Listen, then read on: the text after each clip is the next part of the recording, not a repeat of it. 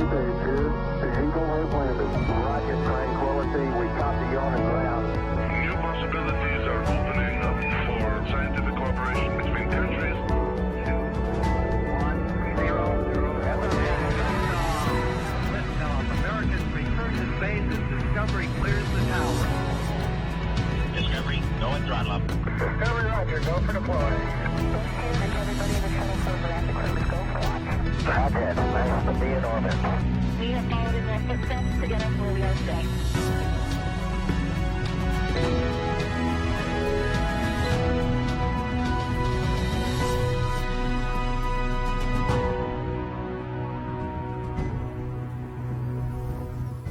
And there it is. You're looking at the American-made rocket and spacecraft that will return American astronauts to the International Space Station from American soil for the first time since the retirement of the space shuttle, last flown nearly 9 years ago.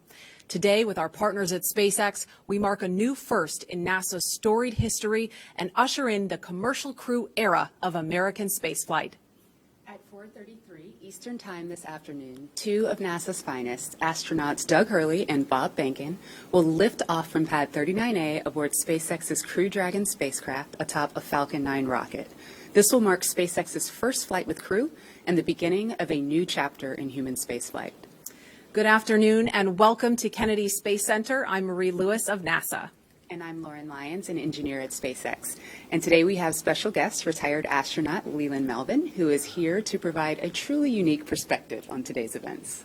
Marie and Lauren, thanks for having me here. And I am so excited. I've got rocket fuel going through my veins. And you guys, I was out there 11 years ago on Pad 39A on STS-129. And this is really hallowed ground that we have here. And you think about the storied legacy of Mercury, Gemini, Apollo, Shuttle, and now this new era, SpaceX Crew Dragon. It's an exciting time. Yeah, it's going to be awesome, and we're so excited to have you here to go through it with us. We want to talk first, though, about the weather, because that's the big story of the day right now, the headline. And teams from NASA and SpaceX are keeping an eye on the weather here at NASA's Kennedy Space Center in Florida. Meteorologists from the U.S. Air Force 45th Weather Squadron are predicting a 50-50 probability for launch, so keeping things exciting. A rain shower passed through the area just a moment before the start of our coverage, which delayed us by just a few minutes, and which is why we are indoors now. That weather is expected to pass, but teams will continue to monitor our flight rules, including flight through precipitation, as well as anvil and cumulus clouds around the launch pad. Teams look at more than just the weather around Kennedy, but also weather and sea states in the flight path of Crew Dragon. That's really important. All of those need to be favorable before launch. Now, Tropical Storm Bertha has been causing some weather that teams will continue to monitor to make sure it's okay for rescue operations, just in case that's needed. And the team will convene shortly to review the latest weather and wind trends around the flight path of the rocket and make a decision about proceeding. Now, if all is go, we will be tracking a 4:33 p.m. Eastern launch for the return of human spaceflight to the International Space Station from U.S. soil. And the team also will take another look at weather prior to propellant loading, which is scheduled to happen about 45 minutes prior to launch if we do, in fact, proceed. And we have teams all over the country covering the action, from SpaceX headquarters in California, Mission Control in Houston, our social media desk in Washington, and of course, right here in Florida. Today's mission marks Crew Dragon's second test flight and its first test with humans on board. We're about, 4 hours and 9 minutes away from liftoff, and Bob and Doug finished their lunch just recently, and now they're going through their final medical checks before NASA turns them over to the SpaceX team. Once the crew is handed over, there are a series of key milestones that the teams will need to complete as we count down to T0. The first one is suit up. The suit-up room is located in NASA's Operations and Checkout Building, or the ONC building, as we'll sometimes refer to it today. This is where the SpaceX team will help astronauts put on their suits in preparation for their journey to the launch pad. From there, next up is what we call crew walkout. Once suit-up is complete, the astronauts will leave the ONC for final goodbyes with friends and family that are gathered outside of the facility before they head out to Pad 39A. And following final goodbyes, the crew will get in their Tesla and begin the roughly 20-minute drive to pad 39A. Now, once at the pad, the crew will ascend the fixed service structure in order to board the spacecraft in a process we call ingress. During ingress, the SpaceX team will run a series of checks to ensure the suits, seats, and vehicle interactions all are functioning properly. And after all vehicle and crew checkouts are completed, the SpaceX closeout team will close Dragon's hatch with Bob and Doug safely inside.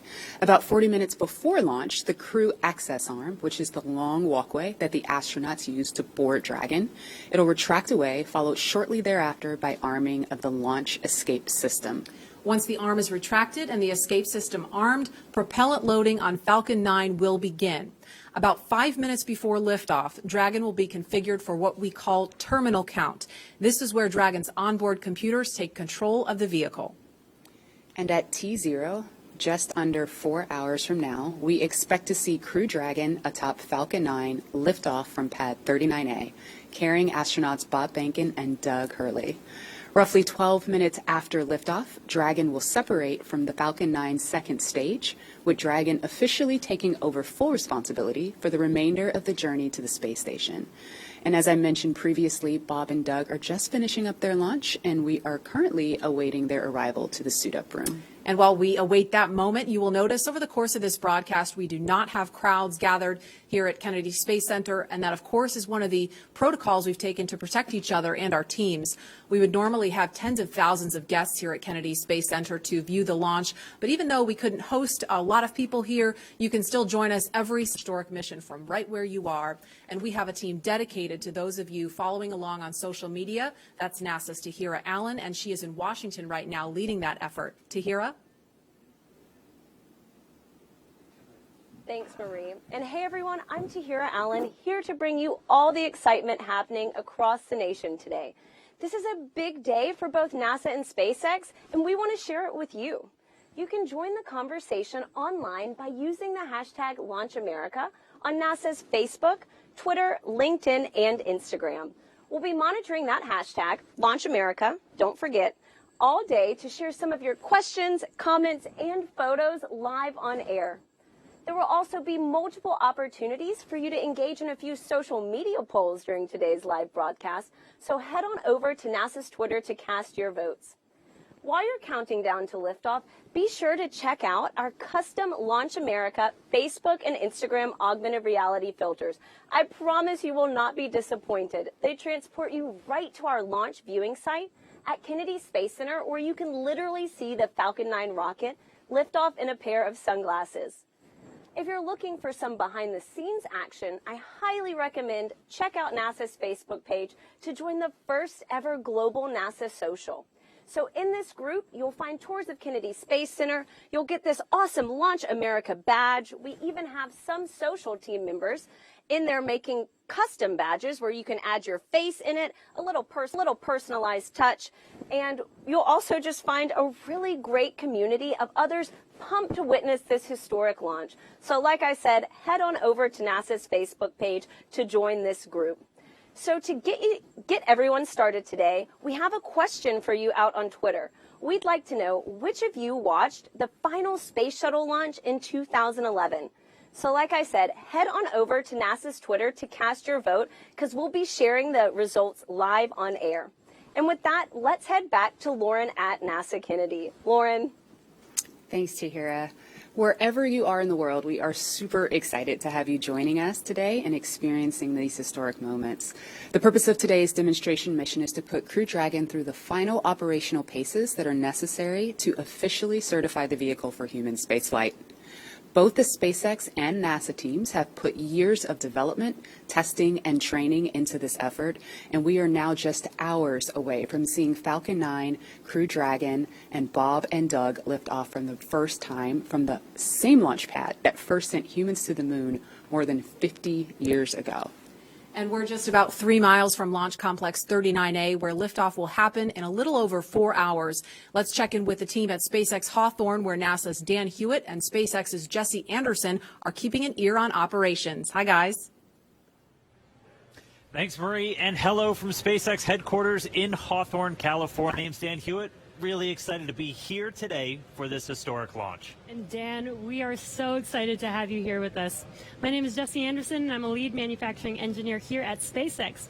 We are so honored to be NASA's partner in returning humans to space from the shores of Kennedy Space Center. 10 years ago, we sent the Dragon that's displayed right behind us on its first orbital demonstration flight. And I speak for all of us at SpaceX when I say we could not be more excited to finally be sending humans to the International Space Station. It's a great day. Today's mission is known as Demonstration Mission 2, or Demo 2. It's going to be the first time a commercially built spacecraft will launch people to the space station.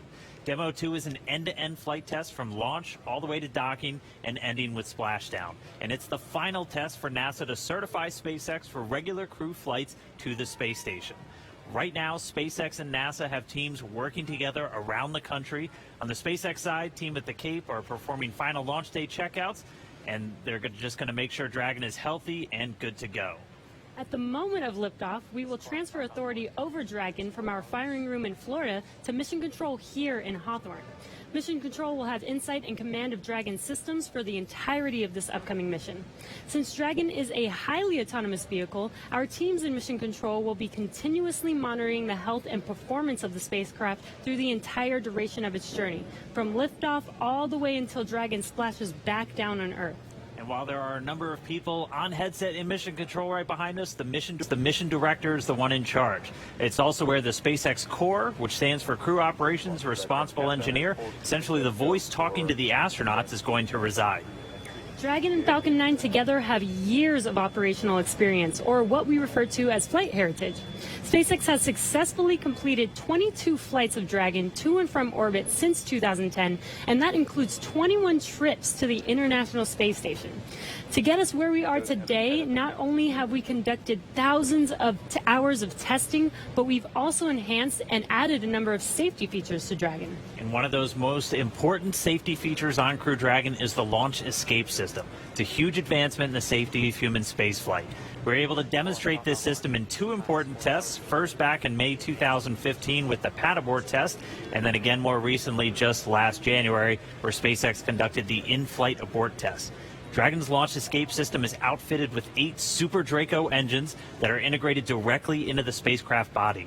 This enables Dragon to separate from Falcon 9 and carry astronauts to safety in case of an emergency on the launch pad or all the way up to orbit. In addition to the Launch Escape System, SpaceX has completed over 80 parachute tests, which include nearly 30 tests of just the upgraded Mark III parachutes flying on today's vehicle. And this is to ensure a safe landing back on Earth, even in the unlikely event that one of those 4 main parachutes fails. And let's not forget the significance of our first demonstration mission, which took place just last year. And that was also an end-to-end flight test to and from the International Space Station. Just no humans on board that time. For now, though, let's turn it over to SpaceX's Principal Integration Engineer, John Insprucker, for our first status update. John? Hello from SpaceX headquarters in Hawthorne, California. As Dan said, I'm John Insprucker, and I'll be bringing you status updates throughout the countdown. We're currently coming up at T-minus 4 hours and counting for the launch of Falcon 9 with Dragon to the space station. Listening right now to see if we get a status brief on the countdown net. While we wait for that, point out the major event that get us to this point so far was the static fire of the Falcon 9. That was 5 days ago. We rolled the Falcon 9 with the Dragon capsule to the launch pad, and static fire was performed on the 22nd. We're going to wait a minute, listen to the launch director. Brief. 20 hours, 33 minutes, and 35 seconds. That is 4:35 p.m. Eastern. Still waiting the final conjunction analysis report. The crew has just arrived in the suit-up room following the weather brief, and suit-up and leak checks are currently underway. Tracking no open issues at this time, though launch weather remains a watch item. Upper level winds currently looks acceptable for flight. We have no constraints performing any section of this procedure. A reminder, we will use procedure 52.911, crew contingency procedures, for any required crew contingency actions. One final reminder for handover to CNLD that at T-minus an hour, we'll ask that any personnel not intending to be in the room during propellant load and launch will need to clear out the subsequent 15 minutes. We'll look for all personnel to be in their seats, settled, and remaining in their position through ascent. Dragon separation at T plus 12 minutes and 2 seconds.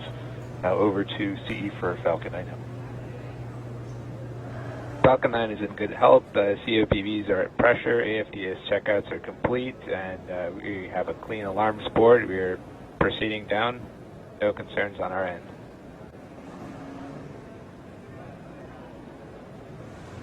No questions. Back to LD.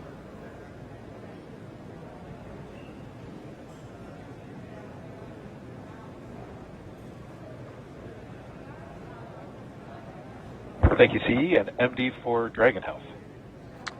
Good morning, LD. Dragon is healthy. We're not tracking any issues here for the countdown. Dragon has completed its prop tank pressurization and is in a good configuration for crew ingress. That's the next item that we'll be waiting for, and no issues at this time. Thank you, MD. Next step with the crew, expect a walkout in about 45 minutes to begin the transport out to pad 39A. This concludes the countdown briefing. Thank you. John Insparker back with you again at the webcast desk. That was SpaceX Launch Director Mike Taylor giving the situational briefing at T-minus 4 hours. Everything sounded well. You can see the Falcon 9 on the pad. As I mentioned, we static fired last week. The vehicle's been on the pad since then. We did the review of static fire. Everything looked good. Now we are getting ready for the crew ingress coming up, as the launch director said, a little bit later this morning. Now, most recently, activity on the Dragon late load cargo was put on a couple of days ago. Now we're ready for the crew to come out to the pad, down the access arm, and load into the capsule. Now, at the same time, we are also watching the weather. You heard the launch director talk about the weather brief we got 15 minutes ago.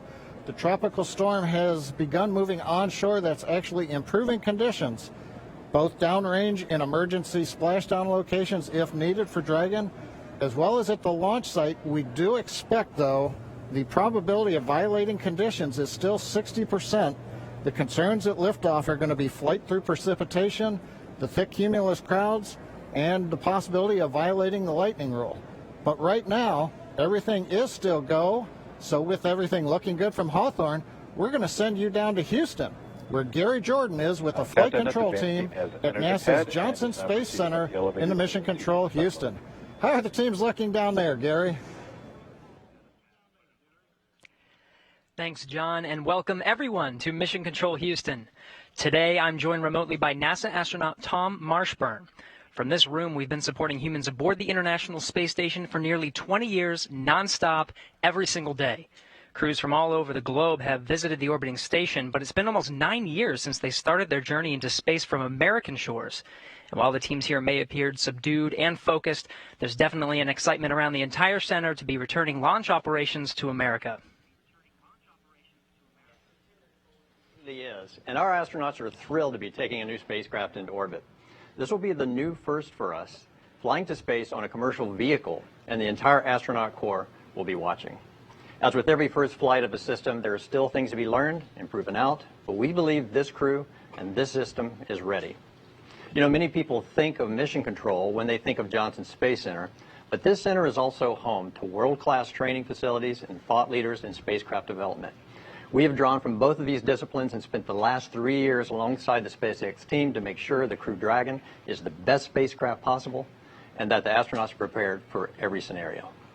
And this mission comes at a critical time for the space station, with only 3 crew members currently aboard, among them NASA's Chris Cassidy as the lone American.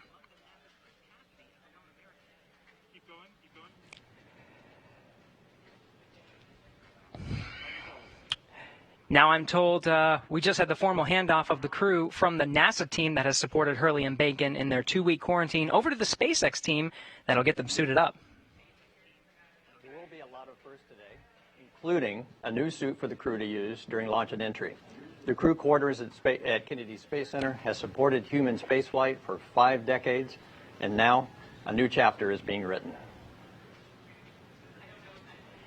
And it's exciting to witness it here today. Tom, thank you so much for joining us. Let's go back to the Kennedy Space Center to watch Suit Up in action as we continue to count down to launch. Leland. Hey, thanks, Gary. Hey, Marie, this is amazing. We're in the suit-up room. I mean, I remember this back in 2009 when I was sitting in Lazy Boys from back in the Apollo era, but they have these really cool new suits and new seats that they're working in here. So Yeah, it's so amazing to see this first live look in the room. There's astronauts Bob Behnken and Doug Hurley sitting in those seats, being helped by the suit technicians. This room was first used for the first Apollo mission, Apollo 7, that they suited up in there in 1968. And there they are, giving a thumbs up. That looks like Doug giving a thumbs up there. Of course, Bob was mission specialist on STS-123 and STS-130. Bob's a native of St. Anne, Missouri, so I'm sure folks in his hometown are watching. Lots of hometown pride going on right now. And same for Doug. He was born in Endicott, New York, which happens to be my hometown, too. Oh, wow. Okay. But he considers Apple Lake in his hometown, so I know folks are watching there. And Doug was the pilot on STS-127, STS-135, which was the final shuttle flight. So it's so cool to see them in there. Lauren and Leland, last time this room was used for this purpose that you see here was STS-135 in 2011, and Doug Hurley was one of the astronauts in there doing that. So this is really amazing to see. Wow, so the suits are actually much more than just garments. They actually connect directly into Dragon seats. As you can see there, those GSC seats, or ground support equipment seats, are essentially replicas of the seats that are inside of the Dragon spacecraft. And the seats provide communications as through an umbilical, but also the ability to pressurize the suit if necessary. So right now what the suit team is doing is they're doing communications checks as well as a pressure check to make sure that the spacesuit can hold pressure in the event of a cabin depressurization emergency. This is the last time that we're going to do this check prior to the crew boarding Dragon, where we'll do it all again. So the way that leak check will work is we will provide or essentially inflate the suit with air and hold that pressure for a few minutes, watch the depressurization rate, and make sure that it stays within bounds. And as we stay looking in the suit-up room, you can see Doug Hurley there in the seat. He is the spacecraft commander for Demo 2, and while he continues with checkouts, we want to give you a closer look at the veteran Marine Corps fighter pilot and spaceflight pioneer.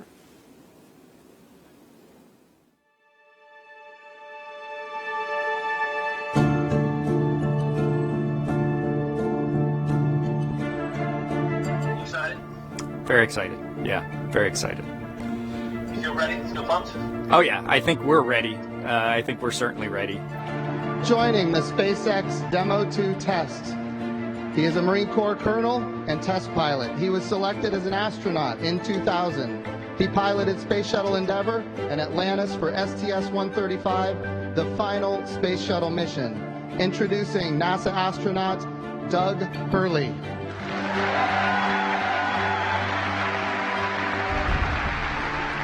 It's a life-changing process in so many ways to fly into space. It's just overwhelming in some respects.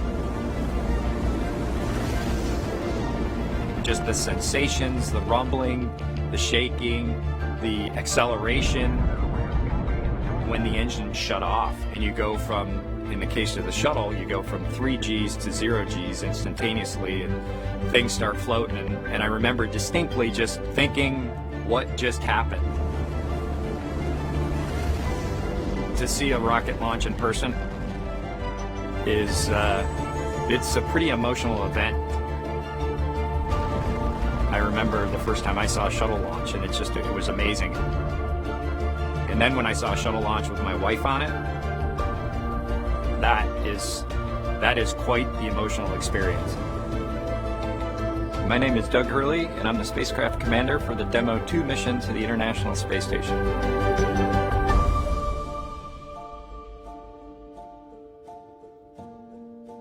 We are doing the first crewed flight for NASA and for SpaceX. So this is the test flight to prove end-to-end from launch to docking to ISS operations and then entry, descent, and landing. This will be the first time the Dragon had a crew on board, and so there's a myriad of objectives we want to achieve for this mission. SpaceX has been responsible for design and essentially making this vehicle what it is. What the astronauts bring to the table is the crew vehicle interface. What would work on orbit, what might not work on orbit, what would definitely work, to be able to just have the entire integrated team that's going to support us getting to and from space station, talking together, working through the challenges that simulators typically throw at you. It was really neat being part of it. It's just been an incredible undertaking to see where we've come just in the last 5 years that Bob and I have been a part of this, and to be, shortly flying to the International Space Station with the Crew Dragon. It overwhelms you to think about how many people have, in some way, shape, or form, touched this program and this vehicle to get us to this point. And we are the lucky ones that get to fly it, but we certainly not for 1 second take for granted the amount of effort that so many other people had to put into this to make it successful. For Doug personally, he's worked so hard, through his entire life, to get to where we are right now. As a test pilot, this would be the dream to fly a new vehicle. So it makes me so happy to see that he gets to be part of this mission, the spacecraft commander. I'm just glad to see his hard work and his dream come true for that.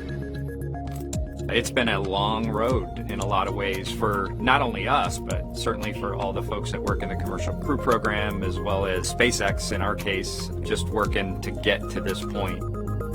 It's been a huge amount of sacrifice and time away from home, but the fruits of our labor are coming to fruition.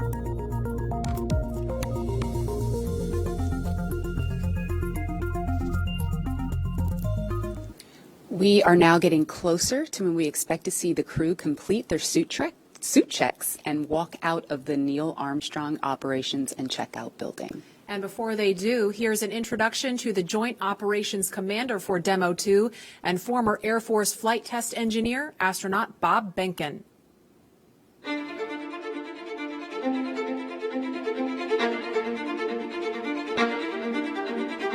When you go through the launch day preparations, there's a lot of moments that kind of stand out to you. One is the kind of the celebratory piece of it, which is that you're walking out of the suit up room and getting in the vehicle that's going to take you to the launch pad. When you close the hatch, that's really when Doug and I are in the vehicle, and it's our vehicle, and we're really in control of the mission at that point. Test pilots, their task, proved that man could fly into orbit around the Earth and return live and well to talk about it. There's always a balance of managing risk as you go forward to execute a test point and figuring out a way to collect the data. We hear a sound.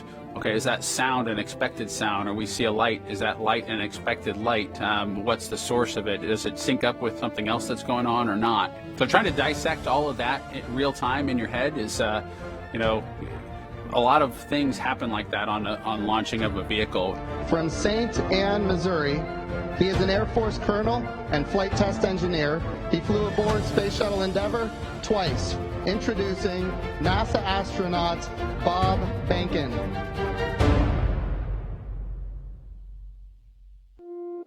My career at NASA has kind of spanned a couple of decades at this point. I arrived with the class of 2000, went through the training program, primarily focused on the Space Shuttle and the International Space Station, learning those systems. Having launched a couple times on vehicles, the second time was definitely different than the first time.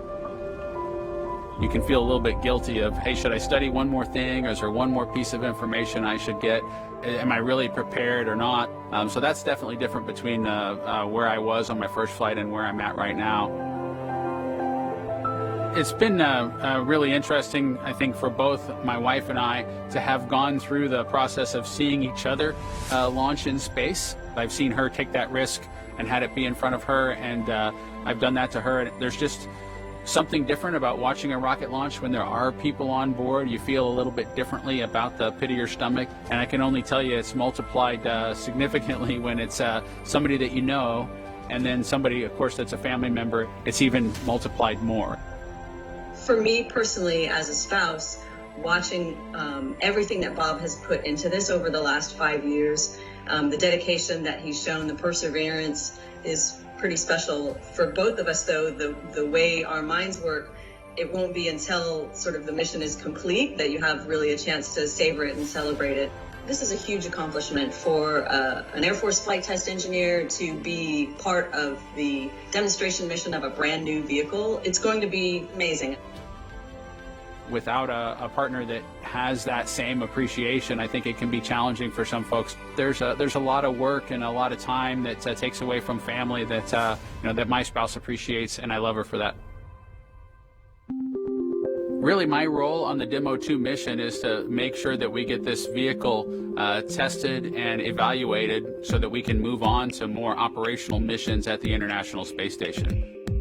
We've got a lot of objectives on board the vehicle that we need to accomplish to really make sure that it's good to go. We'll make sure all those systems are working during the test flight so that the future missions will have them available even if they don't plan to utilize them.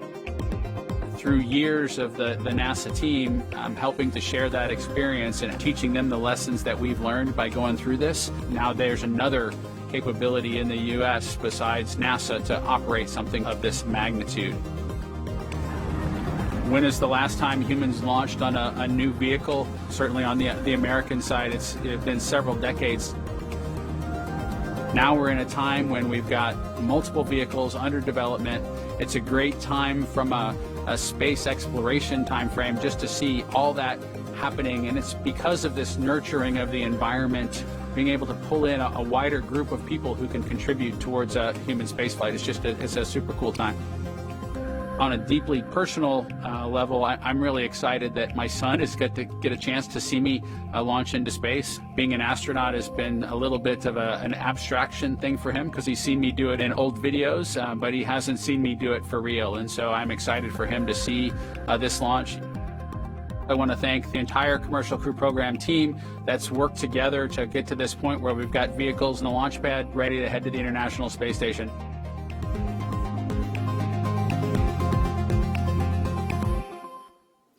And we're back live in the room now with Bob Behnken on the left of your screen, Doug Hurley to the right.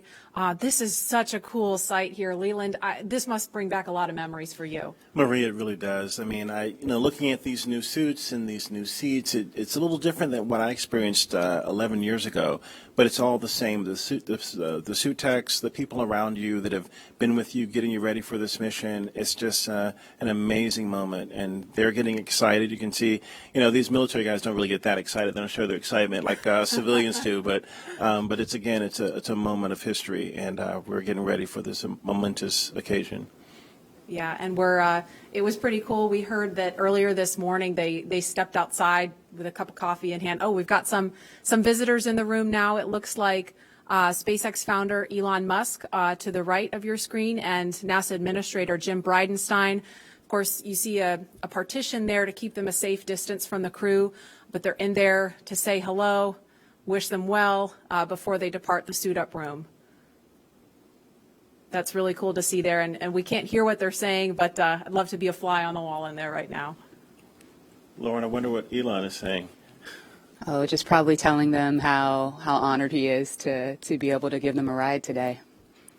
And I know the NASA administrator, he talked about this yesterday. I mean, he's met with the crew before today even and said, I've told Bob and Doug, it's not too late to call this off if you have any second thoughts. And of course, they had none. They're super pumped about this, ready to go. And right now it's just, we just need the weather to cooperate. Yeah, I try to think who could potentially be more excited than the SpaceXers, Bob and Doug. Yeah, right. And it's amazing how we have commercial and government working together to send these two NASA astronauts to space safely. It's just it's a great combination of what we can do when we put our minds to things and be creative and innovative and work together as one community. I totally agree, Leland. I see Bob and Doug walking around our headquarters in Hawthorne all the time. They're basically family members. They're in the cafeteria. They're getting a drink from the soda machine. Every now and then, there are times when the teams can have breakfast with them, which is really cool. And we call them the dads. The dads. They are dads. They are, and they're incredible human beings. They really are. They're brilliant. They're sharp. They are excellent to work with, but they're just great people. Yeah, no, I'm really inspired and honored to have known these two guys, and I can't wait to see them launch in space. And I was with you, Lauren, out at SpaceX when we were doing a little tour, and I think you kind of snuck me back in to where they were training, and I got a chance to see them working and training. But when they came back out, I was having lunch, and everyone around was just like, hey, these are our team also. Yes, yes. It's really amazing. And Lauren, you said, I mean, you talked about what they're like, and they are just two of the most humble people too. I mean, every time I've seen them do an interview, they're getting asked questions about themselves, right? Because they're the stars of the show. They're the ones getting on the rocket, but they always bring it back to the people who made it possible for them. They're always talking about the NASA team, the SpaceX team working behind the scenes that have sacrificed so much to keep them safe and made sure that they are always vigilant. And I know we've talked about this before too, but if you're not looking for something wrong, you're not doing it right. So the teams, even now, they're always looking for any little thing that could go wrong to make sure that Bob and Doug are safe when they strap in and get going. Absolutely. Around the office, we don't just say, oh, we're launching a rocket, we're launching Dragon. We say, we're launching Bob and Doug. And that human element of this is essentially leveling SpaceX up in a major way today. Absolutely. Yeah, I mean, all the technology, all the hardware means nothing if it's all about the people. Absolutely. And, we see just a handful of folks in the room, and we've acknowledged the distance that Mr. Musk and Mr. Bridenstine are standing from the astronauts. And, of course, they have masks on. This wouldn't really look that much different, though, even if we were not in the midst of a pandemic. I mean, Leland, you know very well what it's like to live in quarantine, getting ready for a mission. And so this coronavirus situation has just kind of underscored the importance of quarantine and keeping the astronauts protected. But can you speak a little bit about what it's like to live in quarantine, getting ready for a mission? Yeah, we started in quarantine about a week before we come down to the Cape to get ready for launch. And I think that everyone around you that comes to the crew dinners, they have to get checked by the doctors. And so we really make this a very serious thing, even without a pandemic going on. But I think once we get down here, like we have these crew parties for our families, and we can't go to the parties, we have to FaceTime into the parties, but that's a very serious thing, and we only see our spouses at the beach house and have a dinner and celebrate this momentous moment. But it's a very serious thing, even without pandemics going on. Absolutely. And obviously, Doug Hurley and Bob Behnken are two of the best at what they do, and it's starting to really sink in that the mission is on as you see them in their suits there. It's getting real. It's getting real. So I remember the very first time that I saw Bob and Doug in these suits at a crew training event at SpaceX. Not only did they look really awesome, astronauts tend to look pretty cool, but the suits looked like they were from the future. Our team designed the spacesuits to maximize safety and functionality with a little bit of style. And so here's Chris Trigg telling us how the SpaceX spacesuit came to be. I think one of the things that was important in the development of the suit was to make it easy to use, something that the crew just has to literally plug in when they sit down, and then the suit kind of takes care of itself from there. So the suit is really kind of one part of the bigger Dragon system. It's really part of the vehicle. So we think of it as kind of a suit seat system. So the seat that the crew is in and the suit are in a lot of ways working together. And so it made sense that we were designing Dragon in-house to also design the suit. Our spacesuit is completely designed in-house. It's built here in Hawthorne, California, in the same building as the rocket and the capsule. The spacesuit is custom made for each crew member, and that is to optimize the fit for the crew member. We definitely wanted to innovate, and we wanted it to look inspiring, but first and foremost, we wanted it to be safe and reliable. The spacesuit's primary purpose is to protect the crew in the unlikely event that the cabin were to depressurize. But the suit does a number of additional things. It provides cooling and communication to the crew inside of the suit, provides them hearing protection, and the outer layer of the suit is flame resistant, so it provides flame protection as well. When the crew gets in the capsule, they get in their seats and they plug the suit into the umbilical that's attached to the seat. And the umbilical is providing everything that the suit needs. So it provides the avionics or electronics for communications, is providing the air to cool the suit, and then it also provides gas when needed to pressurize the suit. So it's really a single point that lets the suit do all the things that it needs to do. We designed the helmet in-house. The helmet serves a number of different functions. Obviously, it's protecting the crew's head and it's retaining gas like the rest of the suit, but it also houses the microphones as well as the valves that are regulating pressure in the suit. We had to design the gloves so that they would work with the touchscreens, but the gloves also still had to do a number of other things like the rest of the suit. So all of those things had to come together within the glove. It'll be obviously really amazing to see Bob and Doug in their flight suits, and I think one of the things that's cool about the suit is it's not just a piece of hardware, it's not just a suit, it's a very personal thing. It's Bob's suit and it's Doug's suit. And so seeing the two of them in their suits using it in flight will be just a really amazing thing. Hey, now that you've had a look at the development of the spacesuit, we thought it'd be pretty cool to show you where our astronauts train to be able to fly on board Dragon. Yesterday, Dan and I had a chance to spend some time in our crew training facility here in Hawthorne, so let's take a look. So we are up in the crew training area. This is right where Bob and Doug have been training over the last several months and even years to get ready for this flight. There's a couple of things in the room that we're going to show you real quick. We're going to start off with the cockpit simulator. Now, there are 4 seats inside of Dragon the way it's configured. The 2 in the middle are where the commander and the pilot's seat. So this is the commander seat. This is where Doug Hurley is for this flight. And this is the pilot seat. This is where Bob Behnken is. Once they're in their suits, they can plug them into the seats. They get communications, breathing air, pressurized gas for the suits themselves. Everything just integrated into Dragon systems. But most importantly, right in front of them, we have this set of 3 displays. And these are the touchscreen displays that give them access to Dragon. This is their window into their spacecraft.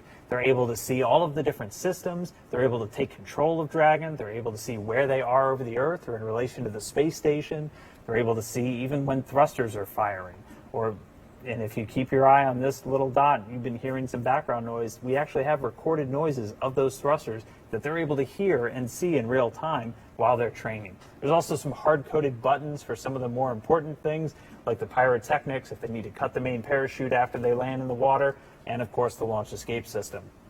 So they spend a lot of time in here just getting familiar with Dragon's control systems, but you need a bigger picture. You need to put it all together. And to do that, we can come over here where you just want something a little more higher fidelity, where you have everything from the seats, the displays, the cargo, all of it, just to really make sure you're training so by the time you get up to space, it feels like you've almost been there before. And that's where we're going to find Jesse. Oh, hey there. I was just training for my next mission to space. But since you're here, let me show you around. This is our flight simulator, which is basically a one-to-one replica of a Crew Dragon vehicle as far as the functionality and the interior. So the astronauts can get suited up, they can practice entering and exiting the vehicle, they can climb into their seats and actually get strapped in. These seats recline back so that they can access these display panels, which are actually functional. And then they can practice flying the vehicle, manually docking with the space station. They can open and close the hatch. And basically, by the time they get to a day like today, they felt like they've already done the mission 100 times before. Well, I'm going to get back to training, so let's get back to launch. We're coming up on T-minus 3.5 hours, and all continues to go well for today's launch. Now at the launch pad, Falcon 9 is powered on. Engine and stage checkouts were performed several hours ago. Everything's looking good on those. Now we're currently monitoring telemetry and pressurizing the gas storage vessels on board both the first and second stages. And as I mentioned, the good news is there's nothing significant to report on the rocket. Now on top of the Falcon 9 in the picture there, behind the crew access arm is the Dragon spacecraft. The spacecraft is ready for the crew who you saw suiting up. They'll be walking out here shortly. We'll bring that to you. Functional checkouts of the spacecraft were performed in preparation for the crew arrival. Most recently, the Dragon propellant system was pressurized to the final flight pressure just about an hour ago. And currently, all spacecraft systems are go. Right now on the pad, you can see some silhouettes in the access arm. The ingress technician team is up there. They've opened the side hatch and now getting ready for the crew to arrive a little later this afternoon. Now the Air Force Range is supporting us today with air and sea space clearance. They've got no issues at this time. We're also releasing weather balloons. The initial balloons have been released. They don't give us a go for launch, but they start to tell us that things in the upper altitude are acceptable if this trend continues. So while we're going to wait on those results to give us a better idea, all the way down to about T-minus 30 minutes, we are anticipating acceptable weather for launch at the upper altitudes.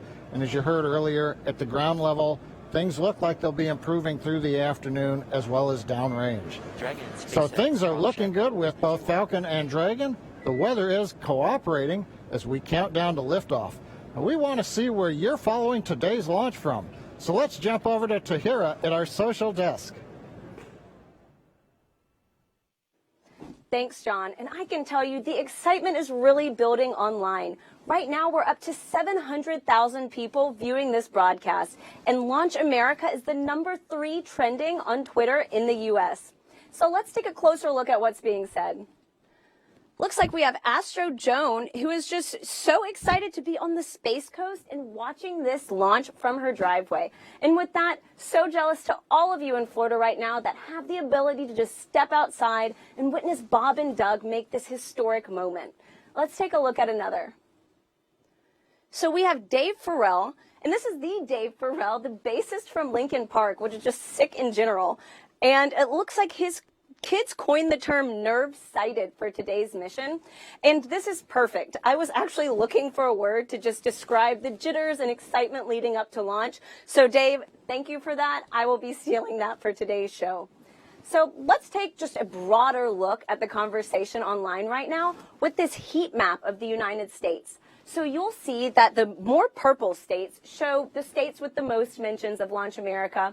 And with that, it looks like the Florida Space Coast is really coming alive for today's launch, followed by California, home of SpaceX, and Texas, where our mission control is. So great to see all these home teams showing up for today's historic mission.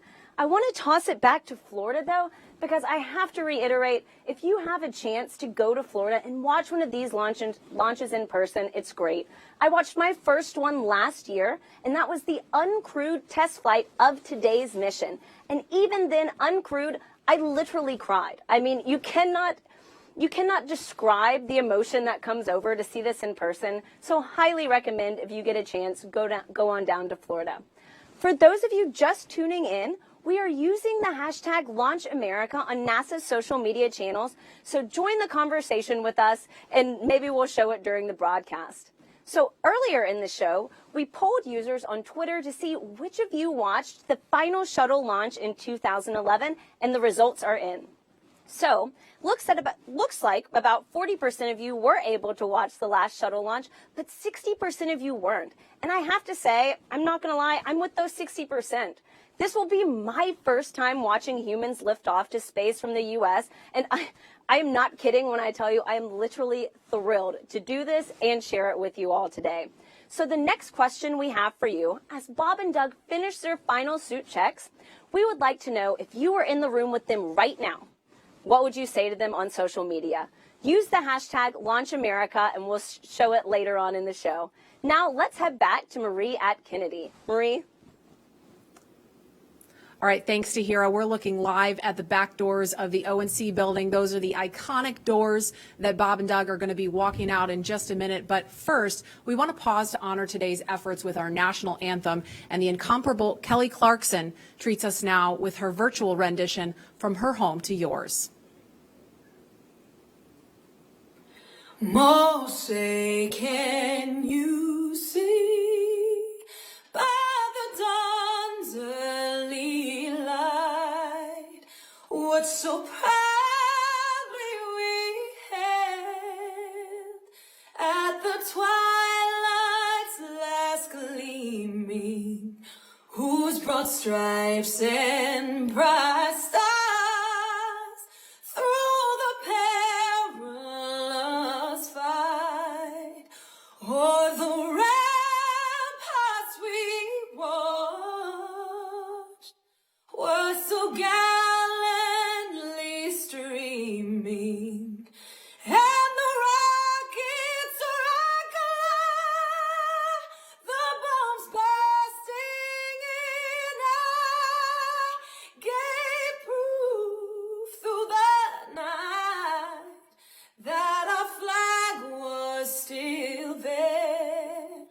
Oh, say does that star-spangled banner yet wave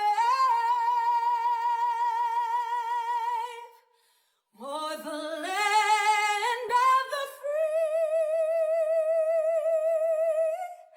and the home of the brave.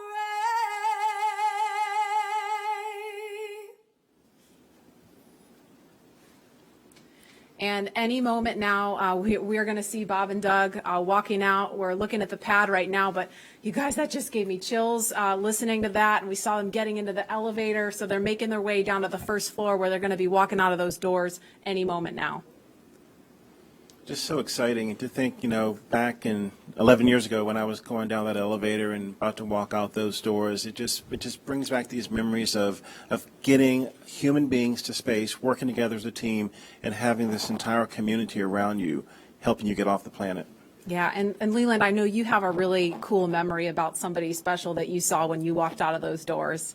Oh my goodness, Marie, when I walked out of those doors, my chemistry teacher was right there from high school who inspired me to be a scientist.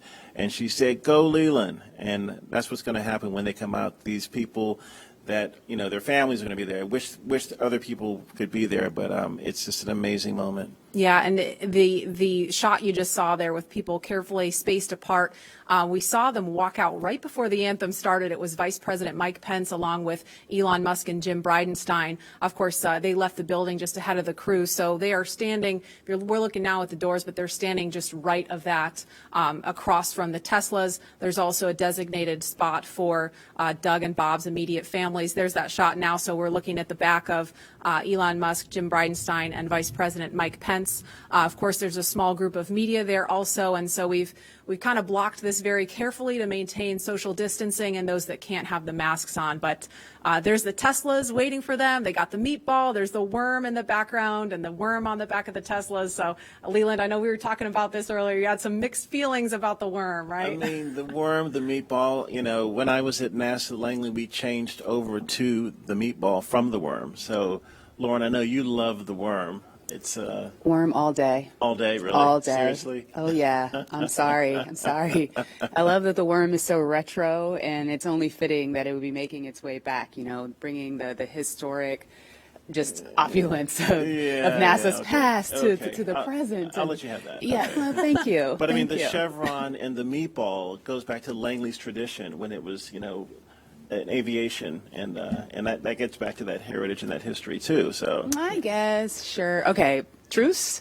Orbits. Or truce? I feel like this is a microcosm of what's happening online about the worm. But the meatball's not going away. It's a worm meatball partnership. There we go. Right? There we go. So there's another view there of the crosswalk. There is where Bob and Doug are going to walk out any moment. Of course, they're going to get their photo taken by all the paparazzi there. And we're just standing by for them to walk out. I'm going to check the time, actually, 1:13. So if they walk out any minute now, they're going to be right on schedule to start their final goodbyes and waving to folks. And I'm sure they're going to pause for a photo op. But this is just really amazing. Haven't seen this site since 2011 with STS-135. Of course, Doug Hurley was the pilot on that mission. So this is a really incredible moment. Yeah, and one of the crewmates that was with him was Rex Walham that we're going to talk to later, and we have. Oh, here they come. Oh, here they are. Here they come, NASA astronauts Bob Behnken and Doug Hurley. They've each made this journey twice before for the space shuttle missions, but they've never done this in a SpaceX spacesuit. They've never done this together, and they've never done this on their way to head to a commercially built rocket and spacecraft to head to space. Marie, I was looking for that Astro van, and I see these white Teslas with meatballs and worms on them. It's just a new era in space travel. Oh, yeah, they're riding in Tesla Model X's. They've been equipped with cooling units, so once they sit inside, that umbilical that I was referring to earlier will connect to the spacesuit to provide cooling while they're inside of the vehicle. And you can see them talking and waving with their families now. We just saw them do a virtual hug with their sons. Here's Megan and Karen and their sons, yeah. They're the dads. The dads, yeah. It's so awesome. Bob blowing his family a kiss. Doug actually got to take his wife and son up to the pad on the tower.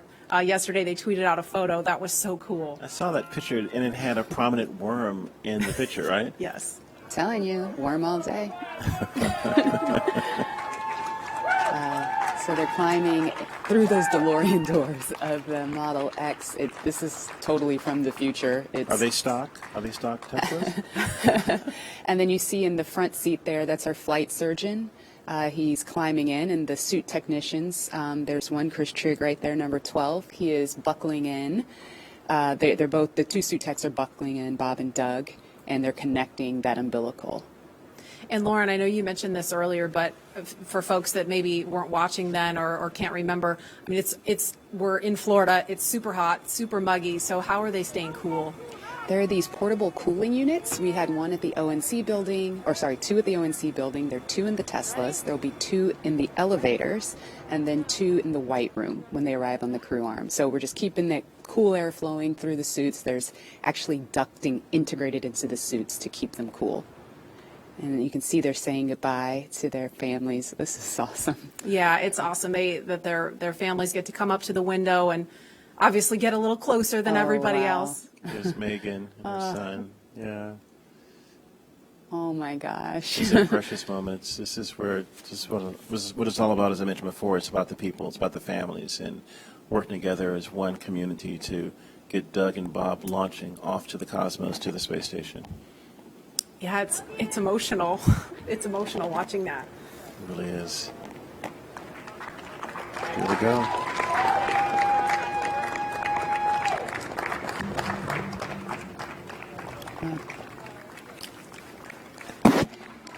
Now, as we see the convoy begin the journey to the pad, 39A, we are thinking about each and every one of you, our colleagues and friends at SpaceX and NASA, who have had a hand in seeing the Crew Dragon commercial crew program come to life.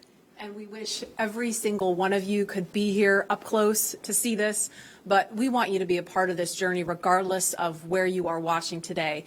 And so for the next few minutes, while they're making their way to the pad, we want to highlight those people whose hands and words and thoughts built all that we see here today. And we hope all of you watching can feel that pride that each of these NASA and SpaceX team members has for today.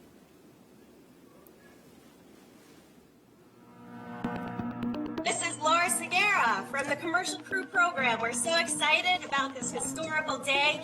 Congratulations on being a part of the very first mission for human spaceflight, commercial human spaceflight ever. We're behind you, Bob and Doug.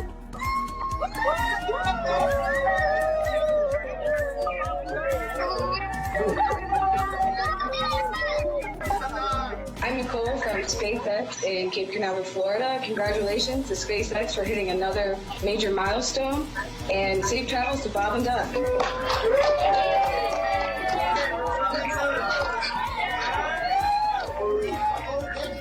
Bob and Doug, as the launch vehicle chief engineer, we've got a lot of our launch vehicle team here to wish you a very wonderful space ride on a Falcon 9 coming up to Demo 2. We're so excited for you. And launch America. It's time to launch. Let's go. Hi.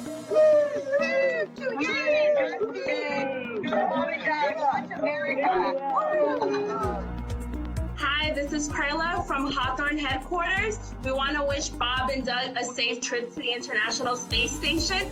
Go Dragon!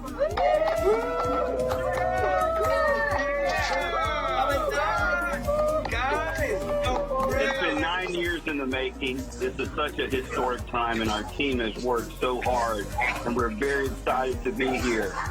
Go Bob and Doug!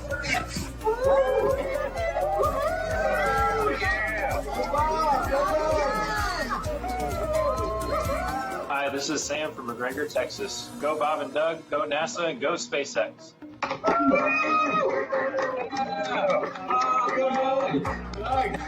Sean O'Rourke from Johnson Space Center. Bob and Doug, wishing you a great flight. I just wanted to tell you good luck.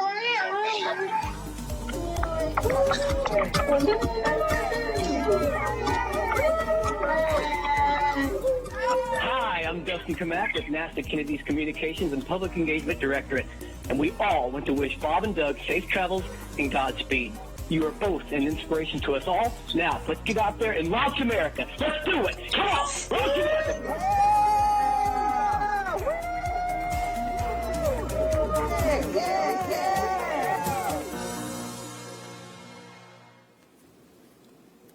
And we are following the convoy. And Leland, Lauren, I don't know about you guys, but I'm so glad that we had the chance to hear from the NASA and SpaceX teams that have been working behind the scenes, because, Lauren, I know you know this all too well. I mean, these people have been working not only for, the last, since 2014 when SpaceX won this contract, but, I mean, working long hours, long reviews.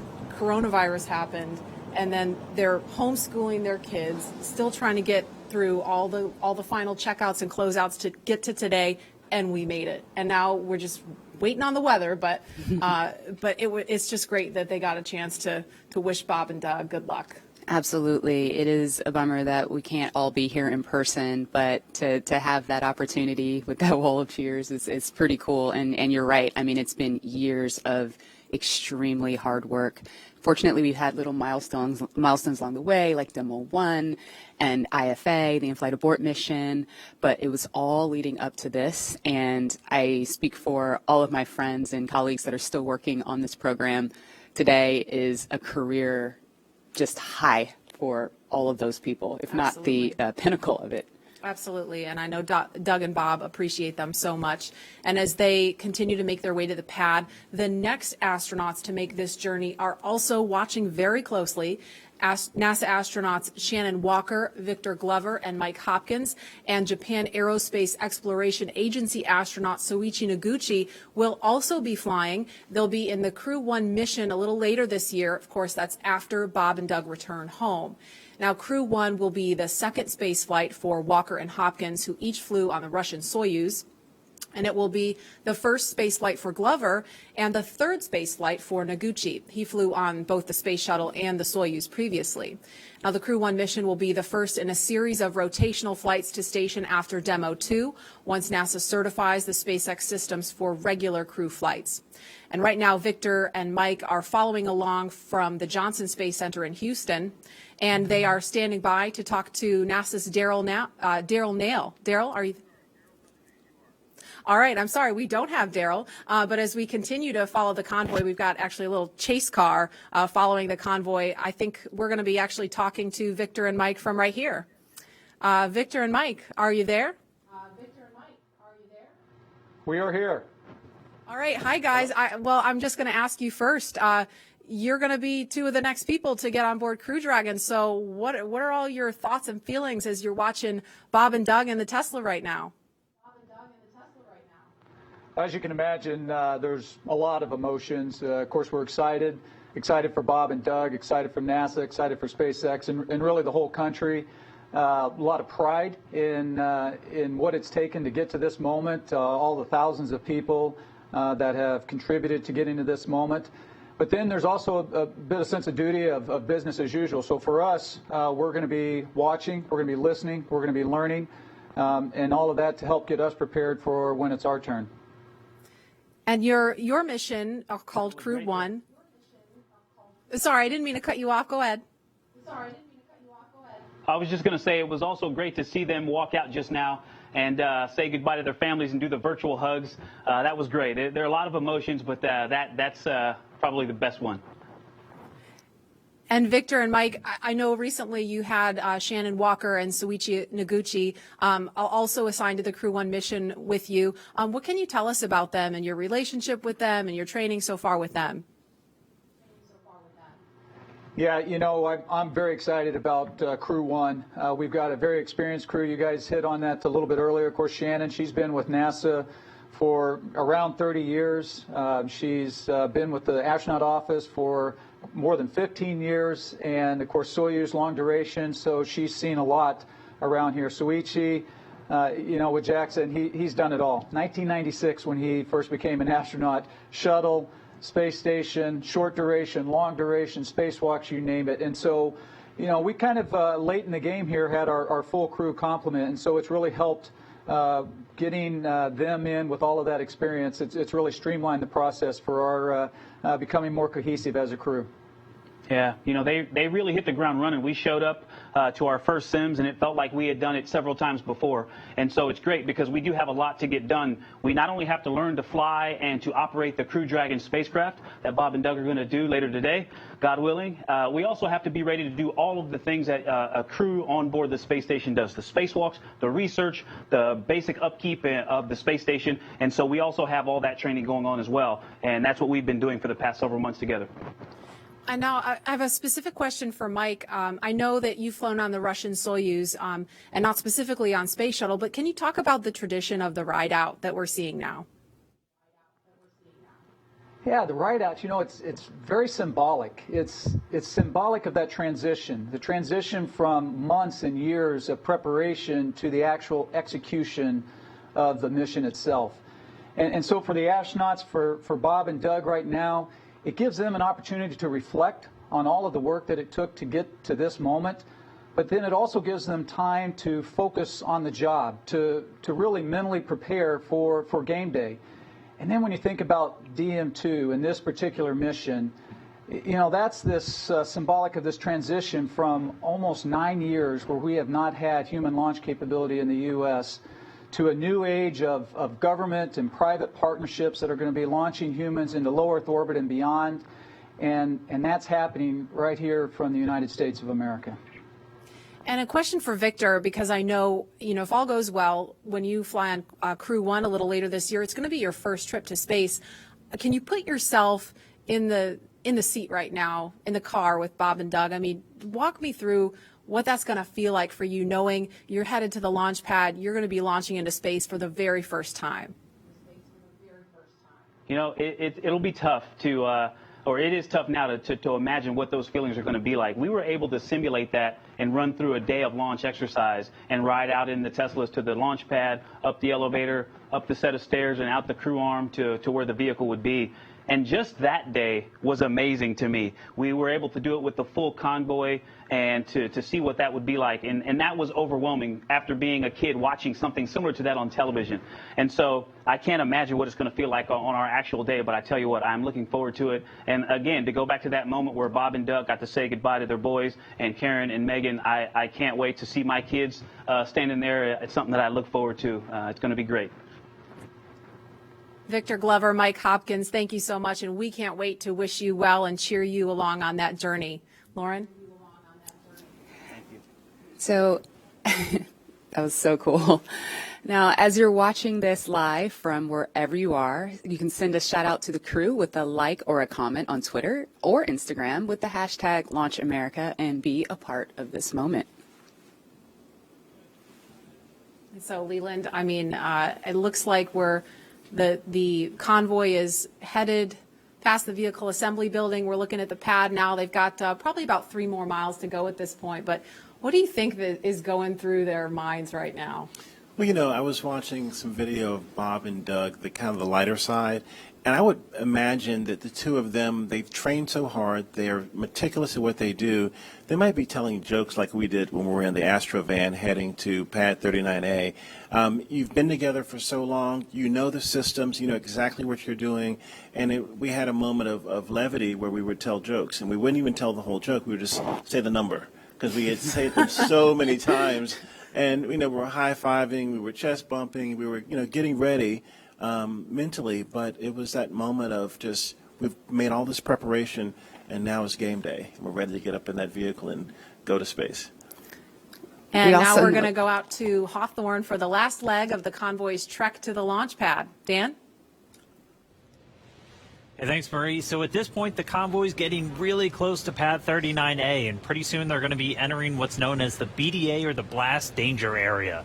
Before any pad technicians, engineers, or obviously our astronauts enter this area around the launch pad, SpaceX and NASA teams do some internal go, no-go polls just to make sure everything is clear. And you already saw people on the arm, and the crew's moving in, so everything is clear.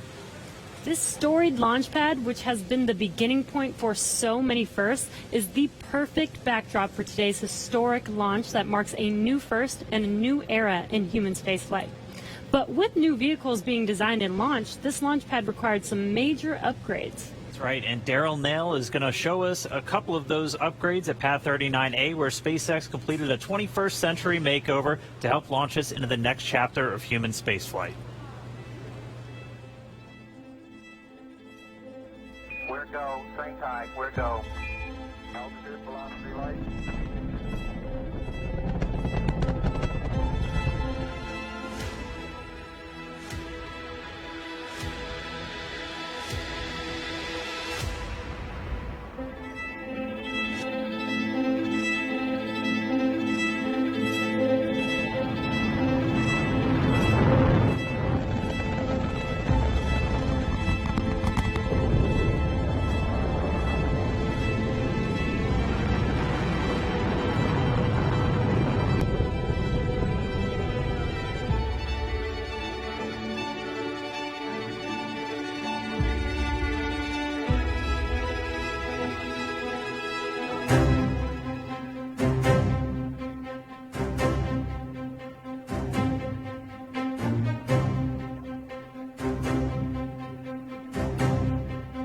Why, some say the moon.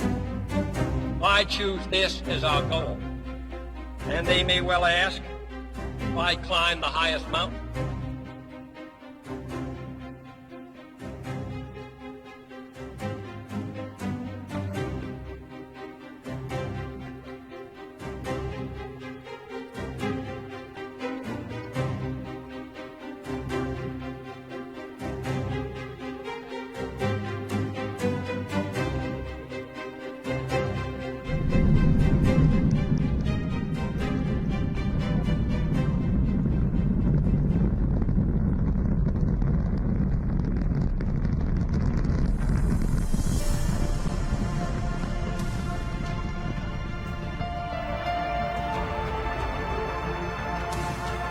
Contact light. Okay, engine stop. We copy you down, Eagle.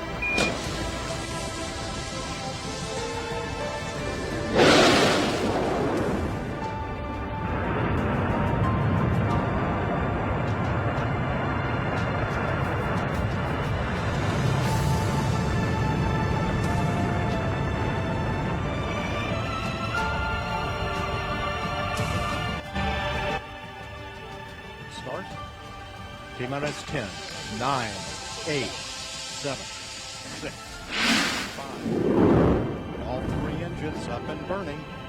2, 1, 0, and liftoff. The final liftoff of Atlantis on the shoulders of the space shuttle.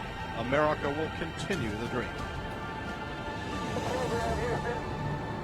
Roger, roll, Atlantis.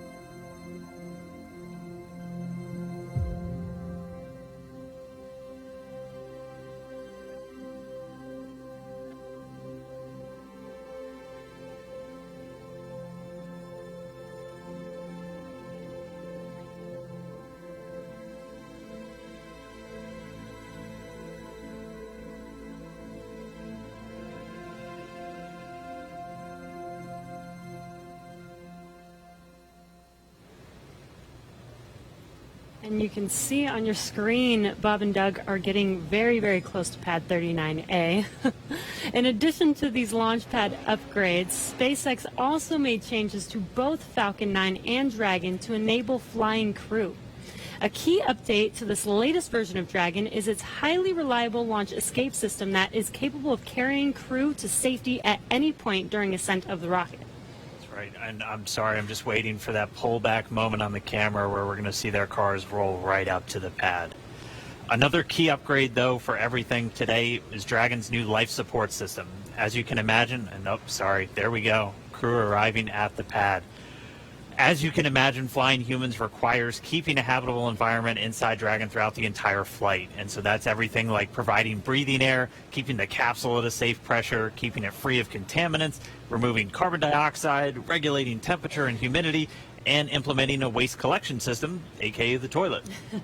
The changes to Falcon 9 were small but extremely meaningful to meet NASA's requirements for safety for human spaceflight. And specifically, SpaceX had to prove a high degree of fault tolerance, meaning that small failures in the system would not lead to mission failure.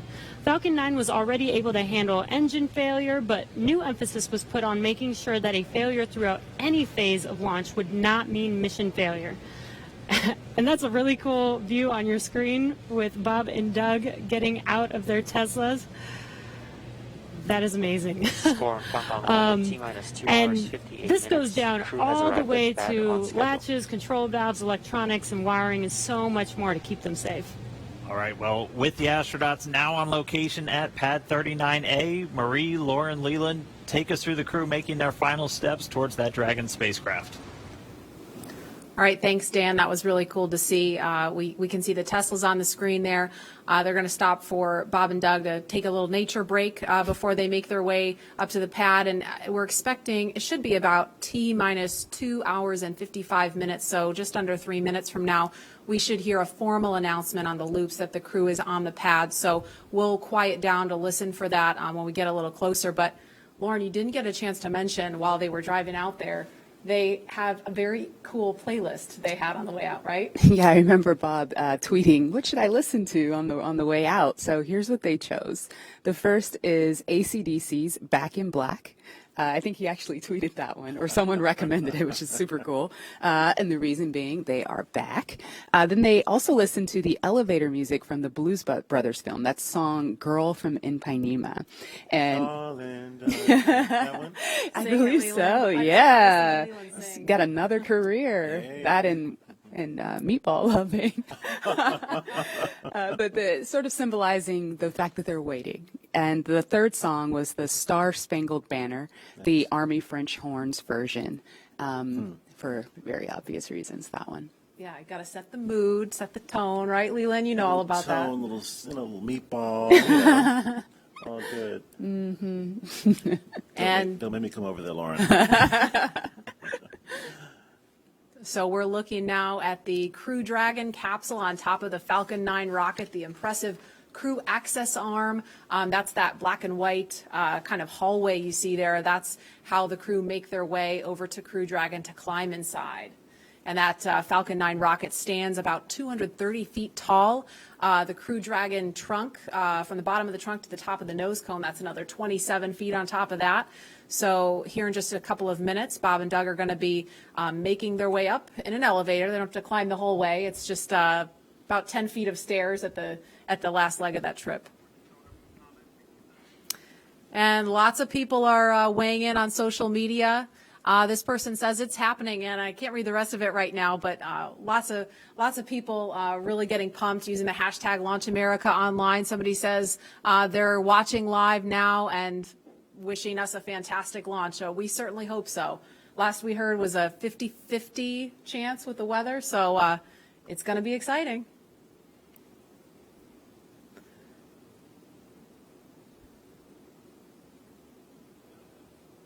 And it looks like, I'm not sure if that one is Bob or Doug in this one here. Can't tell from this view, but looks like one of them is getting ready to get out of the Tesla in just a minute. Lauren, our suits our pumpkin suits had different colors for what mission position you have. Do these suits have colors to designate the two astronauts? Do you know? Not that I'm aware of, but their names are on the suits. Maybe that helps. Well, they had names too, but, yeah.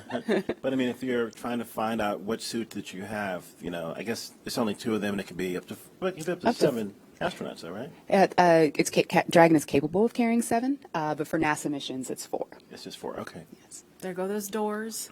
I'm going to call them the DeLorean doors. Yes. Can I call them that? Sure. I think that's totally fair game. Acknowledge the inspiration. Yeah. Yeah, for sure. Again, we're looking at the base level there. And Leland, I know we talked about this. You were out here last week and we were talking about how the pad looks so different from the shuttle days. Can you talk about what you remember and kind of how it's different now? Yeah, I mean, the form and the function. I mean, this black pad with the white ticking, and it's a really beautiful. You think about STEM education, but this is totally STEAM, science, technology, engineering, arts and mathematics. And I think, you know, SpaceX has done an incredible job of making things look really beautiful and functional, and you know, everything just fits perfectly. And I think, you know, when we were having our launch pad, there were hoses and things hanging off, but this is a very sleek and elegant and kind of futuristic look at the next era of space travel. And, you know, I just love seeing these Teslas versus the Astrovan. Are they doing selfies? It looks like they're trying to strain to see the top of the Crew Dragon, just taking in the sight. It's pretty high. And I don't know if you caught this one. We could see it briefly on the shot, but the license plate says ISS BND, ISS bound. Oh, you nice. Follow? Nice. Yeah.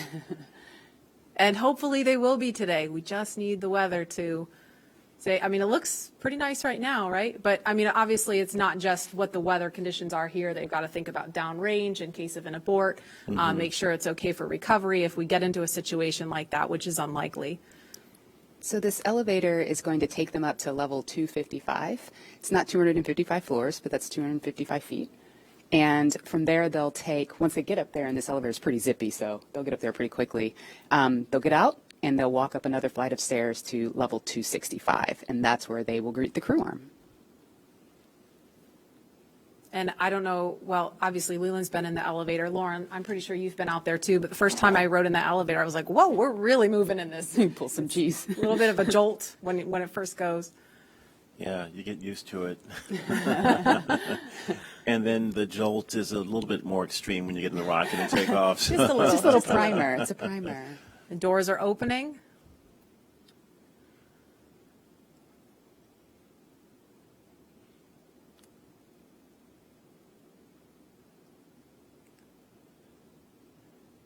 And here they come.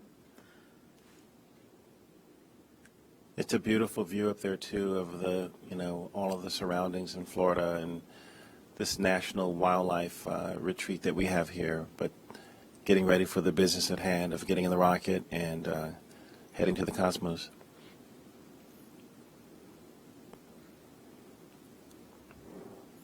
And those are the stairs Lauren mentioned. They're at it's the 255-foot level right now. Yes. I think I said that right.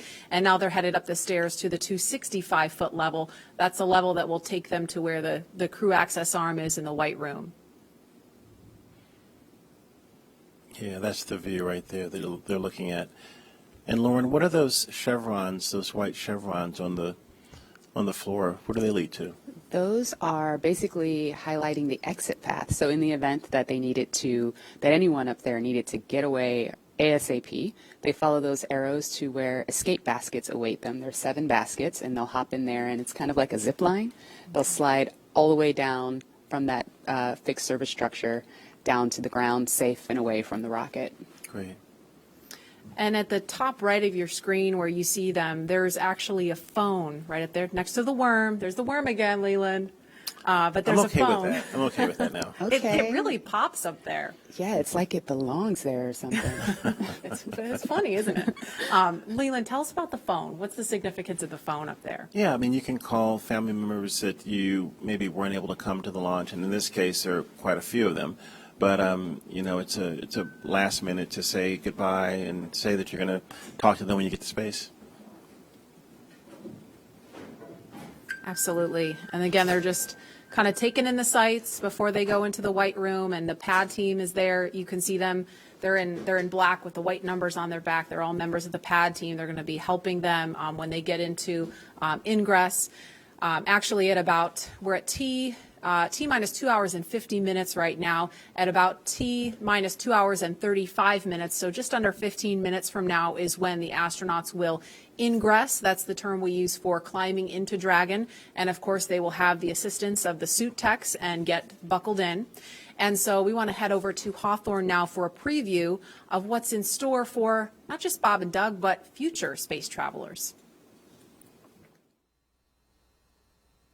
Shortly after we begin to regularly fly NASA astronauts to and from the space station, SpaceX will also begin flying private passengers to station and beyond using Dragon. That's right. NASA is going to be enabling up to 2 private astronaut missions to visit the space station each year, just as part of our support of a broader economy in low Earth orbit. It's just one of the many ways NASA's opening access for companies to manufacture products in microgravity, for new commercial modules in space, and to enable more people to be able to explore the stars firsthand.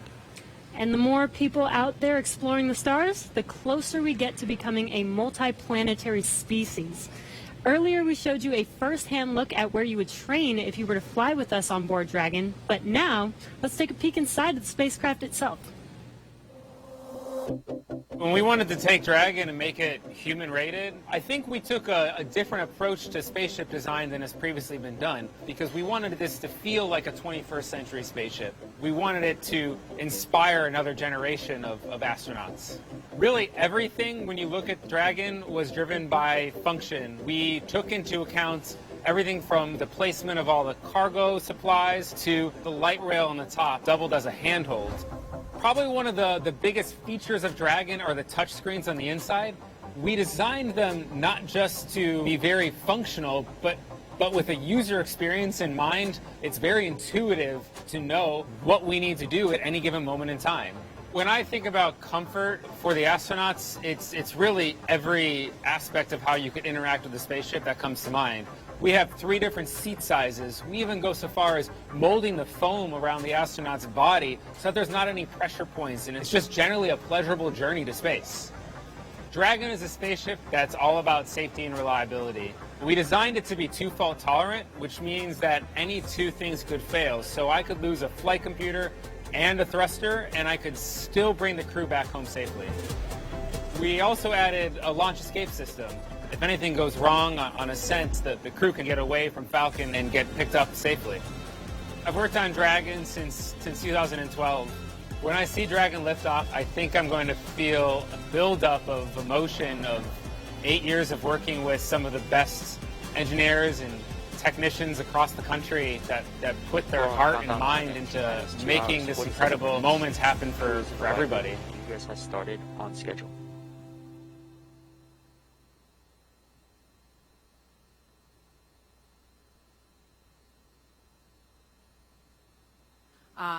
We see them signing, looks like they're signing something in there right now.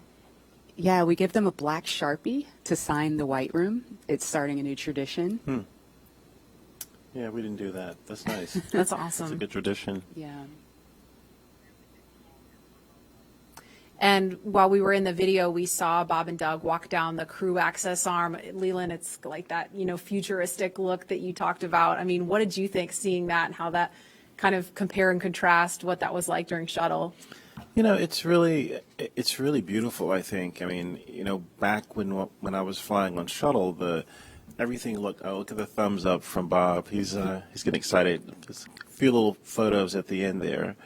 But it's just a totally different era. I mean, the SpaceX team is really looking to make something futuristic. It's looking like something from the George Jetsons or from other movies that you've seen on television and at the movies. And I think it's something that inspires our country and inspires our children especially to see that they want to be these astronauts. They want to study hard and be that next generation of explorers launching from Cape Canaveral in a SpaceX rocket, or working for NASA, or working for SpaceX, or any of the other companies that are trying to get off planet. And I think that this change in the way that we're doing business is going to be a really great way of getting more people to the table to fly in space.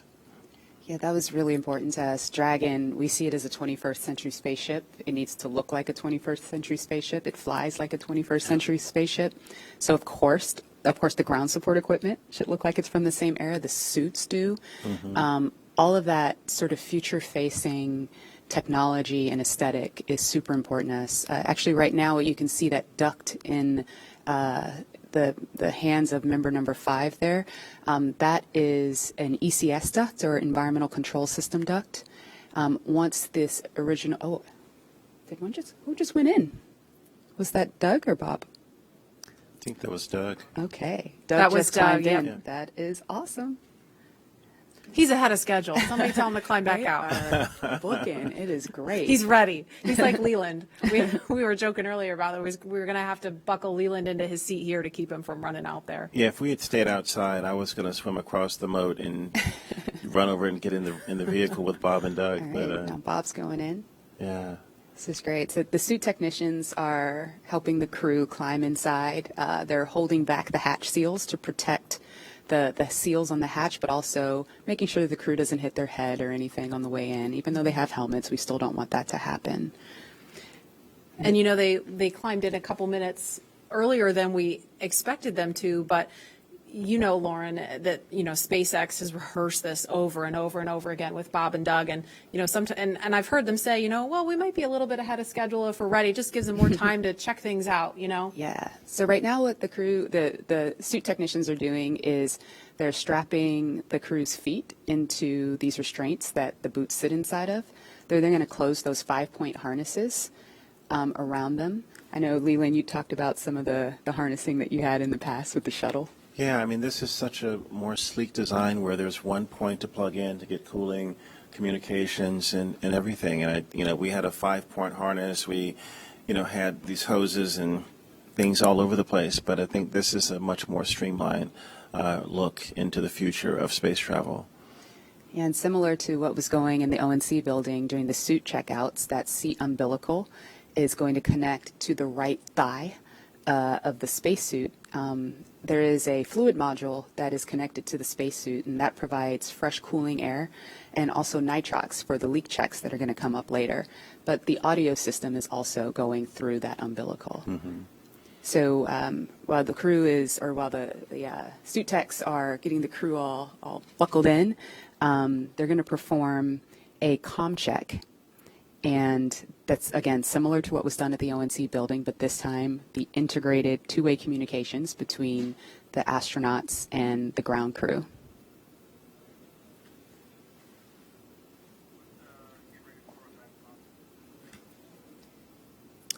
And we're going to head back to Hawthorne now, as we just saw Bob and Doug ingress Crew Dragon. Dan? Hey, thanks. Yeah, it's incredible to see them inside the capsule. If you're just now tuning in, great timing. You're watching our coverage of the mission known as Demonstration Mission 2 or Demo 2. Today, SpaceX and NASA are going to be sending people into orbit on a mission to the International Space Station for the first time from U.S. soil since 2011. Bob Behnken and Doug Hurley are those astronauts flying in Dragon. They're inside. That's Doug Hurley really close to our screen and Bob Behnken on the further seat away from us. And they are getting ready to lift off from pad 39A, where Falcon 9 will lift off around or at 4:33 p.m. Eastern Time. They already ascended the tall structure next to the rocket, which is called the fixed service structure, and walked down the corridor known as the crew arm. And now they're already boarded inside of Dragon. Yeah, right before they got in, we did see them pause for a moment and actually sign the wall. They were in the White Room. And the White Room is just literally that room at the end of the crew arm that has an opening into Dragon. It's the last place on planet Earth where Bob and Doug are standing before they get into Dragon for their ride to the space station. And the term the White Room was first used during NASA Gemini missions, where the room right before entering into the spaceship was painted white. So we've continued the tradition with painting ours white as well, and also started a new tradition. If you just saw, they did sign the White Room wall, which is really, really awesome. It's a fairly small area that has room for the crew and a few ground support members to complete cargo load at T-minus 24 hours and crew ingress at T-minus 2 hours and 35 minutes. And ingress is how we refer to the crew boarding Dragon. And inside the White Room, there's also a movable platform that just gets extended out to the capsule just in order to bridge that gap between the crew arm and the Dragon side hatch, just allowing easy entry into Dragon. And as you might expect, the entire area is environmentally controlled just so the Dragon side hatch can be kept open while we're keeping all of that dust, dirt, Florida humidity out of the capsule, making sure it's pristine for the crew.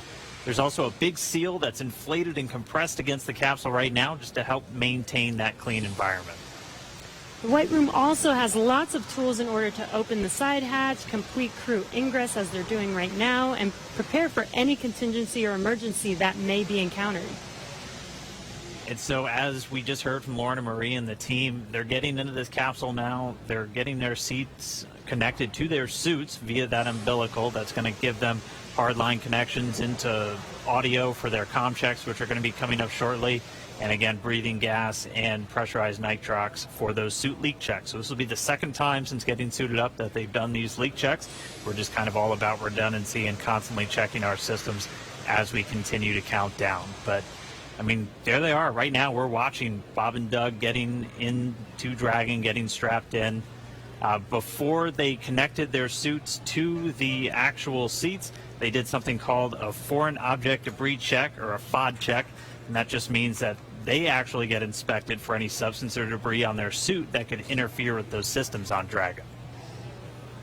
And to help protect against debris, the crew has covers on their boots as well as their umbilical port on their suits that need to be removed before they can ingress. So they've already removed those, and as you can see, they are getting strapped in. And once the FOD check is complete, our commander, Doug Hurley, entered first, and then Bob Behnken followed after him. And they're getting buckled in right now, as you can see on your screen, and attaching their umbilicals to their suits. The umbilicals allow the crew to have comms through their suit and air to help keep them cool, as well as delivers nitrox for suit pressurization. And as we mentioned earlier in the broadcast, the suit's primary function is to protect the crew in the event of a cabin depressurization. And just walking through the interior a little bit, there are 4 seats configured inside Dragon right now. They're numbered 1 to 4 from right to left when you're looking at the seats. So we've had a couple of camera views just from the hatchway, so in the White Room. If you're looking at that angle, you go from 1 to 4 right to left. Doug Hurley is in seat 2, or the commander seat. Bob Behnken is in seat 3, which is on Crew Dragon is the pilot seat. And then obviously nobody is in seats 1 and 4 today. Crew Dragon is designed to carry 4 astronauts on these future NASA missions, and we met 2 of the Crew 1 members and heard about their other 2 crew members a little bit earlier. Directly in front of both of our crew members today are 3 touchscreen displays that they're going to use throughout the flight, giving them insight into Dragon's systems, seeing any alerts or issues with the vehicle, and if required, taking control and manually flying Dragon. We can see Doug Hurley manipulating those displays right now. And coming up, the crew will do a comm check to make sure that they can hear mission control, and their seats will be rotated into position for launch so that they can see those display panels right in front of them. So now let's check in with John Innsbrucker for the latest on the health of both vehicles. Over to you, John. We're at T-minus 2 hours, 36 minutes, 30 seconds in the countdown for the launch of Falcon 9 with Dragon to the space station. The Dragon Launch Ops team has completed their major activities to prepare the spacecraft for the astronauts. Checkouts are complete of major systems, including the escape system. And as you can see, ingress of the astronauts well underway. They're hooking their suits up to the various cabin systems. Right now on Dragon, there are no issues in work. Comm checks will be coming up shortly on the Dragon spacecraft with the crew. We might be able to hear some of that, and we'll bring it to you as it happens. Now, currently, the Falcon 9 team is preparing for their final checkouts and propellant load. Checkouts are due to begin at T-minus 2 hours. That's when the majority of the launch crew will actually get on console officially in Fire Room 4 at Kennedy Space Center. Currently on Falcon 9, all systems are go. The Air Force Range continues to report no problems with air and sea space clearance. Everything's looking good. Roadblocks are up around the launch pads. The weather forecast continues to be acceptable, but something we're going to watch all the way through.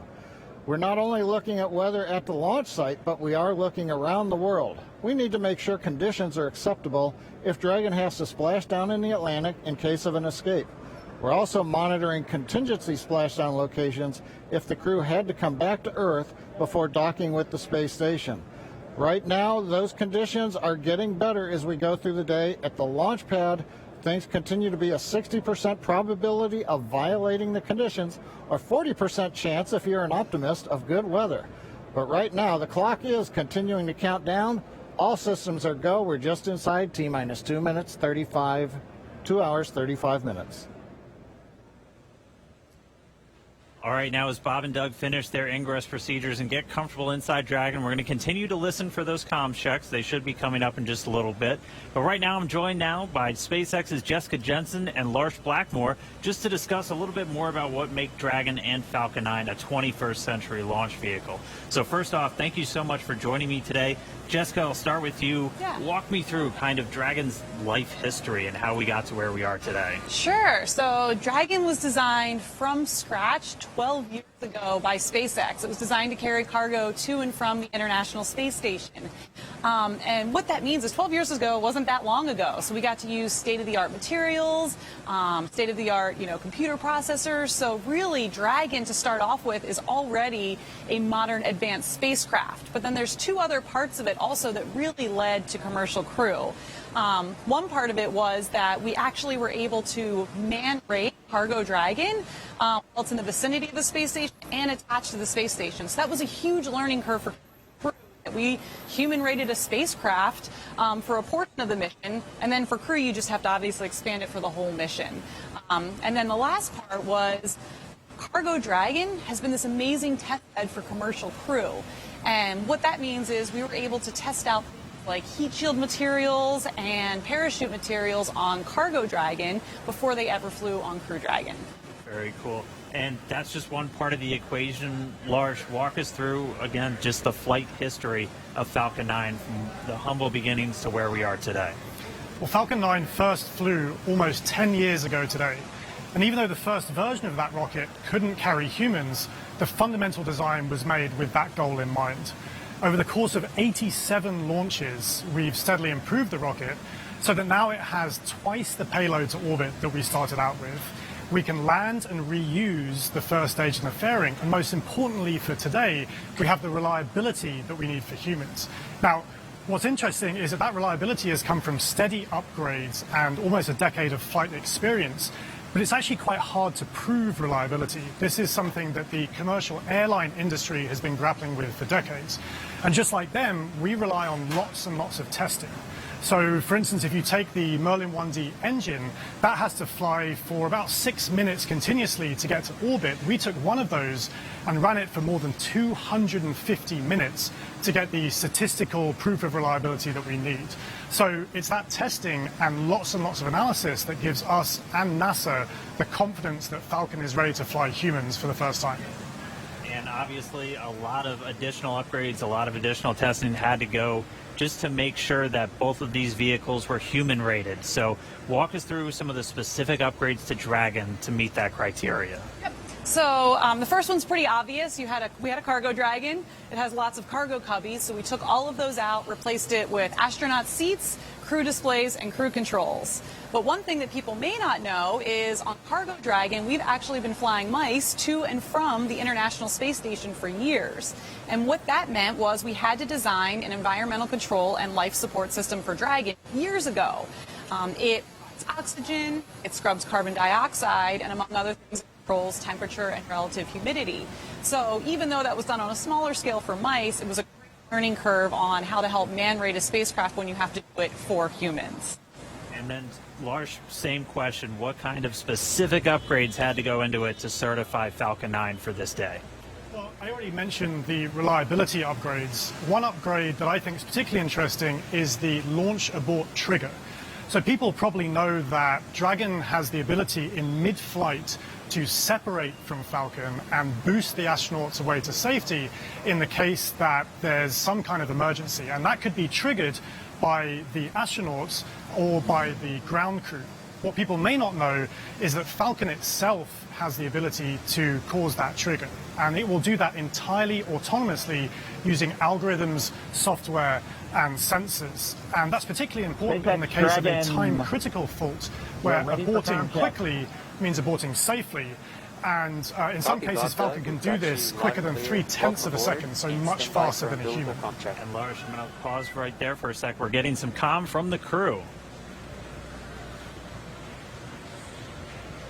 And so coming up shortly, we're going to hear these communication checks. Bob and Doug are going to be talking to several positions down on the ground, and they're going to be using both communication speakers inside of Dragon and inside their suits in a series of communications checks. They're also going to be doing these checks over different satellites and ground stations. PLT, com check, umbilical. CDR, loud and clear. PLT, loud and clear. Core, loud and clear. Umbilical, contract complete. Stand by for ground station contract.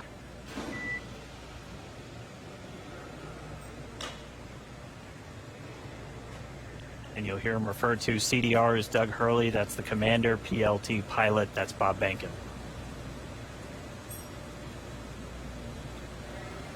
And so that first one we heard was through the umbilical, so that communication linked directly into their suit. Now they're going to do a communication check over the ground stations. We'll also hear one over TDRS. That's the tracking and data relay satellites. Same satellites we use to talk to the International Space Station. That's what we'll be using to talk and track Dragon throughout its entire flight.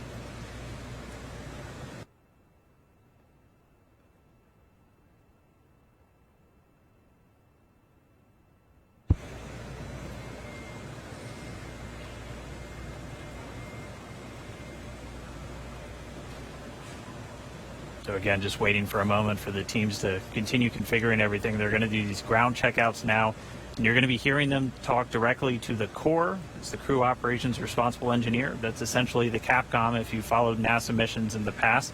It's a position right here in Hawthorne at SpaceX Mission Control, which is just a few feet away from us, where the team's going to be watching over Bob and Doug for their entire flight. That's where the main person whose job it is to talk to them is going to be sitting. We'll also hear them do some checkouts with the launch director down there at the Cape inside firing room 4.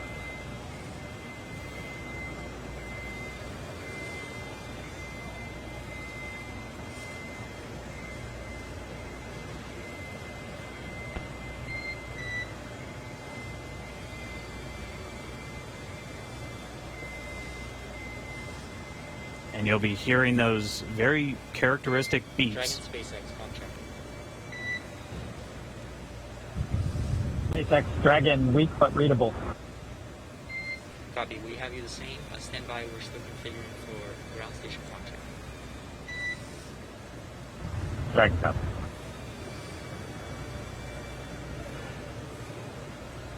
And just to further explain some of those voice protocols that you're going to hear, you might be used to hearing Houston Station or Houston Shuttle or Houston Endeavor back when we were flying those specific shuttles.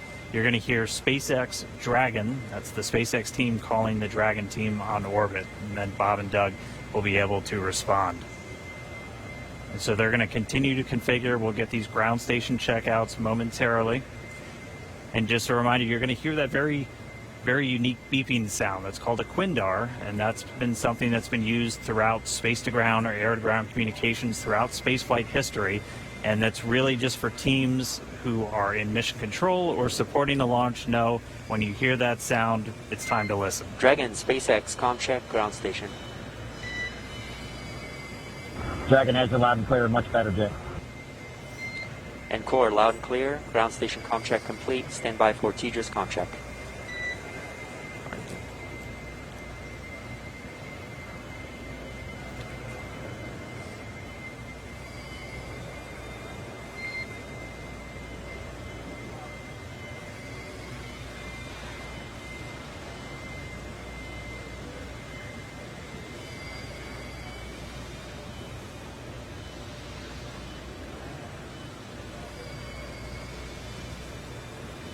Dragon SpaceX com check, TDRS.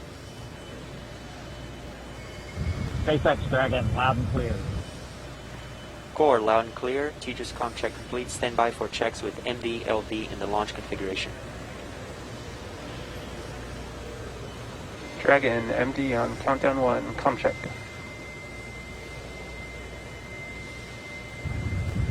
Jason, we've got you loud and clear. How you doing? Doing great. How are you guys doing in there? Stand by for com checks. Great day to launch a spaceship. Agree. And stand by for com checks over Dragon to ground. Dragon, MD on Dragon to ground, com check. Loud and clear. MD, loud and clear. Stand by for comm checks with LD. Dragon, launch director on countdown 1. Comm check. Mike, we've got you loud and clear. Good afternoon. Good afternoon, gentlemen. Let me try on Dragon to ground 1. Dragon, SpaceX launch director on Dragon to ground 1. Comm check. Loud and clear. Have you the same? Dragon SpaceX, launch configuration comm checks are complete. Report when ready for seat rotation for section 2 of 4.100.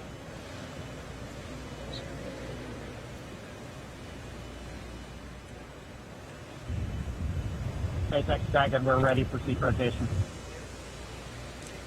Copy, ready for seat rotation. We will report when initiating. All right, so that wraps up those communications checks. Everything going good with the spacecraft. Bob and Doug talking to the teams on the ground. Pretty soon they're going to get their seats rotated. Bringing you back inside Hawthorne real quick, I do want to thank Jessica and Lars for joining me real quick, giving us that great insight into Dragon and Falcon 9. Hope you guys got a good spot staked out to watch a launch today. Great to have you on. Absolutely.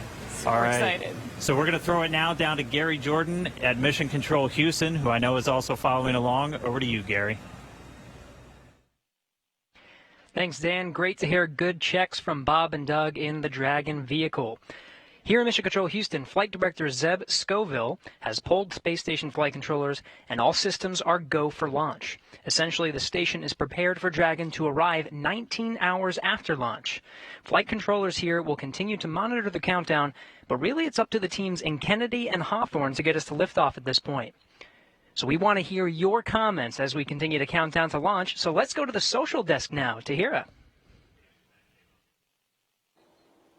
Thanks, Gary. So taking a quick look at those numbers right now, there are now 1 million people watching our coverage, and Launch America is up to the #1 trending hashtag on Twitter. So let's take a closer look at what's being said online.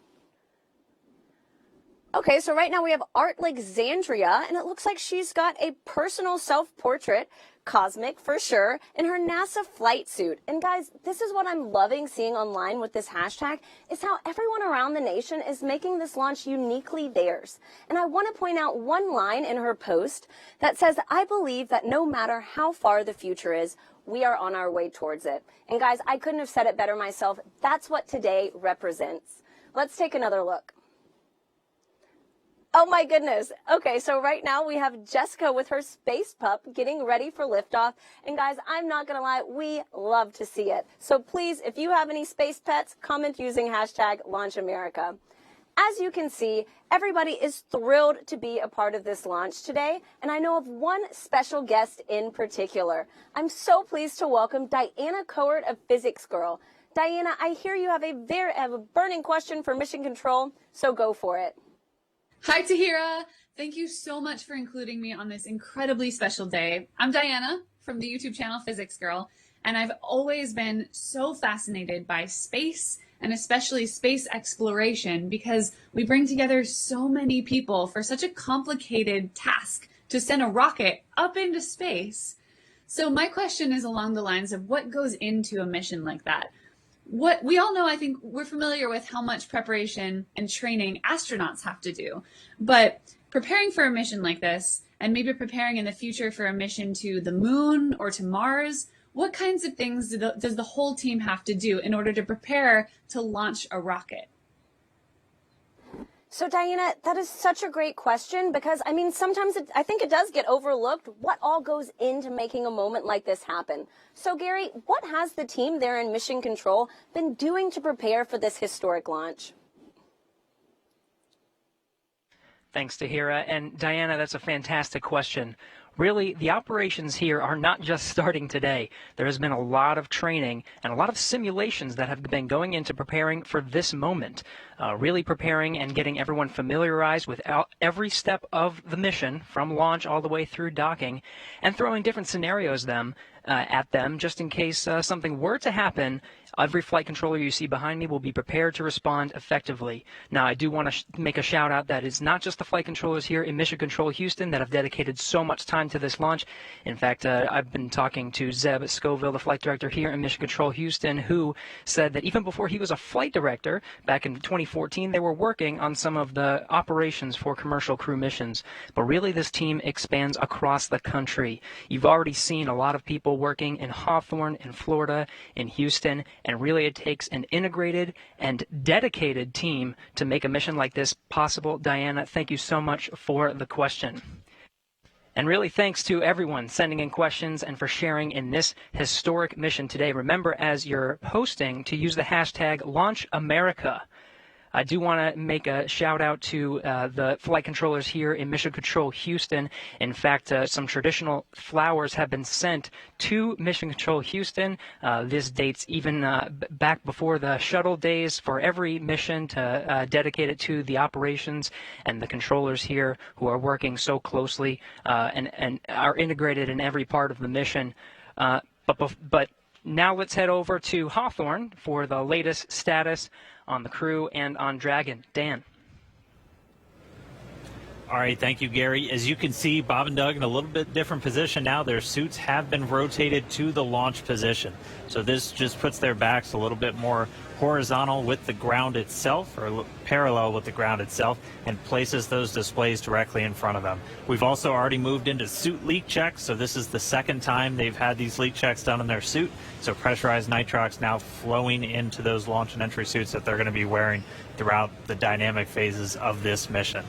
So right now we are under 2 hours and 20 minutes from launch. We're about 2 hours and 18 minutes and counting from liftoff of the Falcon 9 from the Kennedy Space Center in Florida. It's going to be carrying our NASA crew members today, Doug Hurley and Bob Behnken, aboard SpaceX's Dragon spacecraft. It's been a really exciting day so far. We're fighting against that weather, but we're continuing to press on for launch.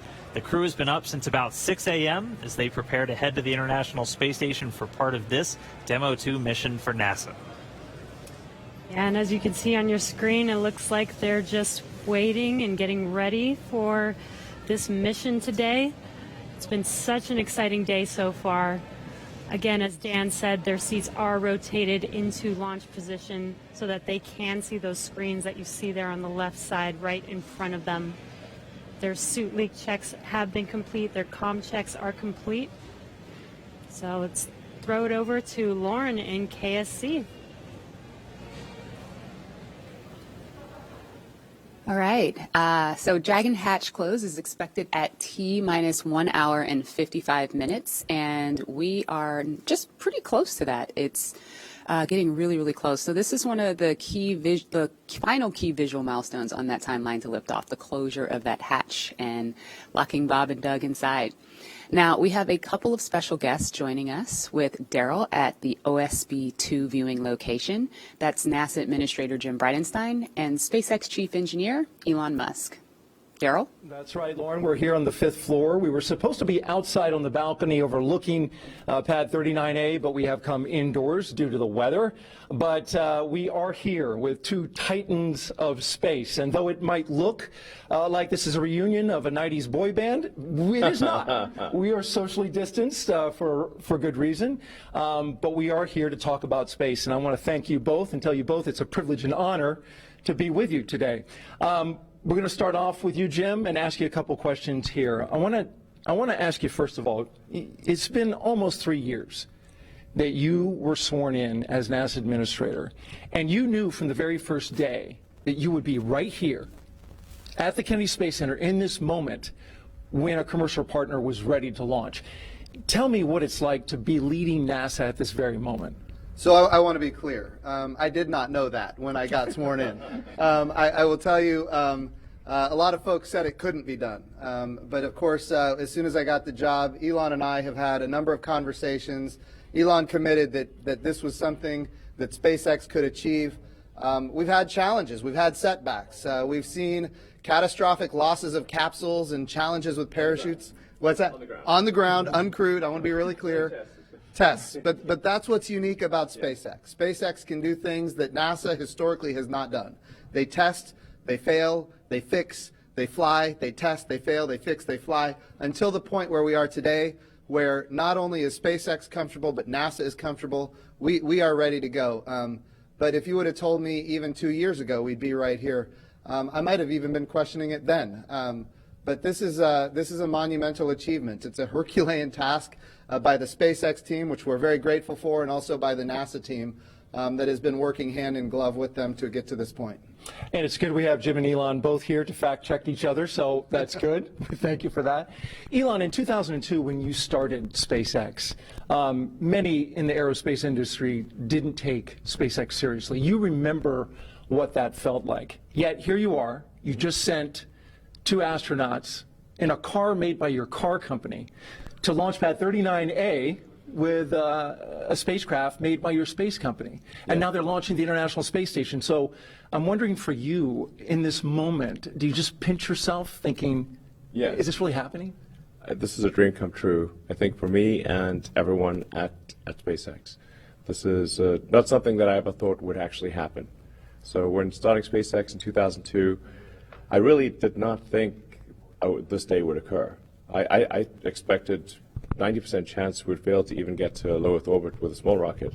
So somebody told me in 2002 that I'd be standing here with the NASA administrator, meeting the astronauts, and we've got a rocket and spacecraft on pad 39A, the best pad in the world, which is it's an honor to be there. I would have thought, man, I don't know what you're smoking, but it's not. like no way is that true. You know, and so it is. Say it's even a dream come true. I didn't even dream that this would come true. Let me put it that way. You know, but it is. I am incredibly excited to be here on behalf of the SpaceX team. And as Jim said, this really is the culmination of an incredible amount of work by the SpaceX team, by NASA, and by a number of other partners in the process of making this happen. It's really, you can look at this as the results of 100,000 people, roughly, when you add up all suppliers and everyone working incredibly hard to get to make this day happen. So it's really hard to believe that this is real. And you're here, and it's amazing, and many of us have been amazed as we've watched you accomplish these things over the years. Jim, back to you. This is all about the commercialization of space. And so in the early going for Commercial Crew Program, it wasn't something NASA was used to. You know, Mercury, Gemini, Apollo, Shuttle, NASA gave the designs and the contractors went out there and built it. This is different. It is. They're building it now. What were some of the hurdles that you had to overcome to get to this point? Well, I think getting people to recognize that when the government provides both the demand and the supply, you're limited in what you're able to do. And of course, back when this program was initiated under Charlie Bolden, General Charlie Bolden, astronaut Charlie Bolden, Congress was not supportive and did not provide the proper funding. And yet he persevered. He pushed forward. And now I think everybody recognizes we have to commercialize space. We've had success now with commercial resupply of the International Space Station. Now we've got commercial crew to the International Space Station. Eventually we need commercial space stations. So what we're using the International Space Station for right now, we're proving that we can compound pharmaceuticals in a way that you cannot do on Earth. We're able to create immunizations in a way you cannot do on Earth. We're printing human organs in 3D. Right now it's just tissue, but eventually we're going to print human organs in 3D using adult stem cells, your skin cells, your own DNA. It's going to transform how we do medicine here on Earth. We're creating advanced materials that you can only create in the microgravity of space, things like an artificial retina for the human eye. So if you have macular degeneration, you don't have to lose your eyesight. Bottom line is this: these markets are the future. And when they materialize, and they are materializing because of the work of NASA, we're going to see capital investment, not just into launch, but also into habitation. And that ultimately is what's going to be transformational for commercial space. Very good. And Elon, in getting all of that going, the ISS and all the activity that takes place on board, it's key that this Crew Dragon operate on a regular basis. As the chief engineer, what were some of the biggest hurdles you had to overcome to get your spacecraft ready to fly this mission? Well, the spacecraft and the rocket have gone through literally thousands and thousands of tests and reviews, both by SpaceX, by NASA, by third parties. We've also, as Jim was alluding to, we've done a lot of flights. So one of the things I think that's very helpful about this flight, about what we're about to do is that the rocket has flown many times. In fact, even in this, essentially this configuration, it's flown about 20 times. So that means we really have, I don't want to tempt fate, but a well-proven rocket. And we've flown Crew Dragon to the space station once, successfully and brought it back. We've done a tremendous amount of testing on the ground, and when you do the testing on the ground, you always push the limits. So you want to try, you push it way beyond what you'd expect in flight. So sometimes you break it because you kind of want to break it on the ground during testing to see what the limits are. So this is a result, like I said, of thousands of tests, of thousands of design hours, and a tremendous number of smart people working incredibly hard to make this day happen. And you've got 2 astronauts on board now. Yes. Do you feel that responsibility? Yes, absolutely. I felt it, I think, most strongly when I saw their family just before coming here. And did you say anything that you can share? So we've done everything we can to make sure your dad's come back okay. Thanks for sharing that with us. Jim, you had some words with the astronauts. What was your take on how they were feeling? I will tell you, Doug Hurley, Marine Corps test pilot, of course, veteran of multiple space shuttle missions. Bob Behnken, flight test engineer, United States Air Force, again, veteran of multiple space shuttle missions. This is not new to these guys. All I could do is convey to them how much all of America appreciates what they're doing, that the entire world is watching, and just how grateful we are as a nation. And I will tell you, their demeanor is loose. They are ready to go. They were joking around. They were talking about what they had for breakfast and how it might come up later. It was steak and eggs. Yeah, I saw that. Yeah. Right. So it was nice to see. They are in their element, and we are just so grateful and proud of them. Well, that's good to hear. That gives you great confidence, I'm sure, in your positions as you hear that. We're going to go to a social media question, and we've got this question coming from Brooklyn. And she wants to know, I noticed some changes in the crew spacesuits. They look much thinner and lighter. What changes in the space capsule allow to have these futuristic suits? Well, we spent a lot of time designing the spacesuit. I personally spent a lot of time on the spacesuits. It took us 3, almost 4 years to design suits that both look good and work well. So you can see a spacesuit in the movie, looks good, doesn't work. And then you can make a spacesuit that works but doesn't look good. Because fundamentally it's a pressure suit that's got to survive in vacuum. Right. So so it tends to puff up, when it's under pressure, and it's got to handle all that pressure. So it took us many iterations to get the suit to.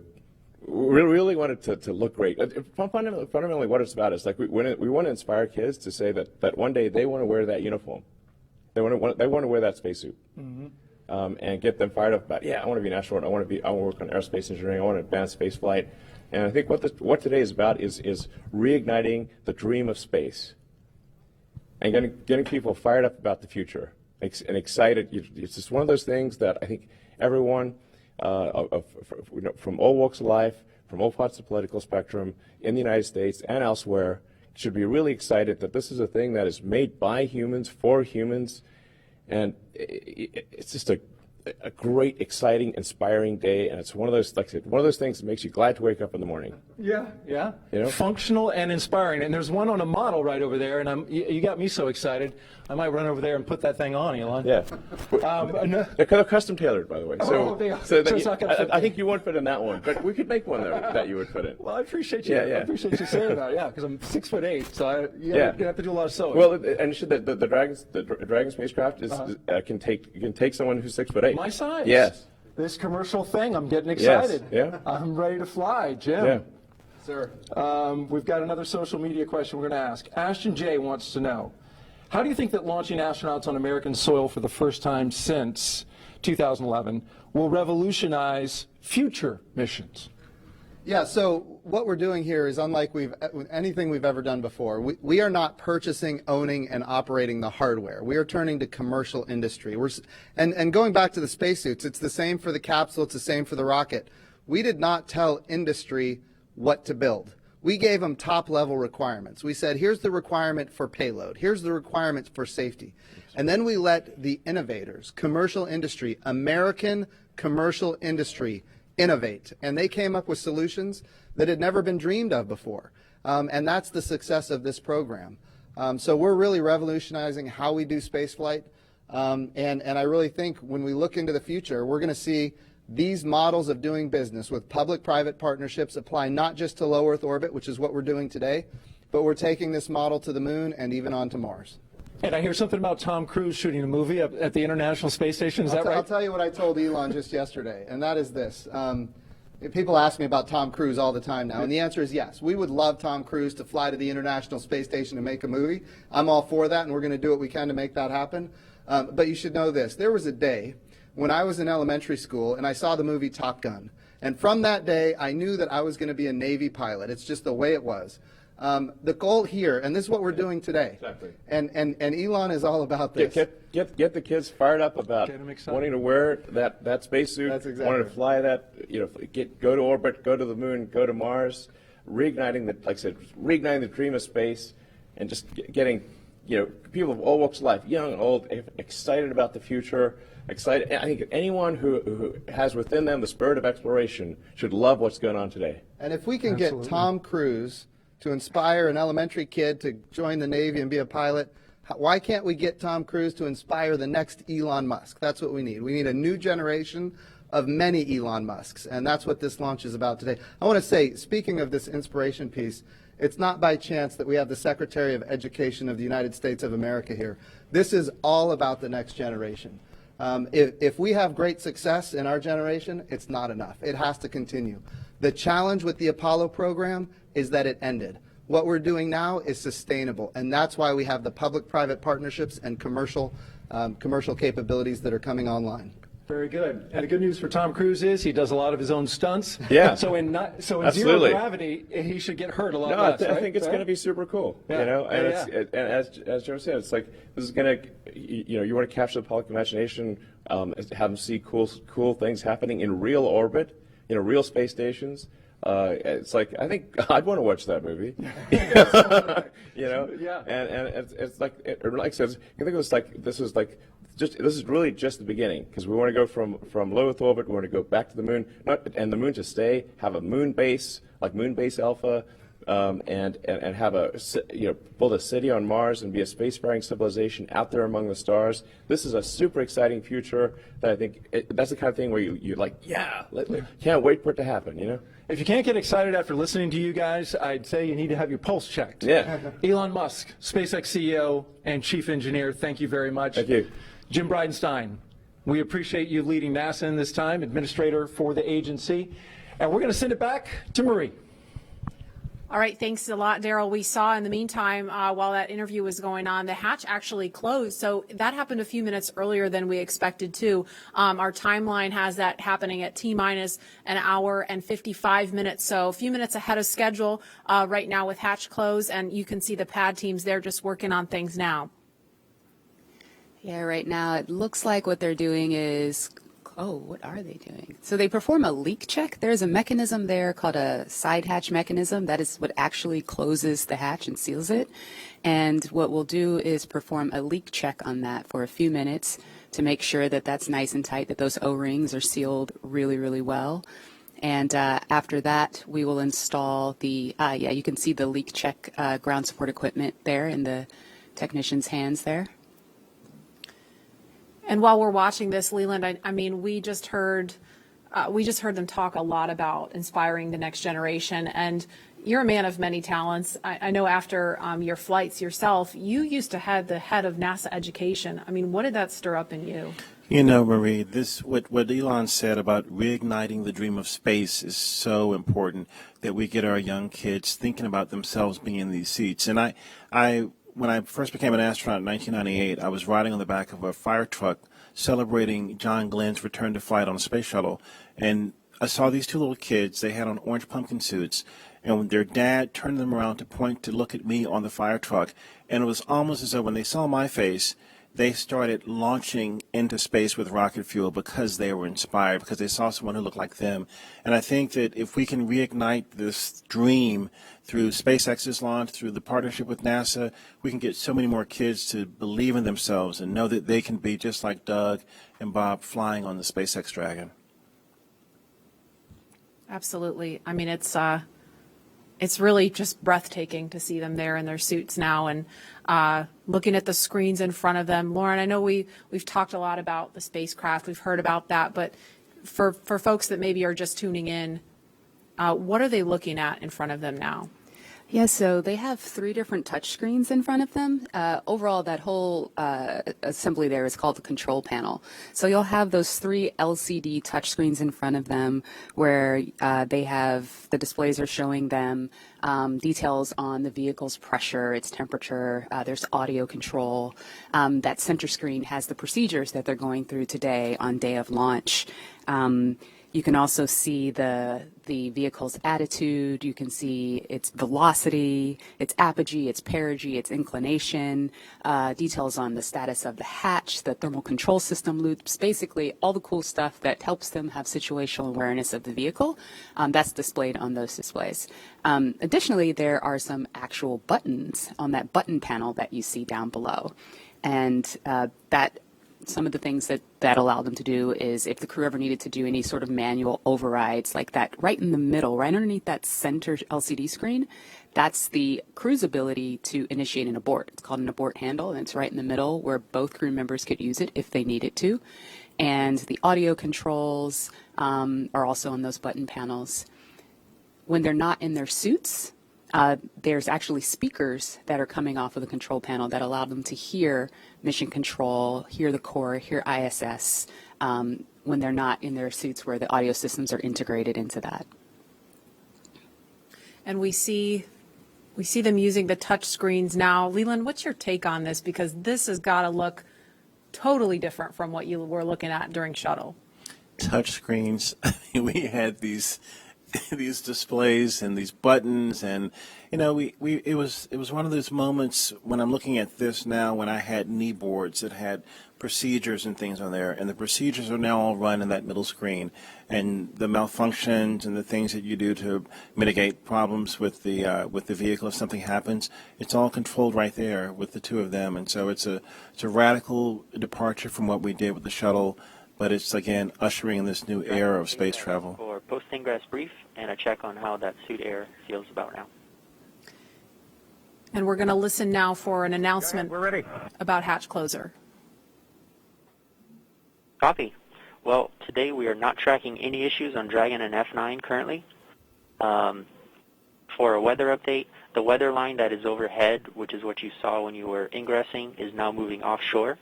The next radar return is a cell over Orlando, which is expected to be our decision gate for today, and that is currently eroding.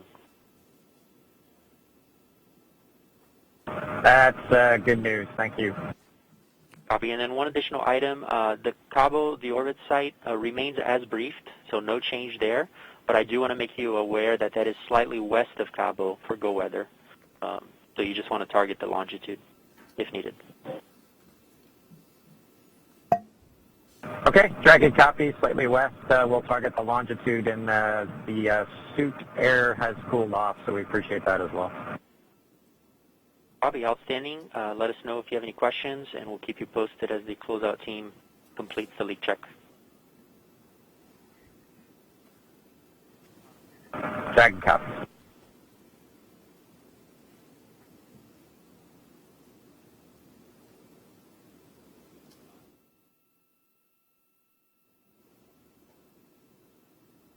So what we actually heard was a little bit more discussion about the weather, still looking at things, and we're about a minute away from an announcement about hatch closure. Excuse me.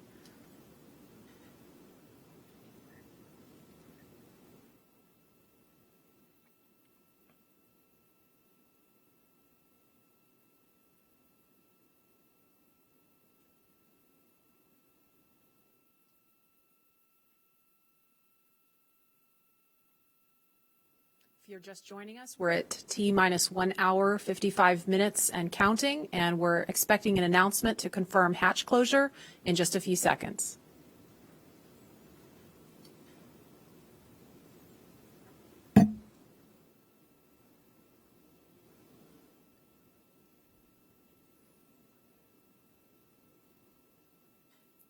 Dragon, SpaceX, for comm checks with Falcon 9. Go ahead. Okay, we are ready for that at that time, if you are ready. We are ready.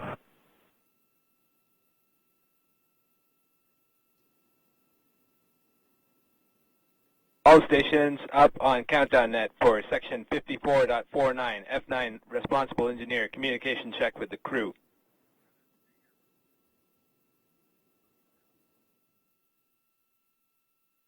Start with guidance, navigation, and control. Dragon GNC on countdown 1, comm check. GNC Dragon, loud and clear. GNC loud and clear. Stand by for comm check by the propulsion engineer. Dragon, prop on countdown 1, comm check.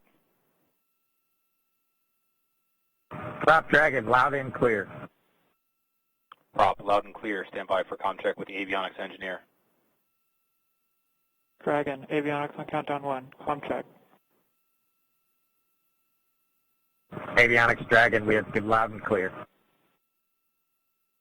Avionics loud and clear. Stand by for comm check with the ground segment engineer.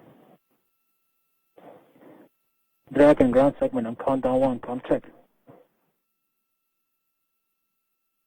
Ground segment Dragon, loud and clear. Ground segment loud and clear. Stand by for comm check by launch control. Dragon, launch control on countdown 1, comm check. Launch control Dragon, loud and clear. Launch control loud and clear. Stand by for comm check by the chief engineer. Dragon, chief engineer on countdown 1, comm check. Bala, Dragon has you loud and clear. Chief engineer, loud and clear. This completes the F9 responsible engineer comm checks.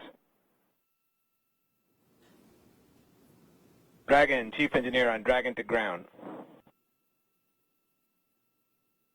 Go ahead, sir. I was just doing a comm check on this loop. Good luck, guys, and buckle in.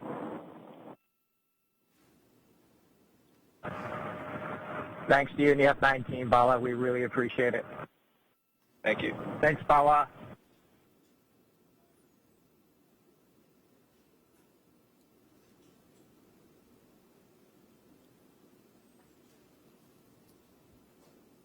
So we just heard a series of comm checks there, and Lauren, I don't know if you want to describe a little bit more about why that's important, and we heard the acronym GNC. They said guidance, navigation, and control really quickly, and then went back to the acronym GNC. Can you kind of explain to folks what that means? Yeah, the launch chief engineer, Bala, as you heard them thanking him towards the end, initiated a comm check with all of the different subsystems that those engineers that are on console and those operators today, and talking with the crew, making sure that they were able to communicate with them bidirectionally, and just handing that check off from all of the different stations on console today. That was really, really cool. We obviously don't do that when there's a satellite on top of the rocket, so this is the first time for a real flight that we've done that operation. It's very awesome. And now that the hatch is closed, a lot of the work of this team is done, but I mean they're obviously not finished. They're not ready to leave the white room just yet. You were talking to some folks about what's going on in this room now. Yeah, that's right. They should be completing the hatch leak check.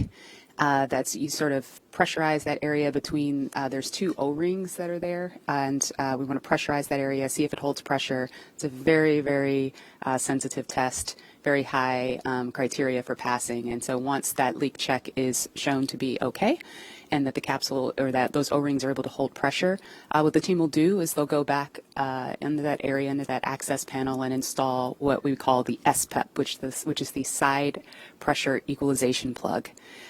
Once that is plugged, you've really closed everything up, and when the crew splashes down, what they'll actually do is pull that plug to equalize pressure across the hatch so that you don't cause the hatch to buckle due to a pressure, or sorry, the hatch or the capsule, the weldment, any of the vehicle to buckle due to a pressure differential. So they should be adding that plug, and then they'll cover up that side hatch access panel with the TPS panel or thermal protection system panel, close it up, and that'll make sure it stays safe on ascent. And now, obviously, we're looking at a view from the outside, the top of Falcon 9 and Crew Dragon. We can confirm confirm a good side hatch leak check. Dragon copies, good leak check.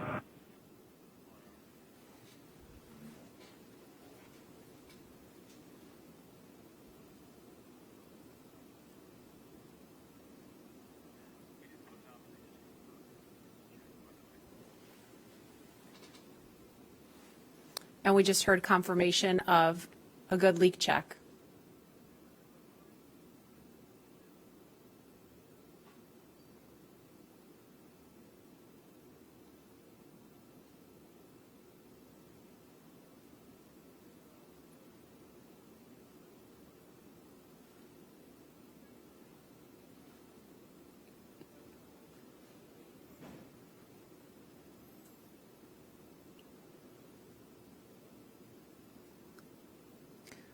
If you're just joining us, you're looking at the Falcon 9 rocket with Crew Dragon sitting on top. Inside that capsule on top are NASA astronauts Bob Behnken and Doug Hurley. And we are inside of 2 hours until liftoff, if the weather holds up.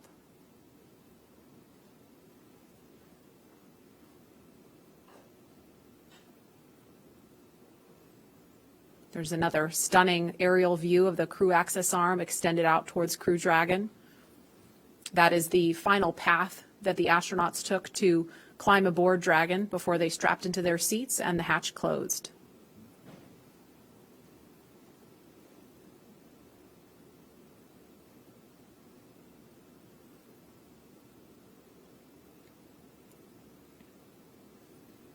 And no doubt Bob and Doug are focused on the mission ahead, but you know, we also heard the administrator and Elon Musk talking about how they've been kind of jovial and joking around. And Leland, you kind of mentioned to me during that segment that that's really important.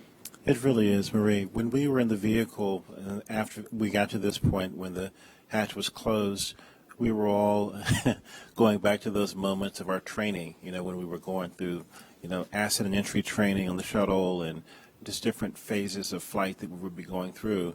And we would think about some of our instructors who got us there. You know, in our crew notebooks, we would have names of people that were very impactful in making sure that we were perfect in our training. And that looks like a view of Air Force One.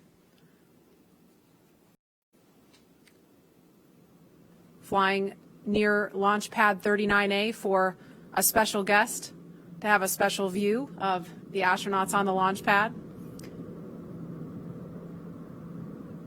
President Trump on board, making his way to Kennedy Space Center to hopefully view a launch at 4:33 this afternoon.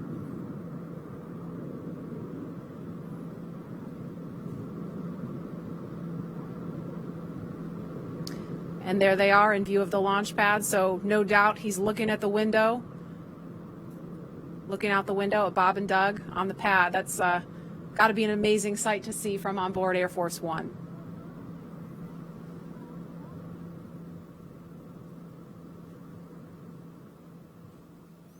And we are at T-minus 1 hour, 46 minutes, 22 seconds and counting from launch.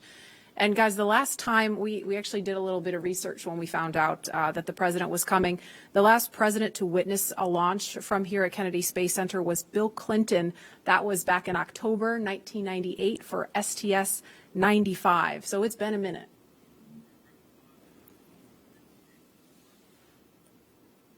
Okay, and we are about 56 seconds away from the, oh, no, we're not. We have an hour and 56 seconds away. Never mind. Instead, we are 1 hour and 45 minutes away from launch. And Tahira, you are there with the social teams. I bet you are seeing some excitement on all the things we just saw on the screen there. Hey, Lauren, I mean, like you said, things are really ramping up on social media right now, especially seeing that hatch close and also just watching this flyover happen. We are up to 1.7 million viewers across all of our social media channels. And let's check out what people are saying on Twitter right now. So it looks like we've got more creativity still going on. Some people are crying with pride in Houston. Feel it. We even have Elizabeth Banks, who from the Hunger Games. That's awesome. We have more just good luck and well wishes for Bob and Doug across the nation. This has been a constant online today, which is so great to see. More just future astronauts and kiddos getting excited. We even have the band Bastille tuning in for launch. This is awesome. And just looks like more people standing by to witness this historic launch today. And so, guys, on top of what's being said on social media, we've also got a lot of well wishes from everyone across our country showing us what today means in their creative way. So let's take a look at that video. I am so ready to launch America.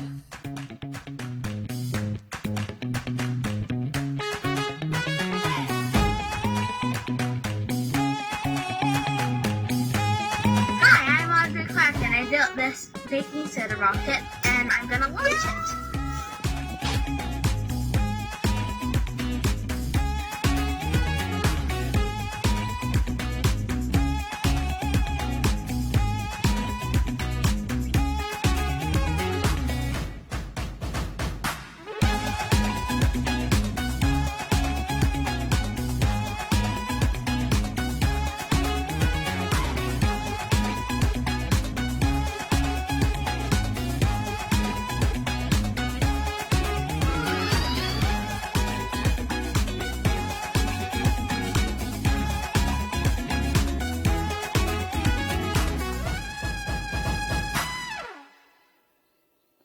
Wow, I mean, guys, just look at everybody excited for today's launch. If that doesn't get you pumped, like, come on, let's go. We even got to see astronaut Snoopy in there, which is a personal favorite of mine. I actually have my lucky Snoopy pin here. You probably can't see it, but he is literally my spirit animal. Anyways, guys, get excited. The time is almost here. And with that, let's toss back to Lauren at Kennedy. Lauren. Thanks, Tahira. Tahira likes the Snoopy. I like the little girl doing the worm, Leland. She wasn't doing the meatball. She was doing the worm. There's someone out there doing the meatball, I'm sure. I want to know what that looks like. No, I don't. I don't. Clearly, this is capturing the attention of people all across the country and the world. So please continue to join the conversation by using the hashtag #LaunchAmerica across Facebook, Twitter, LinkedIn, and Instagram. And we've had the opportunity to share with you a lot about the SpaceX Crew Dragon vehicle the crew is sitting in right now, a lot about the crew themselves and the significance of today as the official return of human launch capability to American shores. And now we want to turn our attention to where the crew is going, the International Space Station. And for that, let's take you to Mission Control in Houston. Gary? Thank you, Marie. The International Space Station is an incredible facility whose construction, operation, and ongoing science, all these efforts have been made possible by an unprecedented international collaboration. So to tell us more about the space station, we have International Space Station Chief Scientist Kurt Costello with us. Kurt, welcome. Gary, thank you. It's an amazing day to be here to talk to you about this historic launch to the ISS. It really is. Now, many viewers may not realize that there is a laboratory that's the size of a football field, 250 miles above the Earth, and that it's been there for nearly 20 years conducting revolutionary science. Can you share with us more about what the space station is and what it's accomplished so far? Sure, Gary. Over those 20 years, we've conducted over 3,100 experiments on board this space station. Those 3,100 experiments have been done by over 4,100 investigators and represent the work of over 108 regions and countries. The work going on the space station is not only there to help us with our exploration goals for how to go further into space, but also to bring back benefits for Earth and to produce a commercial marketplace in low Earth orbit. All three of these objectives, along with the international cooperation that it took to build such an amazing laboratory in space, are great examples of the objectives of the ISS program. Kurt, we know that today's mission is critical to providing us with a steady cadence of operational flights. But why is it so important for us to have this capability from a research perspective? That's a great question. Today's test flight brings us to the beginning of the commercial crew program, a commercial crew program which will raise our occupancy on the U.S. segment of the space station to 4 astronauts. And that 4th astronaut comes as a real premium to doing research on the space station. The tasks don't get particularly more intensive to do systems and maintenance, so that fourth astronaut, that time becomes dedicated to performing more science. In fact, enough time that it will essentially double the amount of crew time we have to perform experiments on board station. The return to U.S. soil also brings us the ability to return samples more quickly and get human samples back down to the ground more quickly as well.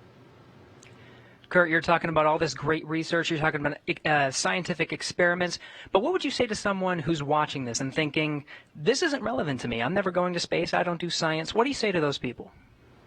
Well, again, one of the focuses is on the ISS benefits for humanity. And for all of us who've been stuck at home during the COVID-19 pandemic, we've been wondering, wouldn't it be nice to have more bandwidth? Why does the internet slow down? Some of the research we're doing on board space station, particularly into Z-band optical fiber, is using the fact that we don't have sedimentation in a microgravity environment to develop new materials that will help us build more perfect fiber optic cables, which will allow us for better bandwidth and lower cost in implementing networks here on Earth. And then if you're not really a tech geek, maybe your interests lie more in human health. And then we have multiple experiments going on to help us develop new drugs, new treatments on board the ISS. Pharmaceutical companies are working on methods that allow us to crystallize proteins in space in a more purified and more standardized method. And this could lead to monoclonal antibody suspensions that we can treat through injection instead of a painful infusion. We also are developing studies into our capability to produce tissues and organs in space. Again, because you don't have sedimentation, there's a capability there to produce more realistic tissues that can someday possibly be used to prevent human disease. Now, Kurt, I know they have some cargo going up with them, but I understand they plan to bring some science back. That's right, Gary. A lot of their cargo going up with them are crew supplies and EVA supplies to support them if they have to do EVAs on board. But the cargo they'll be bringing down is science, and it comes from across the spectrum. We have student experiments in seeds that will be returning with the Crew Dragon. We also have a number of experiments that are dependent on their samples returning in frozen lockers on board the SpaceX Dragon to be able to do the science there. Those include rodent research tissues from the National Lab Rodent Research 17 mission, and also our veggie experiments, which are experiments in growing plants in space that will be needed when we go to more distant locations like the Moon and Mars. International Space Station Chief Scientist Kurt Costello, thank you so much for your time. Let's hear now from one of the next astronauts to fly to station on a Crew Dragon, talking with Marina Jurica. Marina. Thank you so much. I am so honored to be a part of today's momentous launch. My guest is no stranger to the International Space Station and will return there for the first time in nearly a decade for his third space flight with the Crew 1 launch expected later this year. Having logged 177 days in space from flights on the Space Shuttle Discovery to the Soyuz, JAXA astronaut Soichi Noguchi will have spent more time in space than any of his other crewmates. It is my pleasure to welcome him here with us today. Thank you so much for joining us, Soichi. Honjitsu wa arigato gozaimasu. Wow, that's wonderful. Marina, how are you doing? Thanks for having me today. This is wonderful. Today we are celebrating the launch, so I'm happy to be here. Thank you so much for being here with us. I am sure you have felt the excitement for today's launch, Soichi, and you will be on the next Crew Dragon flight after this one. Are you excited to launch from Kennedy Space Center again, and how are you preparing for this new vehicle? Yes, definitely we are excited to go back to Kennedy Space Center. My first space flight was from Kennedy Space Center on the Spatial Discovery. That was 15 years ago, but my memory is still fresh. I still feel the vibration of the launch, the same launch pad of 39A that the demo to go up, and the same launch pad that we will go up as a Crew 1. And our crew is getting ready for the final training phase, which will come in the coming weeks. And the mood is really high, and we are ready to go up. And as you know, the International Space Station and space exploration is an international effort. How do you feel representing the Japanese Space Agency once again on the ISS? Well, I think the strengths of the International Space Station is the diversity of all the participating countries, and adding diversity is definitely gives a rigidity to the program. And the same applies to our Crew 1. Our Crew 1, we are 4 of us, but quite a different background, quite a different ethnicity, and definitely the diversity is the key word of our success to the Crew 1. And I'm sure it will be very successful. What are you looking forward to once you get back to the ISS? Well, this will be my third visit to the International Space Station. I like to see the things my colleagues keep saying, hey, you got to visit the space station again because it's getting more comfortable, more roomy, and I cannot wait to go back to my sleep station after 10 years. And nothing beats that view, does it? Oh, definitely. My last flight, we actually installed a big window called the cupola, and that was a big hit, obviously. This is the #1 leisure time for astronauts, and I'm ready to shoot as many photos as I can this time as well. Amazing. I will look forward to seeing those photos. I'm sure you remember exactly what it feels like in these moments right before a launch. What do you think Robert Behnken and Douglas Hurley are feeling right now as they prepare to head to the ISS? Well, Doug and Bob's space shuttle veterans, they know the drill. They have launched, they experienced a launch before. So I think they're pretty relaxed. And so far through my training, I learned that most of the steps before the launch is quite similar to what we have in the space shuttle days. So, different suit, different vehicle, but all the necessity steps to go up into the capsule should feel similar. So I'm pretty sure they are relaxed. Of course, they are very excited. I'm sure they are. Gokatsu yaku o oinori shite imasu. Honjitsu wa arigato gozaimashita. Thank you so much, Soichi, for joining us today. Oh, Marina, you are so good. Domo arigato. And we'll both enjoy the beautiful lunch today. Thank you very much for having me. Bye-bye. Bye-bye. Good luck with your launch later this year. And as the excitement builds towards launch, I will send it back to you. Thank you, Marina. I now have the distinct pleasure of being joined by one of NASA's record-setting astronauts and a recent resident aboard the International Space Station, Christina Cook. Christina, thanks for joining us. Great to be with you, Dan. Christina, we're coming up on 20 years of continuous human presence on the space station, and you were one of those humans. What's it like to see a new milestone like this launch unfold after so much history already? So much history indeed. It is really just such a testament to NASA. Not only are we pushing the boundaries of knowledge and discovery and exploration, but we're pushing the boundaries on how we accomplish that mission. We're bringing in commercial partners. We're fostering a space economy. So we're making sure that we're always pushing forward, always taking that next step. I think it's such a privilege to be part of an organization that recognizes if we're not actually making steps and innovating every single time we do this, then we're not truly answering humanity's call to explore and to push those boundaries. Christina, I know Bob and Doug are veterans themselves, but what advice do you have for Bob and Doug, given your experience as a long-duration station crew member? Well, being able to live on board the International Space Station and work there is just such a privilege. You know, you're a steward of this amazing laboratory that's bringing so many benefits down to Earth and also learning how we can push farther into the universe. So it is quite an honor, and I think that's the main thing about how it feels to be up there for a long duration. You know, in terms of advice, Bob and Doug have been great mentors for me. They've given me advice for so many years. It's strange to be the one who could be in a position to offer them anything. But I would say that as, you know, shuttle flyers, they used to participate in missions that were really, really intense, go, go, go all the time. Long duration space flight is more of a marathon than a sprint. So I would tell them to take that moment, enjoy it, and, you know, really welcome the opportunity to have part of your mission be taking it all in and sharing that with the people that got you there. Thanks again, Christina. Always a pleasure to hear from you and fantastic words. Thank you for sharing. Thank you. My pleasure. So once again, once Bob and Doug arrive at the station, they'll be greeted by astronaut Chris Cassidy. But before we do that, let's toss to a briefing.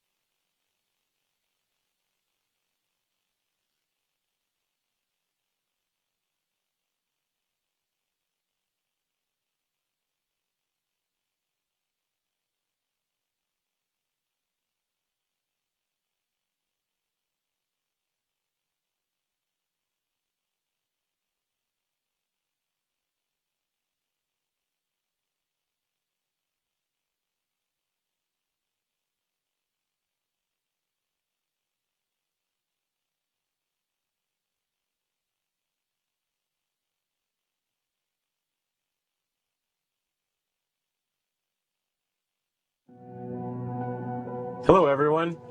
I'm astronaut Chris Cassidy, commander of Expedition 63 on board the International Space Station, flying 250 miles above the Earth. Like you, I'm excited about today's launch and the possibilities it will bring to America and to the world. But also, I'm very excited that two close friends will be arriving and joining the crew. I had the privilege of flying with Doug Hurley on both of our first shuttle missions back in 2009. Together, we came to the International Space Station and helped construct the amazing facility that it is today. Although this will be my first mission with Bob, it was my honor to follow him as the chief of the office when he left back in 2015 to begin training for this amazing mission. Personally, I've been very fortunate to fly in two different spacecraft. Launching from America on the shuttle, and most recently launching from Kazakhstan in the Soyuz. But I can't tell you how exciting it is to know that we're once again launching Americans from the coast of Florida. And finally, here's a story I'd like to share with you. Back in 1981, John Young and Bob Crippen launched on Space Shuttle Columbia, the very first space shuttle flight, marking the last time we flew Americans on a brand new vehicle.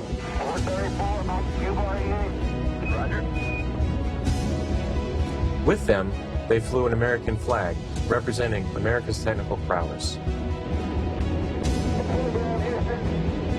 Roger, roll, Atlantis. 30 years later, that same flag was flown to the International Space Station. This flag remains here today, waiting for Bob and Doug.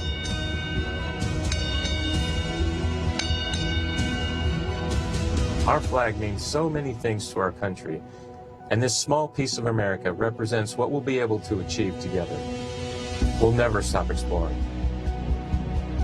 And so Bob and Doug can take this very special flag home to Earth, where it awaits its next journey to the cosmos. In a few years, the first Orion crew will take this flag with it around the moon. All of this starts today. I'll be watching outside the window, along with everyone else in America and around the world. I can't wait to look out the window and see my friends on close approach. Go Falcon 9, go Dragon, and go Bob and Doug. I'll see you soon. And that was a very special message from NASA astronaut Chris Cassidy, right now the lone American aboard the International Space Station, so he will be ready and waiting to welcome Bob and Doug when they arrive tomorrow, if liftoff happens today, a little later tomorrow morning. The countdown now stands at T-minus 1 hour, 25 minutes, 54 seconds and counting until launch. And we'd like to share with you just how much has happened here at Kennedy Space Center since the last time we had a crew on the pad launching from here. As you can imagine, the end of the shuttle era was a bittersweet moment for many people across this spaceport. But in the end, we knew we were striving for this day, and here we are. Joining us now is Kennedy Space Center's Deputy Director, Janet Petro, on the comeback we've seen across Florida's Space Coast. She's with Daryl Nail now at OSB-2. Daryl? Yeah, thank you, Marie. Janet, you were just telling me you were there at the crew walkout.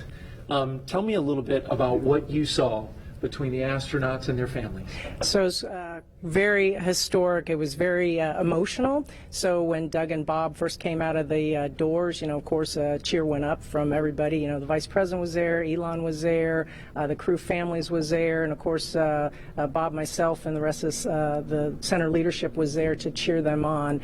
But then, you know, when they came out and then they went to the families and Bob Behnken said virtual hug, and he shouted out virtual hug, and he did this motion, and of course his child also did that virtual hug, and so I guess that's the tradition of doing a virtual hug with the families. And then they then they walked and got in the Tesla, either side, and the family walked right up to the window of the Tesla and were talking, you know, having a private last moment with their father, hand on the window. It was very emotional. I had tears in my eyes. I don't know how many other people had tears in their eyes, but it was really a special, emotional moment, and everybody was, of course, wishing them well. A lot of I love yous, a lot of Godspeeds, a lot of Ad Astra, you know, take care, all of that. So it was very special. Thank you so much for sharing that with us. And in the context of why it's so important, Janet, you remember, you've been here since 2007. Yep. You were here in 2011 when Shuttle Atlantis came to wheel stop. I've talked to my uncle and father who worked out here. You know, layoff notices went out like the next day when the shuttle came to a stop. It was a very sad time. Bob Cabana, the director here, called it depressing. Tell me about that time and how far we've come.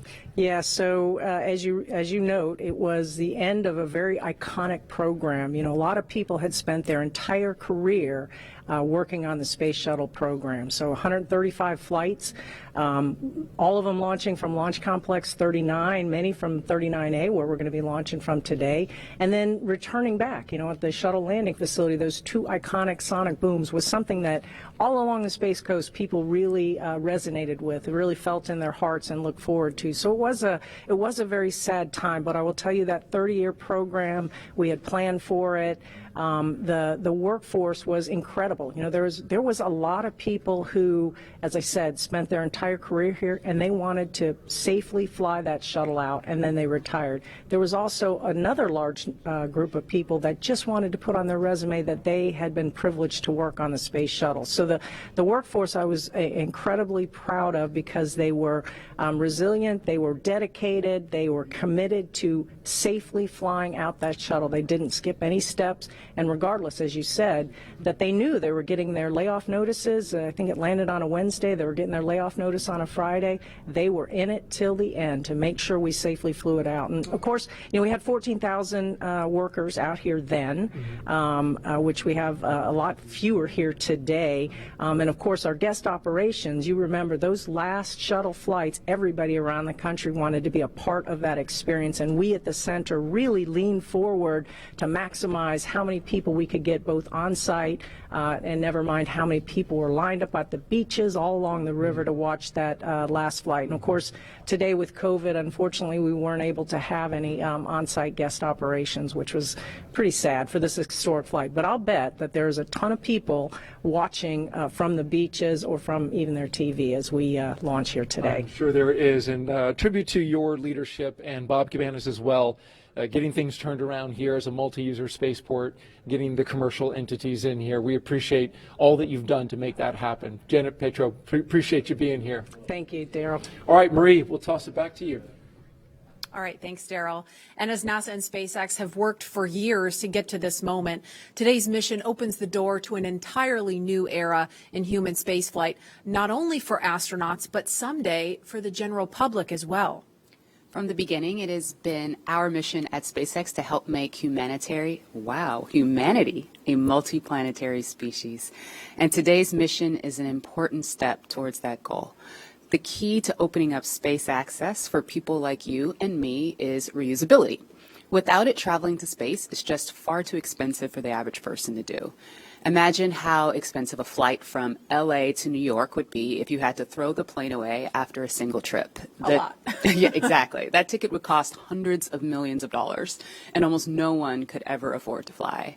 Both the Dragon spacecraft and the Falcon 9 rocket are designed to be reusable, which not only improves the reliability of the vehicles in that they're flight proven again and again, but it also drives down cost. This is essential to enabling not just a handful of people, but rather hundreds of thousands of people to get out there and to explore the moon, Mars, beyond. And I, for one, it is my dream to visit Jupiter's ocean moon, Europa. Leland, you're one of the lucky Earthlings that's had the opportunity to get off the planet and go explore. Where would you like to go next? You know, Lauren, I think I would like to go to Mars and, be there for, about a year each way and then a year on the Martian surface. But the one condition I would have to have, my pups would have to go with me because it's about exploring new places, but taking your family with you. We have these crewmates that are people that you get to know and love, over a course of training, but it's nothing like having your family with you. And I think that's something that we're going to be seeing in the future, people living and working on other planets as a family. I think Absolutely. There are a lot of people who want to see your dogs with you in space. Well, we've seen them in an official portrait. I know that the dogs came in with you to take a picture in your spacesuit back in the day. Yeah, it is. Well, we kind of snuck them in. No dogs allowed at NASA. Well, they had their moment. They sure did. And knowing that the opportunity to fly to space as a private citizen or a private dog maybe one day is right around the corner, we have a new poll question on Twitter for you. So if you were given the opportunity, would you travel to space? Let us know, and we'll share the results a little bit later. All stations come All right. Well, there is not a lot of cargo. Chief Engineer Technical Poll for launch escape arming and propellant loop. All right. Now, while there's not a lot of cargo in today's mission, Dragon is carrying 2 special payloads, aside from Bob and Doug, of course. The first is a series of custom art pieces entitled Humankind by Los Angeles artist Tristan Eaton. These indestructible, double-sided paintings are made from gold, brass, and aluminum, and they celebrate how far humanity has come, as well as how far we still have to go. It includes a beautiful homage to the Saturn V rocket, as well as a nod to Bob and Doug's current ride to space. You can find more images and information about these pieces on SpaceX's social channels. Next, in the spirit of inspiring the next generation of explorers, we wanted to celebrate the class of 2020, from kindergarten all the way through graduate school. SpaceX and NASA invited students from around the world to submit their photo to fly on America's first human spaceflight in nearly a decade. Each graduate's photo was used to create a mosaic image of the planet Earth, which we printed and is being flown aboard Bob and Doug's flight on the Crew Dragon spacecraft. We received nearly 100,000 photos. So thank you and congratulations to all the world's graduates. I am so proud of what we're doing today. And I think about regular people flying in space on a SpaceX rocket one day. When I first went to space, I thought my primary task of installing the Columbus laboratory would be my aha moment, but it was when Peggy Whitson invited us over to the Russian segment to have a meal. She said, "You guys bring the rehydrated vegetables, we'll have the meat." And we're doing this, having this meal, and it's with African American, Asian American, French, German, Russian, the first female commander breaking bread at 17,500 miles an hour, going around the planet every 90 minutes. And when I think of that perspective shift that I got looking out the window, flying over my hometown, flying over Leo's hometown in Paris, flying over Yuri's hometown in Russia, it brought us all together as a civilization. And I think that's what spaceflight does for us. The more people that have the opportunity to go to space will feel like it's an international family of people working together for the good of humanity and all humankind. Absolutely, and it's exactly what that piece of art was all about. Yeah. And following today's mission, we will be one step closer to a future where we can all have that experience. We can all have that orbital perspective and the ability to explore new worlds. In just over an hour from now, Bob and Doug will be the first people to launch on an American vehicle in almost a decade. For the team at SpaceX, it's really hard to put into words how honored we feel about the trust that Bob, Doug, and NASA have put into our team to carry out this critical mission. I worked on Crew Dragon for 2 years, and I can just imagine what all of my friends and colleagues are thinking right now as they sit in anticipation and excitement for what's to come. Absolutely. And speaking of those who have carried the hopes and dreams of science and exploration, we have a few shout outs to share with you from some big fans of NASA and SpaceX. Wow, we're making history again. The NASA program. I am there with you guys in spirit. Bob, Doug, good luck. I know you'll be fine. I'll be watching and got everything crossed, arms, legs. I'm tied in a knot. Can't wait for you to get back safely. This is the first time a U.S.-built rocket has taken people into space in 9 years. It's quite an accomplishment. So for us at the Planetary Society, more rockets means more exploration. More people in space means more exploration. More countries involved in the endeavor of spaceflight means more exploration. This is how we know the cosmos and our place within it. So congratulations, SpaceX. Here's wishing your team, and the crew especially, a safe journey and the joy of discovery. Let's go. And a big thanks to William Shatner and Bill Nye for those well wishes. And while we're keeping an eye on the pad, we want to bring in NASA astronaut Rex Walheim. If that name rings a bell, it's because he flew 3 space shuttle missions to the International Space Station, including the final one by Atlantis, STS-135. He was one of the last 4 people to ascend the tower at Pad 39A and head to space. And he currently is Deputy Director of Safety and Mission Assurance at Johnson Space Center in Houston. Rex Walheim, thanks for joining us. You and Leland actually flew together. Hey, Rex Dog. Great flight. Really enjoyed flying with Leland. Hey, old dog. Rex, you flew on the final shuttle mission, we said STS-135 with Doug, in fact. What's it like seeing him in Crew Dragon right now? It's great. This is what we've been looking forward to. You know, after the end of the shuttle program, you know, it was a very important time where we wanted to transition to this commercialization of space flight to allow these commercial companies to take our astronauts to and from the space station. So in the 9 years we've had since we last landed on Atlantis, we've really worked hard for that. We've worked with our SpaceX partners and our Boeing partners, and here we are. Today's the day. We're taking that first step in this new era. What do you remember most about launch day for STS-135? I think it was just you felt the weight of it. The space shuttle was a storied program, 135 flights, and thousands of people had poured their lives into this program to launch probes to the planets, to launch the Hubble Space Telescope, and then, of course, to build the International Space Station. So you knew the incredible accomplishments of this program, and so you wanted to finish strong.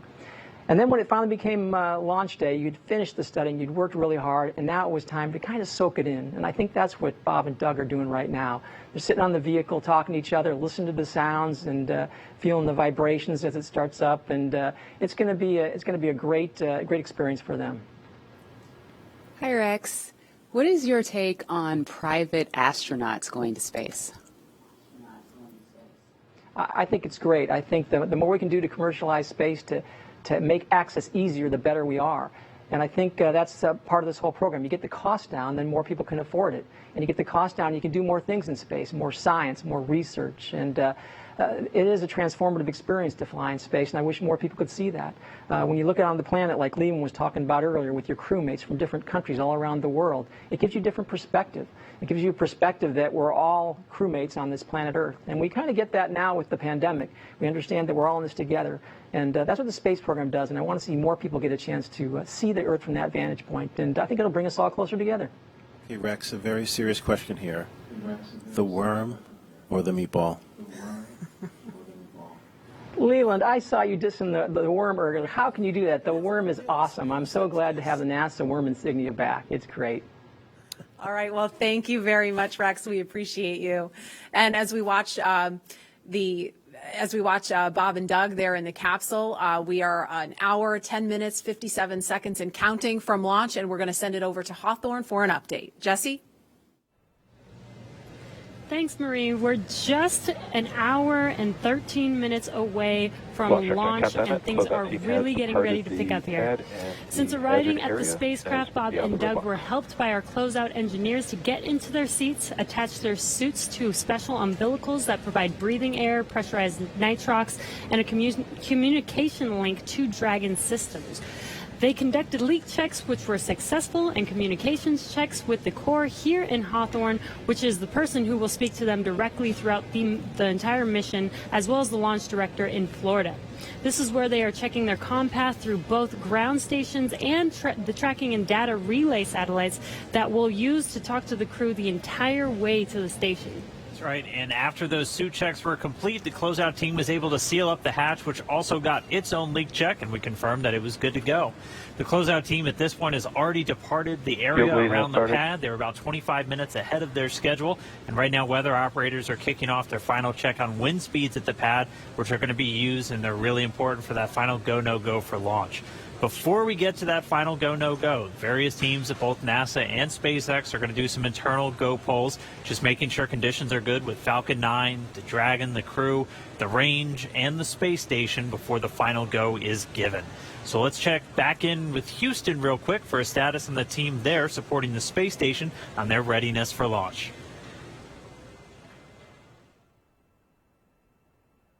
In Mission Control Houston, led by Flight Director Zeb Scoville, has been pulled, and we're go for launch. All systems on board the station that are required to be healthy for the mission are reported good, and we're standing by.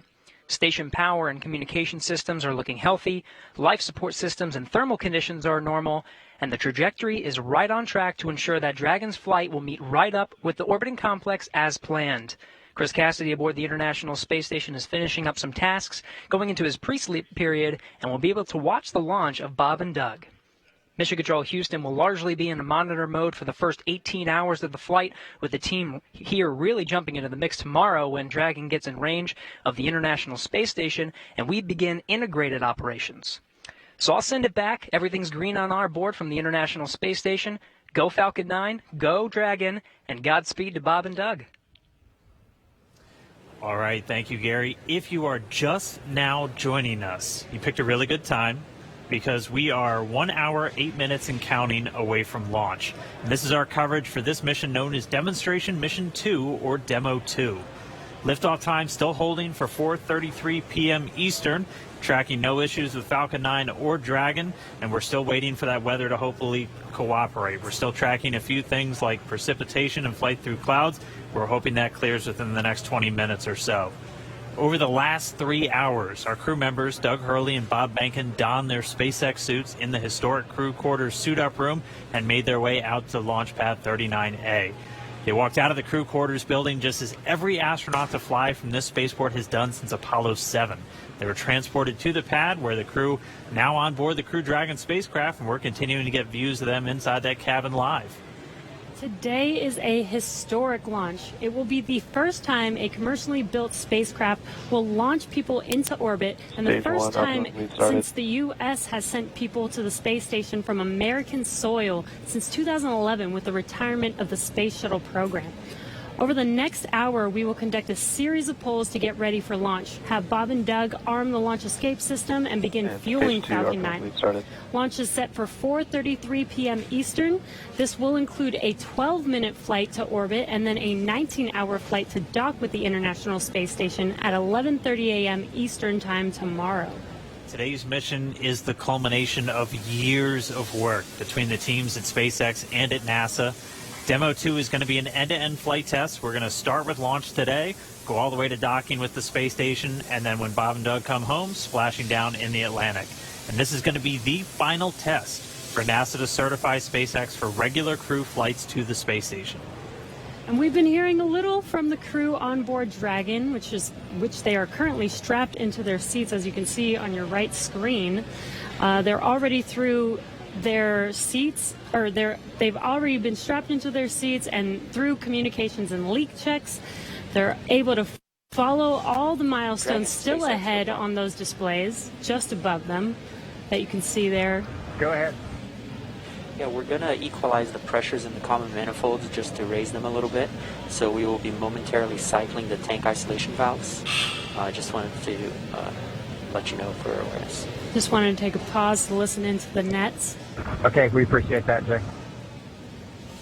So they'll be getting insight into all of the Dragon and Falcon 9 systems as we proceed towards launch. At T-minus 1 hour and 7 minutes, let's check in with John Insprucker for a status update on both of those vehicles. What's the update, John? Well, the good news is we've had a smooth countdown this afternoon. SpaceX team is working no technical issues on either the Falcon 9 or the Dragon spacecraft. For the Falcon 9, operators have they're actually still in work. They're going to complete in a few minutes propulsion checkouts that are being done on both the first and second stages. The team will be assessing their launch readiness with a final go, no-go poll. That'll come at T-minus 45 minutes, and that'll be followed by propellant loading starting at T-minus 35 minutes. Now, earlier today, Dragon operators performed a series of checkouts of Dragon's flight systems. The spacecraft is also currently go for launch. Our NASA crew, astronauts Doug Hurley and Bob Behnken, that you can see inside the Dragon capsule on the right-hand side of the display, they are currently going through the various screens, simple checks. Their hatches closed, suit leak checks are complete, comp checks are good. The next major event for Dragon is going to be retract of the crew access arm that you can see on the left monitor up alongside the Dragon capsule. That's going to happen somewhere between 45 and 42 minutes before liftoff. Now, the big one right now is the range. The range is currently red for launch from historic pad 39A. Now, the air and the sea space is clear, and the worldwide network of ground stations, as well as the tracking and data relay satellites, they are ready to support Dragon as it heads into orbit. But the range is red for the weather. We recently did clear, we went green for lightning, but we are still violating several constraints. Rain, cumulus crowds, field mills, which is essentially you can tell that the atmosphere is energized around the launch site. We are expecting that we'll possibly clear that. We're going to hear a weather briefing at 1 hour with the expectation that those conditions may clear shortly afterwards and allow us to move into propellant loading. Also, we've been releasing balloons. What we're seeing at the upper altitudes is conditions look good for Falcon 9 with Dragon. No concerns have been expressed by the GNC guidance team right now. Now, as a reminder, today we have an instantaneous launch window at 4:33:35 Eastern Daylight Saving Time, or just past 33 minutes after the upcoming hour. So we get one chance at it today. But currently, T-minus 1 hour and 3 minutes, just passing that. Falcon 9, Dragon are go. The range is ready to support, but now we're waiting on the weather as we've been expecting all afternoon. Thanks, John. We've got an extensive history now of flying Falcon 9 from the Florida coast, and just last year completed a test run of the mission that we're less than an hour from beginning here today. Yeah, the purpose of that mission was to demonstrate Dragon's capability to safely and reliably fly to and from the International Space Station. The success of Demo 1 was a really exciting moment, and it paved the way for today's mission, where we are just moments away, hopefully if we get that weather, from flying U.S. astronauts from U.S. soil for the first time since 2011. Dragon and Falcon 9 together have years of operational experience, or what we refer to as flight heritage. As I mentioned earlier, SpaceX has successfully completed 21 flights of Dragon to and from orbit since 2010, including 20 trips to the International Space Station. Not only have we conducted thousands of hours of testing, we've also enhanced and added a number of safety features to Dragon. Much of what was learned with the Cargo Dragon was leveraged in the design of this vehicle. Valve cycling is complete, expected behavior, and wanted to hear if you were able to hear those. We actually did, Jay. We were just making a comment about that. I heard some clicking, and Bob watched it on the systems display, so absolutely. Copy all. And that again right there, that's the crew talking to the Corps here in Hawthorne, California, who's going to be talking to them throughout their ascent uphill today. So they were just doing a quick checkout. Bob and Doug confirmed they were able to hear it. Sounds like everything's still good, so still no issues with Falcon or Dragon. Back to what we were talking through as we're describing these systems, a lot of what SpaceX did with Cargo Dragon has been leveraged into this Crew Dragon. The vehicle is designed to be fully autonomous, which means it can basically fly itself, but it also features a full manual override capability if the crew needs to take control in case of emergency. Many of the other enhancements help towards SpaceX's goal of reusability and less refurbishment time between missions. So let's take a closer look at some of these advancements. Standing at almost 27 feet tall from bottom of the trunk to top of the nose cone, Crew Dragon's composed of two main elements. We have the capsule up top, which is designed to hold the crew and any pressurized cargo, and then an unpressurized section known as the trunk on the bottom. And the nose cone at the top of the capsule protects the docking system as well as the guidance navigation control system, or what we call GNC. The nose cone opens for docking and remains attached to the Crew Dragon spacecraft, unlike the previous version of Dragon, and that helps towards our reusability Dragon efforts. SpaceX, we are at T-minus 1 hour. You are go for section 6. When ready, we report go for launch. SpaceX Dragon will put section 6 in work. So the crew just has a couple checks, Copy. and when they are ready for launch, we're going to hear them report to the Corps that they are go for launch. Continuing to walk you through the Dragon spacecraft, opposite of that nose cone is the trunk. We can see it on the left-hand screen there, where it's kind of split right down the middle with the left side black and the right side white. The trunk provides an attachment point to Falcon 9, the Dragon capsule, and can carry any cargo uphill. On the outside, one half of the trunk contains a radiator that rejects heat from the active thermal control system into space using SpaceX's new Pika tiling technology. The other half contains solar cells that are used to charge the spacecraft's batteries during flight. SpaceX Dragon, Bob and I are go for launch. And you heard that call out right Copy, there. go for launch. Next up will be the go no go pull at T-minus 45. Bob and Doug are go for launch, and Okay, next Captain, up, we're holding in step 6.5. you're hearing it live from the nets. This is amazing, very exciting. The spacecraft is designed to accommodate up to 7 crew members with modular seats that can be removed and replaced by additional cargo. The seats are made of carbon fiber and will be custom sized for any crew members flying on board. That control panel that's centered between the pilot and commander seats consists of 3 touchscreen displays, and that just again allows the crew to operate the vehicle and fly it manually, but also look at all of their procedures, relative position over the Earth, the space station, any alarms, alerts, anything that they could possibly want to do on Dragon is through those touchscreens. And lastly, our Super Draco launch escape system is a key safety feature of Crew Dragon, giving the crew the ability to safely escape from the time of launch all the way to orbit.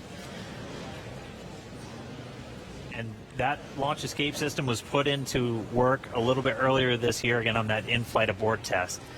As we look to the future beyond this test flight, the first operational SpaceX crewed mission for NASA will be a little bit later this year after Bob and Doug come home. NASA astronauts Mike Hopkins, Victor Glover, and Shannon Walker, and Soichi Noguchi of the Japan Aerospace Exploration Agency, or JAXA, were chosen to support this mission, being called Crew 1. But today, Doug Hurley is the spacecraft commander for this mission. He previously flew on 2 space shuttle missions as the pilot on STS-127 and STS-135, which was the final space shuttle flight. Here's a closer look at Doug Hurley. Please review your launch criteria. Again, this is to review and confirm a violation of launch commit criteria. We are tracking one issue with weather still. And I think we'll need to track that all the way down to launch to clear that. This will also go for arming and launch escape system and go for propellant load. And this is he on Countdown Net reporting that the technical poll was completed. All systems are proceeding. We're monitoring the weather as LD briefed. We're also looking at a watch item on a hydraulics QD rod ring. Ring pressure will come up at -8 minutes 30 seconds, and we'll be able to verify decay rate. No concerns at this time. Everything's reading nominal, but watching that item. No other constraints on Falcon 9 or ground systems.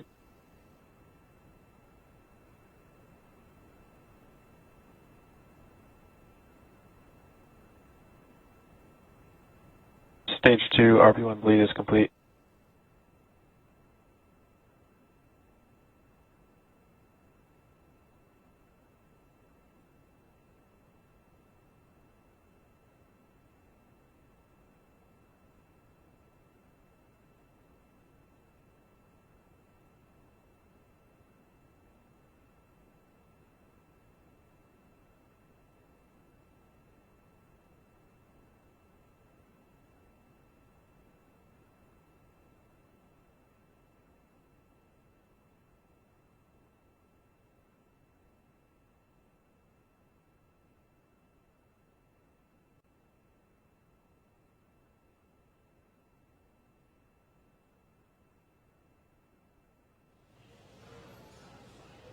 All right, we just crossed the 55-minute mark away from launch. Sitting right next to Doug Hurley, who's closest to your screen, is NASA astronaut Bob Behnken. He is the Joint Operations Commander for Demo 2, and Behnken previously flew on 2 space shuttle missions, STS-123 and STS-130, and also served a tour as Chief of the Astronaut Office. So here's a little bit more about the man who said testing out a brand new spacecraft is an astronaut's dream.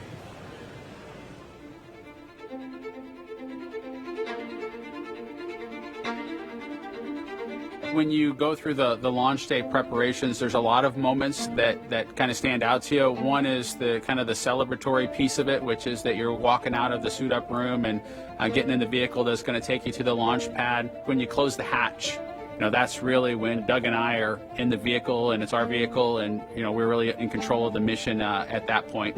Test pilots, their task proved that man could fly into orbit around the Earth and return live and well to talk about it. There's always a balance of managing risk as you go forward to execute a test point and figuring out a way to collect the data.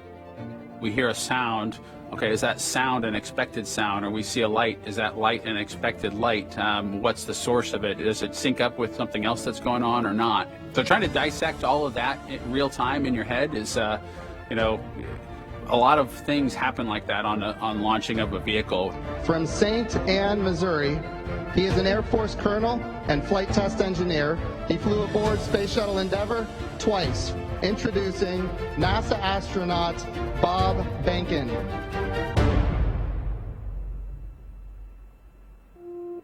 My career at NASA has kind of spanned a couple of decades at this point. I arrived with the class of 2000.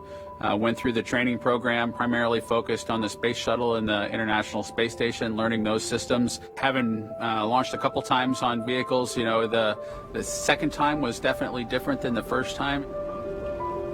You can feel a little bit guilty of, hey, should I study one more thing? Or is there one more piece of information I should get?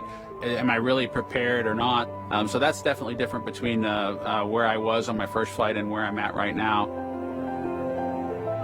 It's been really interesting, I think, for both my wife and I to have gone through the process of seeing each other launch in space. I've seen her take that risk and had it be in front of her, and I've done that to her. There's just something different about watching a rocket launch when there are people on board. You feel a little bit differently about the pit of your stomach, and I can only tell you it's multiplied significantly when it's somebody that you know, and then somebody, of course, that's a family member. It's even multiplied more.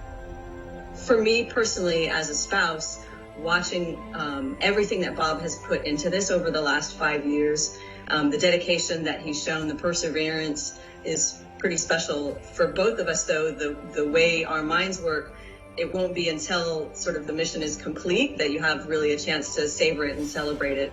This is a huge accomplishment for an Air Force flight test engineer to be part of the demonstration mission of a brand new vehicle. It's going to be amazing. Without a partner that has that same appreciation, I think it can be challenging for some folks. There's a lot of work and a lot of time that takes away from family that that my spouse appreciates, and I love her for that. Really, my role on the Demo 2 mission is to make sure that we get this vehicle tested and evaluated so that we can move on to more operational missions at the International Space Station. We've got a lot of objectives on board the vehicle that we need to accomplish to really make sure that it's good to go. We'll make sure all those systems are working during the test flight so that the future missions will have them available even if they don't plan to utilize them. Through years of the NASA team, I'm helping to share that experience and teaching them the lessons that we've learned by going through this. Now there's another capability in the U.S. besides NASA to operate something of this magnitude. When is the last time humans launched on a new vehicle? Certainly on the American side, it's been several decades. Now we're in a time when we've got multiple vehicles under development. It's a great time from a space exploration time frame just to see all that happening, and it's because of this nurturing of the environment, being able to pull in a wider group of people who can contribute towards human spaceflight.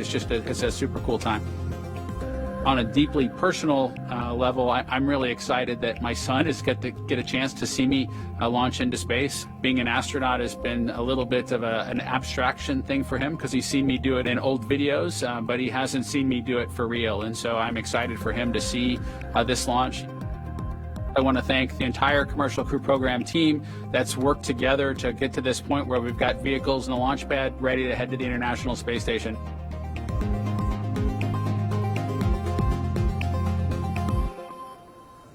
We're just over 49 and a half minutes away from launch of the Falcon 9 carrying Dragon to the space station. Right now, the launch director and the launch team are preparing for a readiness for launch poll. In this poll, the 13 members of the launch team will electronically indicate a go for launch. This is also the go for propellant load. Now, we're going to hear that in a couple of minutes, so while we wait, we are tracking you watching from all over the country. We're seeing large numbers of you logging on or tuning in from coast to coast, as well as around the world. We want to know, is this your first time watching a launch live? If not, how many have you seen before? Tell us using the hashtag LaunchAmerica from your favorite social media website. As for me, this isn't my first one. I've seen a lot, but everyone is exciting. Now, coming up, we're going to go into a readiness poll, as I mentioned. Currently, right now, on other nets, the SpaceX launch director is checking to verify the Dragon team is ready and that the NASA launch management team is ready. They'll come back at about T-minus 47 minutes with instructions to the SpaceX Falcon 9 team to make their final assessments. Then they log into the procedure. It's a little different than the old days where you hear a go, go, go, position by position, all up and down the row. In this electronic age, everybody just clicks on whether they're go or no go. The launch director will then, at T-minus 45 minutes, summarize the end of the poll and will then provide instructions for the team. At the same time, we will begin getting ready for the crew access arm retraction, and we'll show you that on one of the screens that we've got up.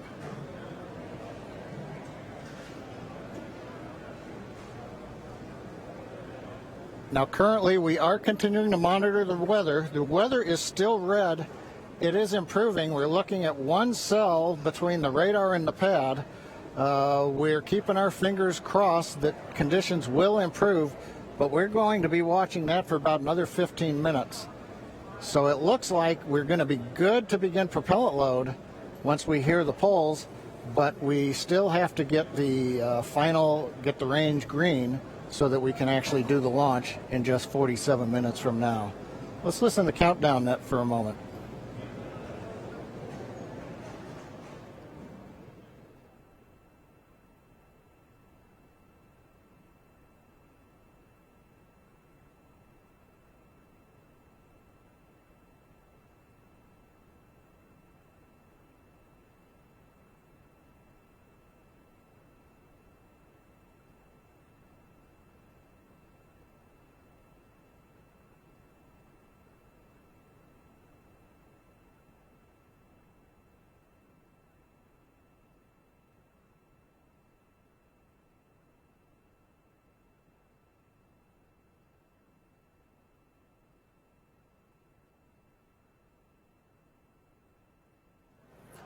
Right now, coming up on 46 minutes, 10 seconds before launch.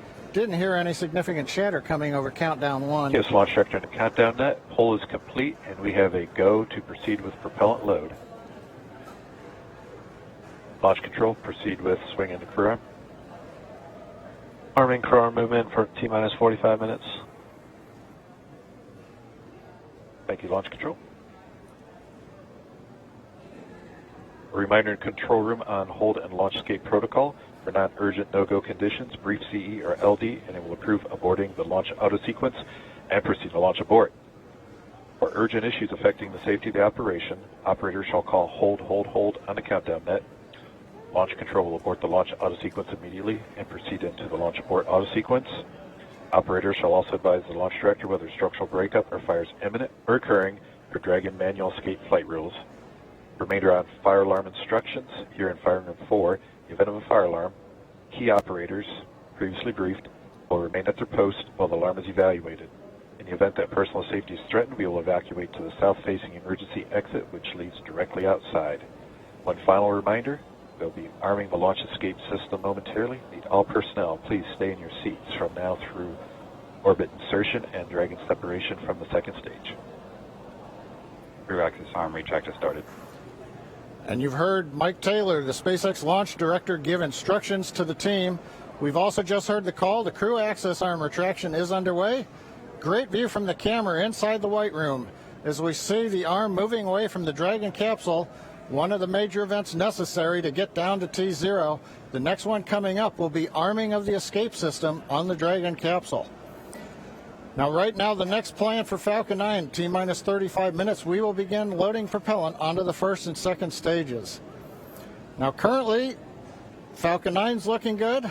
Dragon's looking good. The range continues to be go for launch in terms of the clearance around the launch pad, both the air and the sea space. Looking at the flight corridor, the ground stations, the NASA tracking and data relay satellites are ready to support. And we just continue to monitor the weather. Our team is getting constant updates. We're monitoring weather data sensors around the launch site, looking to make sure that we can get everything into the green position. The one that we're mostly looking at right now is how much rain we're going to get between now and liftoff, whether it's just going to be mild precipitation that's within the rules for loading propellant. That's what the expectation is, but we're going to continue to watch that. So fingers crossed, but right now coming up at T-minus 43 minutes, 18 seconds and counting, everything but the weather's go, and the weather is trending in the right direction. So we've got our fingers crossed here.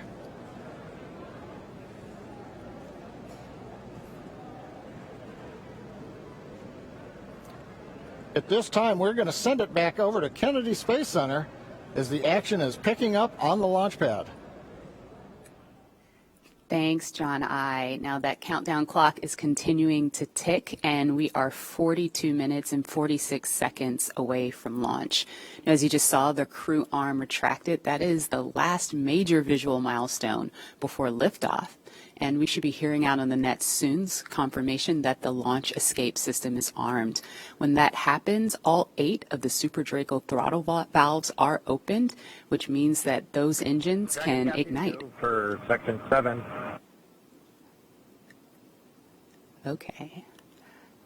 So that means those 8 throttle valves are opened, and if those Super Dracos needed to fire in order for a Dragon to escape off of the pad, they could. And so things running just a little bit ahead of schedule right now. Fuel bleed is complete.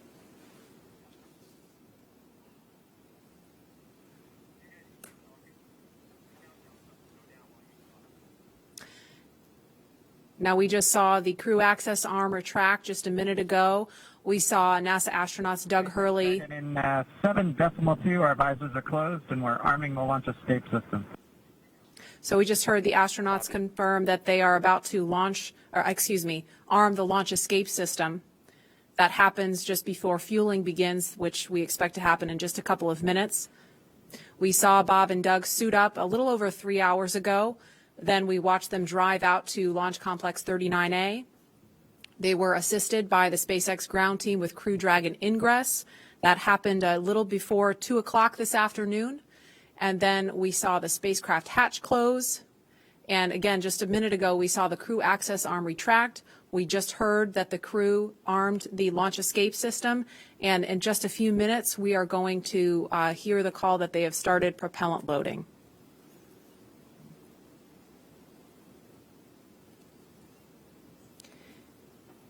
Launch escape system is verified armed. So we just heard that verification that the launch escape system is armed. We're switching to GN2.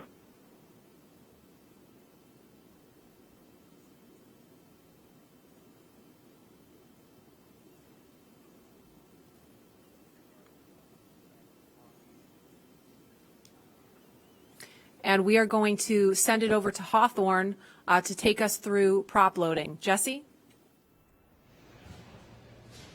From the parachutes to the launch escape system, SpaceX has designed Crew Dragon and Falcon 9 to be the safest launch vehicle ever flown. And joining us today, we have SpaceX's Nick Pacone, who was our mission manager for our in-flight abort mission earlier this year and currently works on the Starlink team. Thanks for joining us, Nick. Hey, Jesse. I'm here at the Launch and Landing Recovery Center with the recovery team and our Dragon ground operations team monitoring the launch. Awesome. Can you tell us more about the critical safety features on this new version of Dragon? Sure. So Dragon 2 was designed with long-term reuse and reliability in mind. So fundamentally, there are multiple layers of redundancy to any of the failure modes that we could conceive of, that NASA could conceive of when we were working to design and test this vehicle over the past few years. But in the event that we encounter an unforeseen failure mode or multiple failures which push us outside of our design space, Dragon also has backup systems and operational controls intended to keep Bob and Doug safe. I'm sure you've heard a lot about it today, but the launch escape system is the primary backup system that we have from the moment that the vehicle is here on pad being fueled all the way up until orbital insertion. At a high level, the launch escape system, in the event of a major Falcon anomaly or emergency, will terminate Falcon thrust, separate Dragon from Falcon, and it'll use Dragon's 8 Super Draco engines to quickly pull the vehicle away from any kind of Falcon anomaly. And you talked a lot about the launch escape system. How exactly is that activated? Is it autonomous? Is it manually activated? Definitely. So for this system to work as designed, you have to remember that the vehicle could be flying at hundreds or thousands of miles an hour through the lower atmosphere. So it's really important that it's extremely fast and highly reliable with very low chance of false positives. The launch escape system fundamentally is set to look at a set of pre-programmed criteria which are on board the vehicle.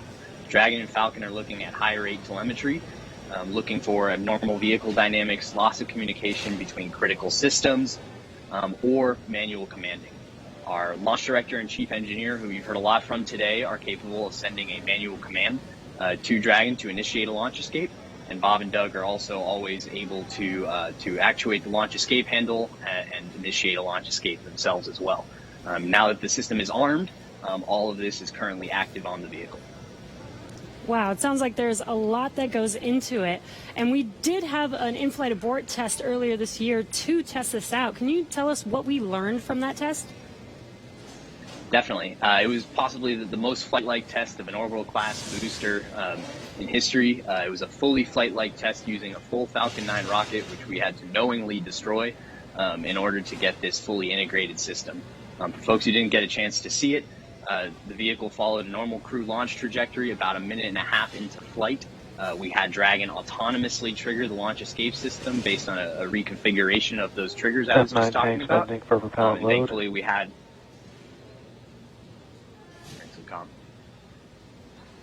we continued through flight, had a successful parachute deployment and splashdown, and we did see Falcon rather spectacularly blow up about 10 seconds after separation. It's important to recognize that all of that happens from command to actual separation of the vehicle in under half a second. Wow, yeah, that sounds amazing. Thank you so much, Nick, for joining us and talking through those details with us. Enjoy the launch today. So we're going to send it back to KSC with Lauren. Thank you, Jesse. We are about a minute and a half away from propellant load. At T-minus 35 minutes, we should hear the call out on the nets that propellant load has started. So that's about a minute and 13 seconds away.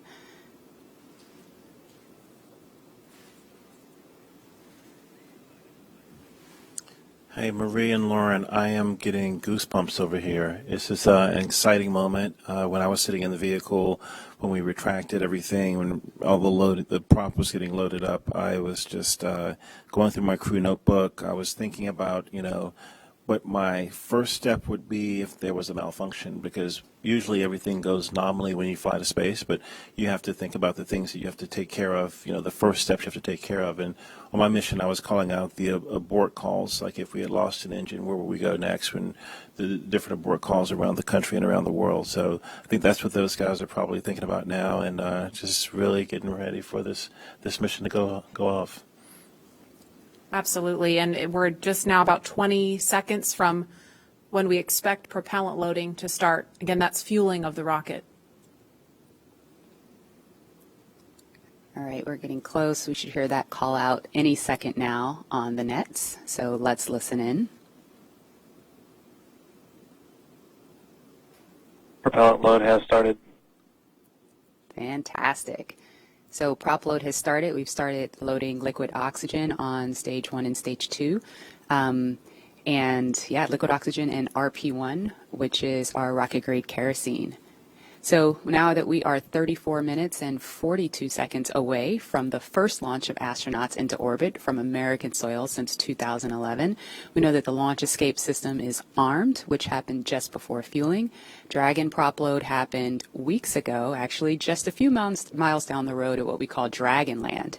And those propellants, which are MMH, or monomethylhydrazine, that's our fuel, and NTO, or nitrogen tetroxide, that's our oxidizer, those not only feed the Draco engines that propel Dragon on orbit, but they also supply those 8 Super Draco engines of the launch escape system. So I have one right here, a little model. It doesn't come off the stand. Don't break it, Lauren. All right, I know, it's very nice.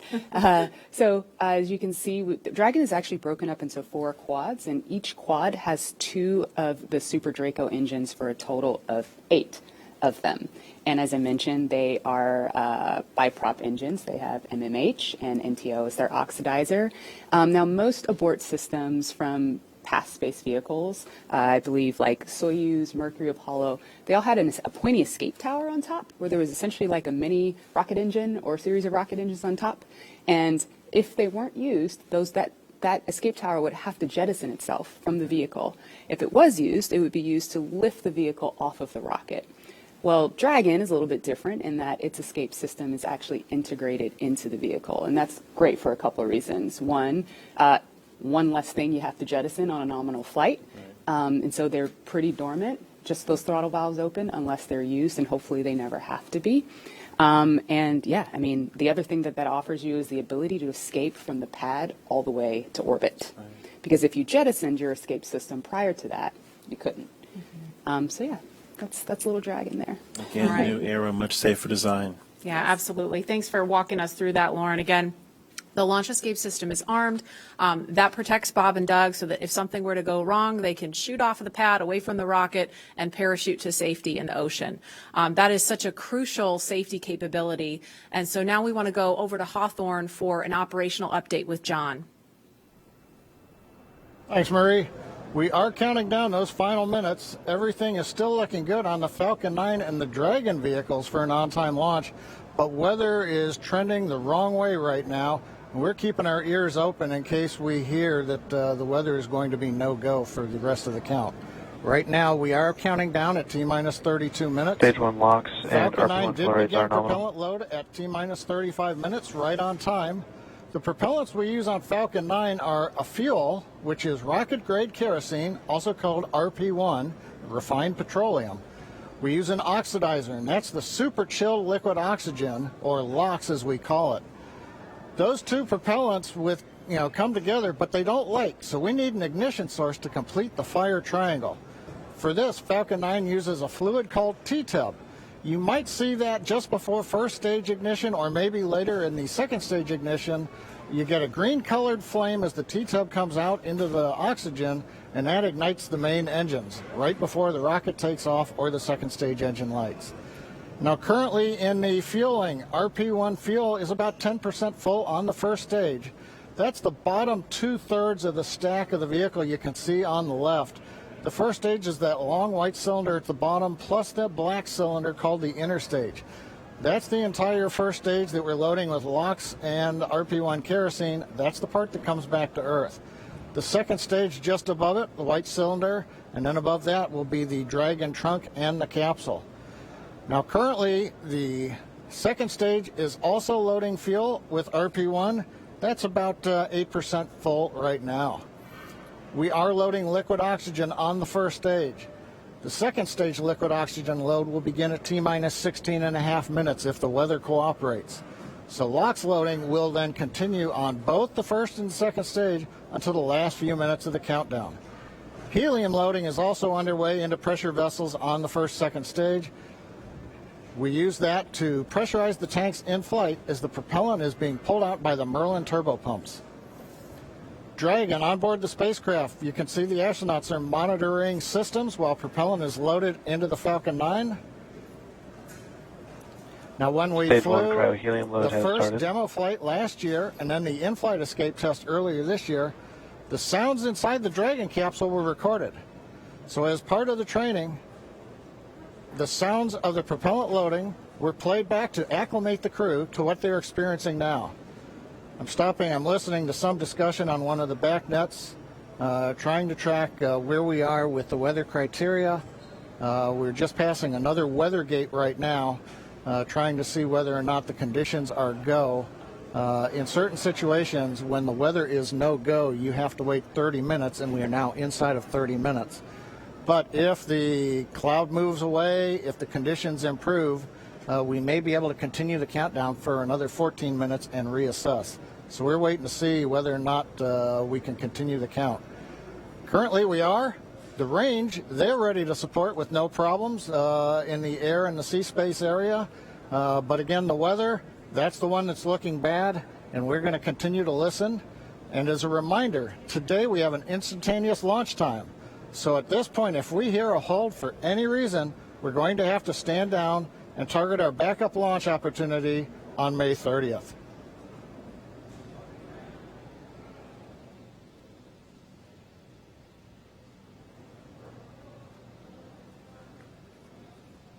For Demo 2, Bob and Doug's flight to station will take about 19 hours, and their journey is fairly similar to the trip our cargo Dragon makes back and forth to the International Space Station, with two noticeable differences: docking and splashdown. As we await T-minus 0 in just a little over 28 minutes from now, ground operations teams just doing those final series of system checks, making sure both Dragon and Falcon 9 are ready for liftoff, and really keeping an eye on that weather. And you're just continuing to get live views of the teams. You've got Falcon 9 and Dragon on your left, and then Bob and Doug on the right as they prepare at the Cape for liftoff. Once we hit T0 and a successful launch occurs, we will watch Falcon 9 and Dragon make their ascent until Falcon 9 and first and second stages separate and send Dragon on its way to the space station. And once it gets on orbit, mission operators will prepare Dragon for on-orbit operations, where Dragon will execute a series of burns that are going to gradually raise its orbit to align more closely with the International Space Station. And you're seeing some of that track in the animation on your screen right now. After doing enough of those burns, they'll put Dragon... Oh, sounds like we're going to get a weather update real quick for the crew. Go ahead, Spacex. Yeah, we're currently just evaluating a constraint on the field mill rule, which looks at lightning energy dissipation. We expect to have an update at about T-minus 20, and more information there on whether we would be able to continue into the prop load or scrub at that time.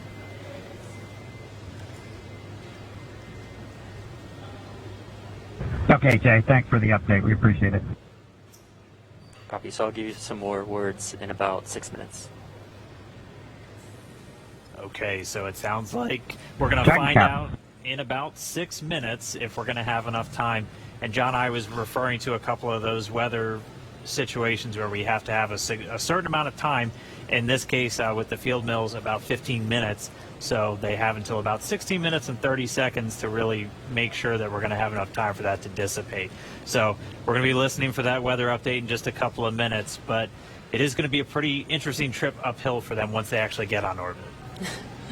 And a very exciting countdown with 6 minutes to figure out if we are launching today. But targeting back to what we were talking about, next Dragon will make its approach and actually dock with the space station. This is a very different process from what we've seen with Dragon cargo deliveries in the past, which used a process called berthing. Now, berthing requires a spacecraft to approach the station and then stop so a crew member can maneuver the station's robotic arm to capture the spacecraft. Docking on this version of Dragon can be done autonomously. Stage 2 cryo-helium load started. Autonomously with no crew aboard the station. It's typically a faster process, both when arriving and leaving, but it does still require pinpoint accuracy to approach safely. Once captured, a spacecraft then gets attached to a common berthing mechanism. It's the same type of port that we use to connect each of the modules together on board station. It's a little bit slower process than docking, but the hatches are significantly larger than docking ports, which makes them perfect for bringing up large cargo items. Dragon will spend up to 120 days docked before preparing to return home. Following successful completion of Dragon's test objectives and cargo loading operations, the crew will close out the cabin, perform final system checks, and configure the vehicle for undocking. Once the automated undocking sequence is complete, Dragon will complete 2 departure burns using its Draco engines, pushing it away from the space station. And then after Dragon departs the station, it's ready for its trip home. And that'll have deorbit entry and landing and a number of other operations. If you're looking at this animation, it might look like we're playing the one we played originally in reverse, because that's kind of how it goes, but just a little bit quicker. All of the operations following the final departure maneuver will include things like trunk separation, closing that nose cone again, executing a deorbit burn, and once they're inside the atmosphere, deploying drogue and then main parachutes, and then finally splashing down off the Florida coast, at which teams will move in, get Bob and Doug up out of the water, and get them out of the capsule once they're on the boat. So we have 4 minutes now until we get that next expected weather update. Let's go down now to the team at Kennedy. Marie? All right, thanks, Dan. If you're just joining us, we are now T-minus 23 minutes and 48 seconds from the first launch of astronauts to the International Space Station from U.S. soil in 9 years. We're going to find out in less than 4 minutes if the weather looks good for that. And this will mark the beginning of a new era where more people will be able to fly to space than ever before. In fact, we took a poll a little bit earlier to ask you if you had the opportunity to fly to space, would you go? And 86% of those of you watching answered that you would go to space. That's an incredible number. I think, realizing that you don't have to be a military astronaut or a NASA astronaut to fly in space. You can be a regular civil, just a regular person going up to space on a SpaceX type rocket. So I think that's why the numbers are so high. Yeah, and we are really thrilled to see all the folks watching along online. I know we certainly hope that that this is a go, but we're going to hear a little bit of a weather update in less than 3 minutes now. And Leland, I know they're waiting for a weather update, and they've come, almost all the way down the count. What do you think Bob and Doug are thinking about right now? We on SES 129, we were having some weather problems, and I think we were getting close to the countdown, and then it seemed like the sky just cleared up right above our heads. We saw it, and we knew where we were going. And, we always know that, you can have any types of delays, fuel prop delays, all kinds of things that can happen, but we've trained over and over and over again for these types of scenarios. And so, we want to be safe. We want to be safe for our families, and we'll, do this another day if it doesn't work with the weather. I love that John I always says weather. It's that thing that everybody talks about, but no one can do anything about it. I know. And it is this interesting thing of just, succumbing to Mother Earth. She's going to tell us if we can go or not today. Right. Yeah.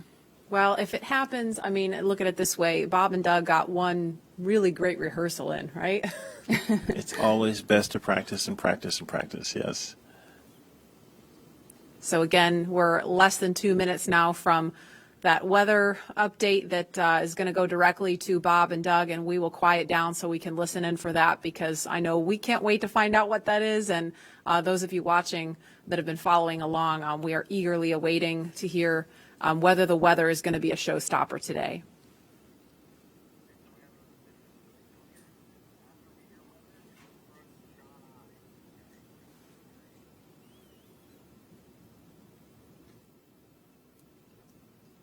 These clouds can seem really deceiving at times, right? You see the blue skies peeking through and you think everything's fine, but you just don't know. That's why we have those launch weather officers. Absolutely. And I know, we've talked about it before, but it's not just the weather in Florida that they're looking at. They've got to look at weather downrange. If they were to have an abort in flight and they needed to come down somewhere in the ocean, they need to consider what the weather's like out there, because recovery teams have to go out and get them in a situation like that. So there's so many variables, and that's why not just with this flight, but with every human space flight we've had in the past, there's always a very good chance of a scrub, because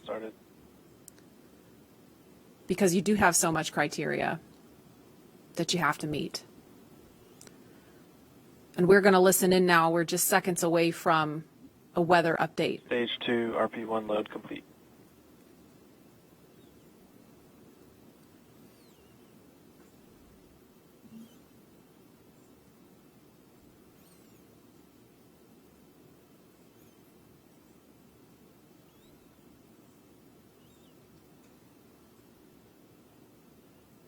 That is liquid oxygen you see venting off the rocket. That's completely normal and expected.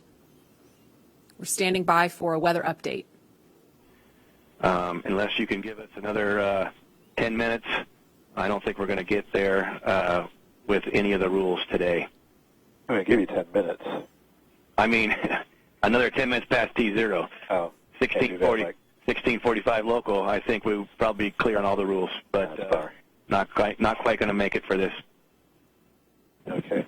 We're going to check back in with you in about 2 minutes, and then I'll call it up at about T-minus 17 minutes. Okay. Yeah, there's some of them are starting to count down, but we still have one above 2,000. So if that gets below,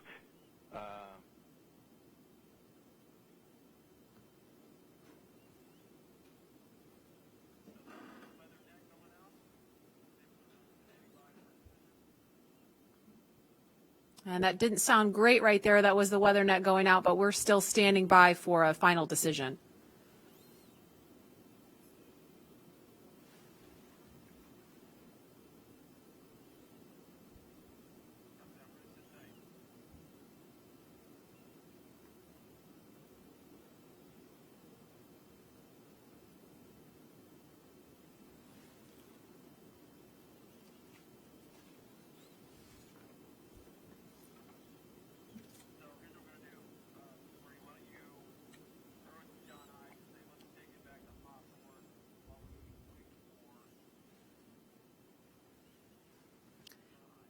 And we're going to continue to listen in for an update. But in the meantime, we're going to go over to John Innsbrucker at SpaceX headquarters in California. John? And Dragon SpaceX on weather. We're still T-minus 18 minutes and counting. LD is we are still red on weather. Expect an update from LD. We're waiting in about another minute for one final check with weather. We're going to check at T-minus 17 minutes possibly. We don't really expect that things will have improved. The weather officer was not optimistic that the weather would clear up that rapidly. We did hear the launch director, Mike Taylor, joke that, if we could move 10 more minutes past the T0, weather conditions may improve, but Mike was not able to do that. We have an instantaneous window today. So at 17 minutes, we want to make that call, because shortly after that, we will begin loading liquid oxygen onto the second stage. So if we're not going to have the opportunity to launch, if the clock's going to run out, stand by. Continue to violate a couple different weather rules that we now do not expect to clear in time to allow for a launch today. We go ahead and end today's launch attempt. Launch control would end the launch auto sequence and proceed into the launch abort auto sequence, please. Launch abort has started.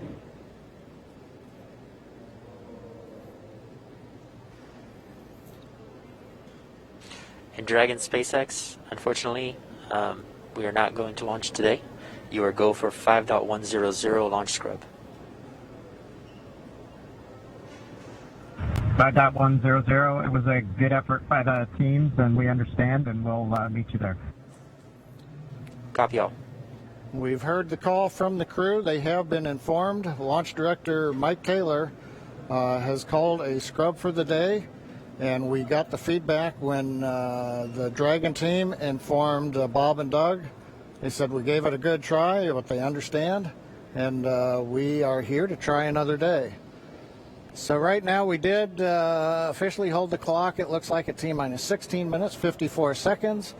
The launch automatic sequence that controls the Falcon 9, the loading of propellants, the cycling of valves, that is also stopped. We now proceed into what is a normal scrub sequence for us. We practice this every launch. So now we move into safely taking the propellants, the pressurization gases back off the first and second stages. As things get into a safe configuration, then we will disarm the escape system on Dragon, and we'll bring the crew access arm back around the spacecraft. So right now, we got down to just inside 17 minutes. The hardware was working very well on both Dragon and spacecraft. We had the fuel loading going on. We had liquid oxygen loading going on, everything but the second stage. And the weather just needed a little bit more time to clear the conditions. We didn't have that time because we had an instantaneous window. And so with that, SpaceX launch director had to call upon the input from weather, Dragon, copy had to all about call 30 a minutes. scrub Thank for you, the Mike. day per the safety rules that we have for this flight. So right now the team is undergoing the post-scrub operations on both Dragon as well as Falcon 9, working with the range. No issues being reported right now as we start to go through that sequence. Everything looks good. And Dan, we had a good webcast going here until the very end. So we'll look at it as now we've had another great dry rehearsal. Last Saturday we did a dry one, I should say, and today we've done a wet dress rehearsal. But sorry, we just couldn't get there, Dan. Yeah, thanks, John and obviously we can't control the weather. We came right down to the wire there, hoping we could just squeeze in between those cloud systems to get a launch today, but it wasn't to be. But it doesn't mean we're done. We're going to have another attempt coming up in just 3 days, so we're going to be doing this all over again essentially on Saturday on the 30th, and that launch attempt is going to be coming at 3:22 p.m. Eastern Time, so a little bit earlier in the day. It's going to look largely the same to everything that we saw today, with the crew waking up, going through suit up, making their way to the pad. So we're going to feel a lot of deja vu, I think, on Saturday. Yep. But still exciting. Safety is always first, so if weather was not there for us today, hopefully Saturday it will be there for us and we will have a safe launch on Saturday. Yeah, the initial weather report still had us at about, I think, a 40% possibility of violation, so weather a little bit better, but we're still going to be kind of rolling the dice. It is Florida in the spring and summer, so storms are always a possibility. Mm-hmm. One of the good things, though, the vehicle appeared to be in great health throughout the day, both Dragon and Falcon 9, so we didn't have to scrub for any technical issue. We're going to continue and follow along with Bob and Doug until they're out of that capsule, as again, they had started loading fuel onto the Falcon 9 rocket, so they'll have to wait until all that fuel comes off. They'll disarm the launch escape system, which still stays armed because they're still sitting on a partially loaded rocket, and then once they're able to disarm that launch escape system, the crew arm will swing back out. They'll make their way once again back the way they came, and then it'll be back to crew quarters for Bob and Doug for a few more days.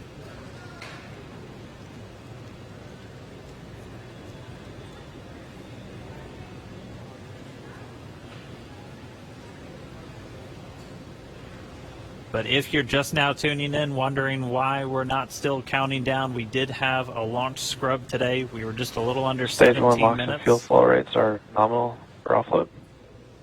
Expecting about a 40-minute offload time. And so that call out the LOX, the liquid oxygen fuel pumping out of the first stage of the Falcon 9, everything looking good with that. Expecting about 40 minutes for all that fuel to come off. So again, once that fuel comes off, Bob and Doug will be able to disarm the launch escape system, and that crew access arm will swing back out. They'll be able to make their way back down and then over to crew quarters. So unfortunate scrub today because of weather. That was the one thing we were tracking from the moment we started today, watching Bob and Doug get suited up for their launch. We did abort today's launch, or scrub today's launch, with a little under 17 minutes to go until our T0 time, which was 4:33. So that's going to move us to our next attempt, which is coming up on Saturday, and that time is going to be 3:22 p.m. Eastern time, so a little bit earlier in the day for Bob and Doug and for everybody else watching around the world. They're still going to have a 19-hour flight to station if that's when we launch, and a lot of the stuff that we saw today is going to look very similar, but we're just going to have to try again, cross our fingers, hope for a little bit better weather the next time. And again, this goes with every launch. We do track everything all the way down to T0 to make sure that everything is go, making sure that the range is go, weather is go. So this is standard procedure. We always tend to make sure that we have a backup day, launch day, in case we do have scrubs like today. So this is pretty normal and standard. Nothing to be worried about. Again, we do this for the safety of our vehicles, as well as today we had astronauts on our vehicle. So even bigger reason for us to make sure that we have safe weather for them to fly. And just a reminder for everyone still tuned in, it takes about 40 minutes for all of this propellant to come off of the Falcon 9. And while it is offloading that launch escape system on Dragon, which is designed to pull the capsule away if there's any issue with the rocket or anything on the pad, that is still armed. So we're going to continue to stay with this until all the propellant's off, and then we'll see the launch escape system get disarmed. Bob and Doug will be able to open up their visors again. The crew access arm will swing back out and link up with Dragon, and they'll make their way off and then down the tower at the pad. But if you're just now tuning in, no launch today. We did have to scrub because of weather.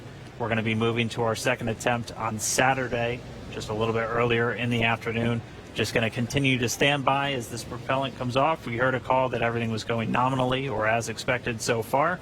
And then once all the propellant's off, we should see Bob and Doug make their way out of Dragon shortly after.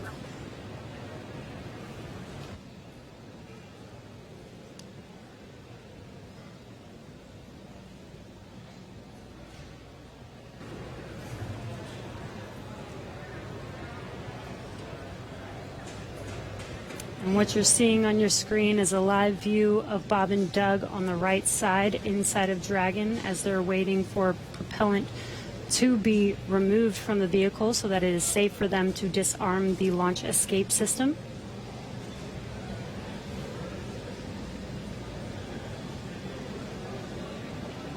And this will take a bit of time, so we are going to stay live with you to watch this as they exit the vehicle eventually and come down from standing down on launch today. Up until the point of the scrub, we had a really clean countdown. Weren't tracking any issues with Falcon 9 or the Dragon spacecraft, so always a good thing to see. We did have to scrub because of that weather. To be a little bit more specific, we were still in violation of one of the weather criterias. It was the strength of electric fields in the atmosphere that the 45th Space Wing and other weather operators are monitoring around the launch pad. And that's one of those rules where we need a certain amount of time if we're in a violation. In this Offloads are case, nominal, roughly 50% on stage 1 LOX and fuel, 85% on stage 2 fuel. So the propellant offload on Falcon 9 continuing to go well. But we needed a little bit more time if we were going to be able to clear that launch weather constraint.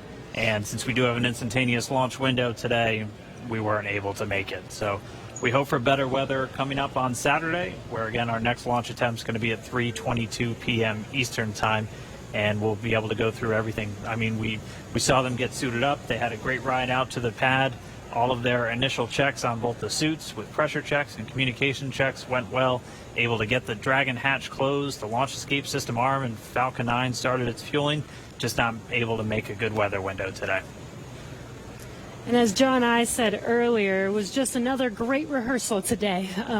I don't think you can get enough practice doing this. So when Saturday comes, or the day that we can actually launch the vehicle, Bob and Doug and the NASA and SpaceX team are fully prepared with just an extra rehearsal on the belt now.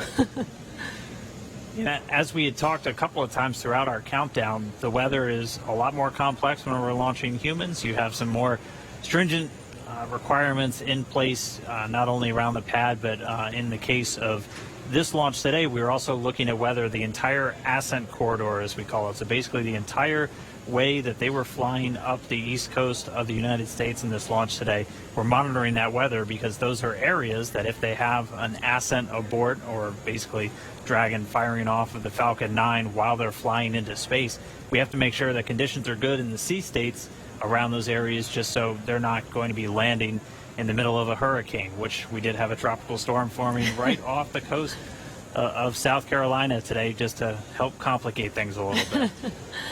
And people might be asking, if we knew the weather was going to be a little iffy today, why continue to count down? Well, that is the reason why we do all these checks all the way to countdown. In Florida, the weather is, pretty sporadic. Sometimes a thunderstorm or hurricane will pass through. Within 20 minutes, it's gone, and we could have clear skies for a safe launch. So we continued as scheduled. Standard procedure again, to just continue to monitor weather all the way down to the last minutes of the count, and we see what happens. So today, unfortunately, we did scrub for weather, but we will attempt again this Saturday on May 30th.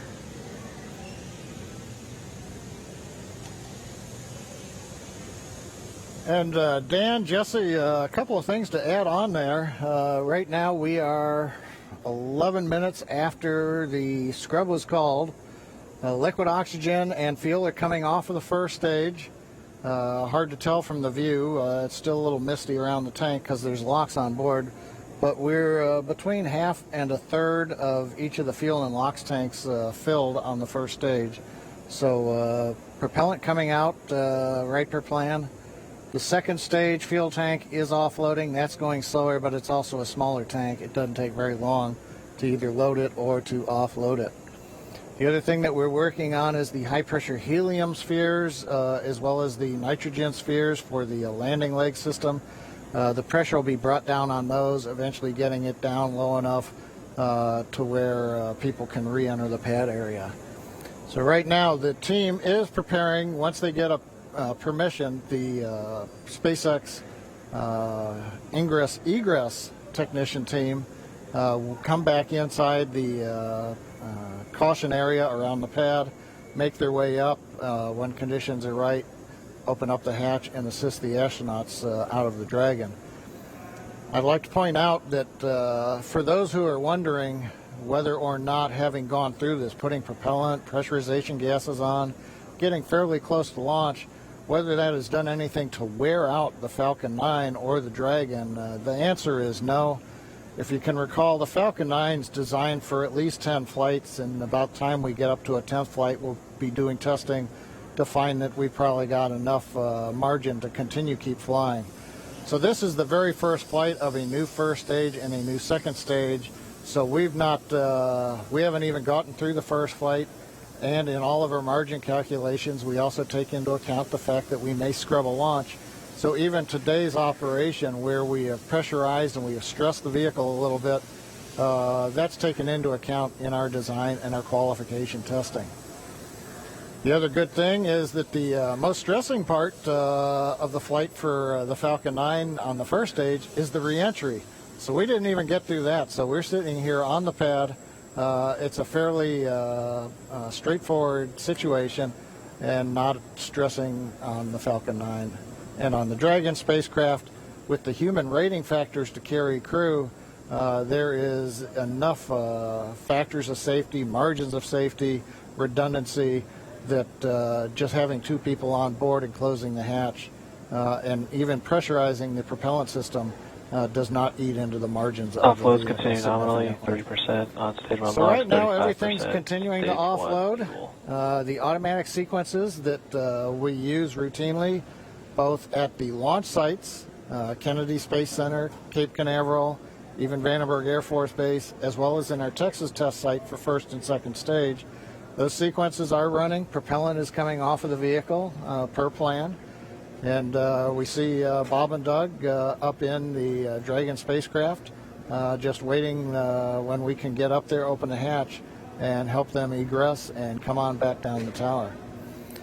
And the other thought I had, Dan and Jesse, is right now we are coming up on what would have been T0, and I'm wondering 10 minutes from now whether the weather officer would turn around and say, yes, it turned good. You just didn't have a long enough window. We only had 1 second and we needed 10 minutes. So we'll have to ask offline and say, hey, did the weather conditions improve? And one thing I'll tag on to that Dan was mentioning and Jesse was talking about, the launch opportunities. The launch window does move earlier on Saturday a little bit. So it just happened to be Orbital Dynamics said today, if you want to go to the International Space Station and you want to launch northeast, which is the approved trajectory, you have to go right at 4:35 p.m. Eastern Daylight Saving Time. You pick another day, the T0 moves. It's just luck of the draw. We might have been doing this at 8 in the morning when we were getting lightning, or we could have been doing it a few hours from now when conditions may have been acceptable. So in the end, we can all look at Isaac Newton and Johannes Kepler for Orbital Dynamics telling us when do we launch, and that stuck us right in the middle of a period of bad weather. So there's my science lesson for today, Dan and Jesse. Appreciate that, John. That helps soften the blow of just moving past that T-0 time. But for anybody, if you're just now tuning in, wondering why Falcon 9 is still sitting there on the pad as we move past that T0, we did have a scrub for weather today, just not able to clear all of those constraints. We keep a very close eye on the weather around the pad and their whole way Dragon uphill. Spacex for weather.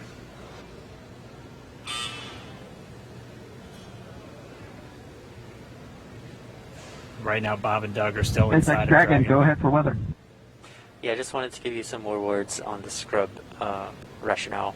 Yeah, so we basically scrubbed due to 3 rules that we were violating. All 3 would have been expected to clear 10 minutes after our T0 time. And those 3 were natural lightning, the fuel mills, and the attached anvil.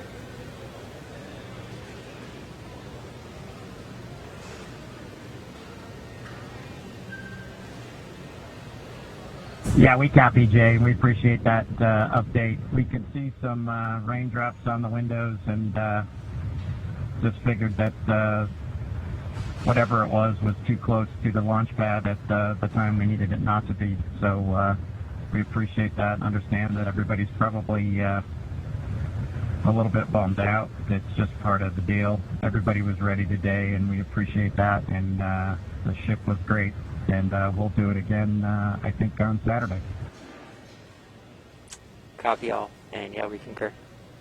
And appreciate your resilience sitting there in the vehicle for us. We got the easy job. Nothing better than being prime crew on a new spaceship.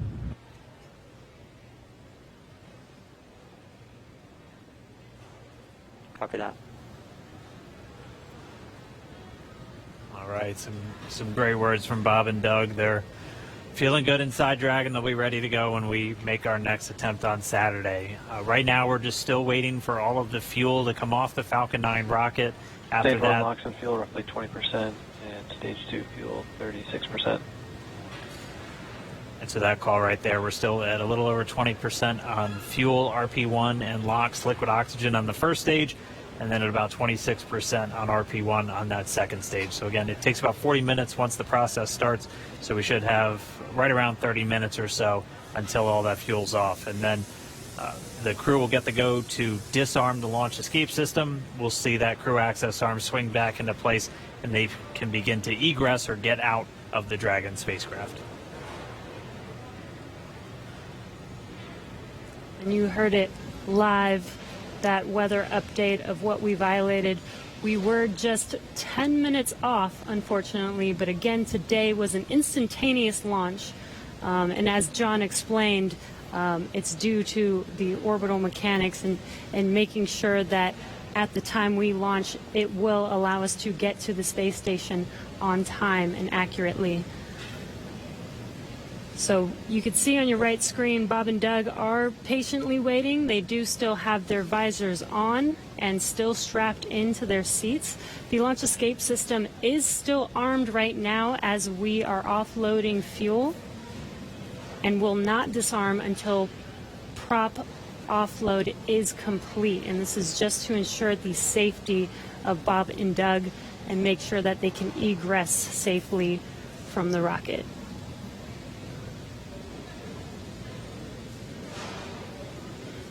And just a reminder, today, just this first attempt, we're going to be right back here looking like on Saturday for attempt number 2.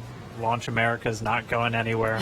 still on the track to get Bob and Doug into space and get this Crew Dragon up to the International Space Station. So it's always good. If you're going to scrub, probably rather scrub for weather than an issue on either Falcon 9 or Dragon. And we weren't tracking any issues with the flight systems throughout our countdown today. Everything passed with leak checks on the hatches and the crew suits. All the communications working great. All the teams were ready to go. So as John and I said, always nice to have a little bit more practice, and we'll be right back at it on Saturday. What would this launch be if it wasn't even more exciting to try and launch today, and now we have to push it to Saturday? Really got to build the suspense. Yes. So. Hey, Dan and Jesse. Another thought crossed my mind while I'm watching the diagram here showing fuel is just about off. First and second stage we're down under 10%. LOX is also just about off of first stage. 10%. Yep, we're getting the announcement. Fuels roughly 20%. Stage 2 fuels at 20%. Stage 1 LOX is under 10%. So just continuing to come off of the vehicle as expected. On the monitor, Bob and Doug continue with visors down. Their launch escape system is armed, as we've mentioned.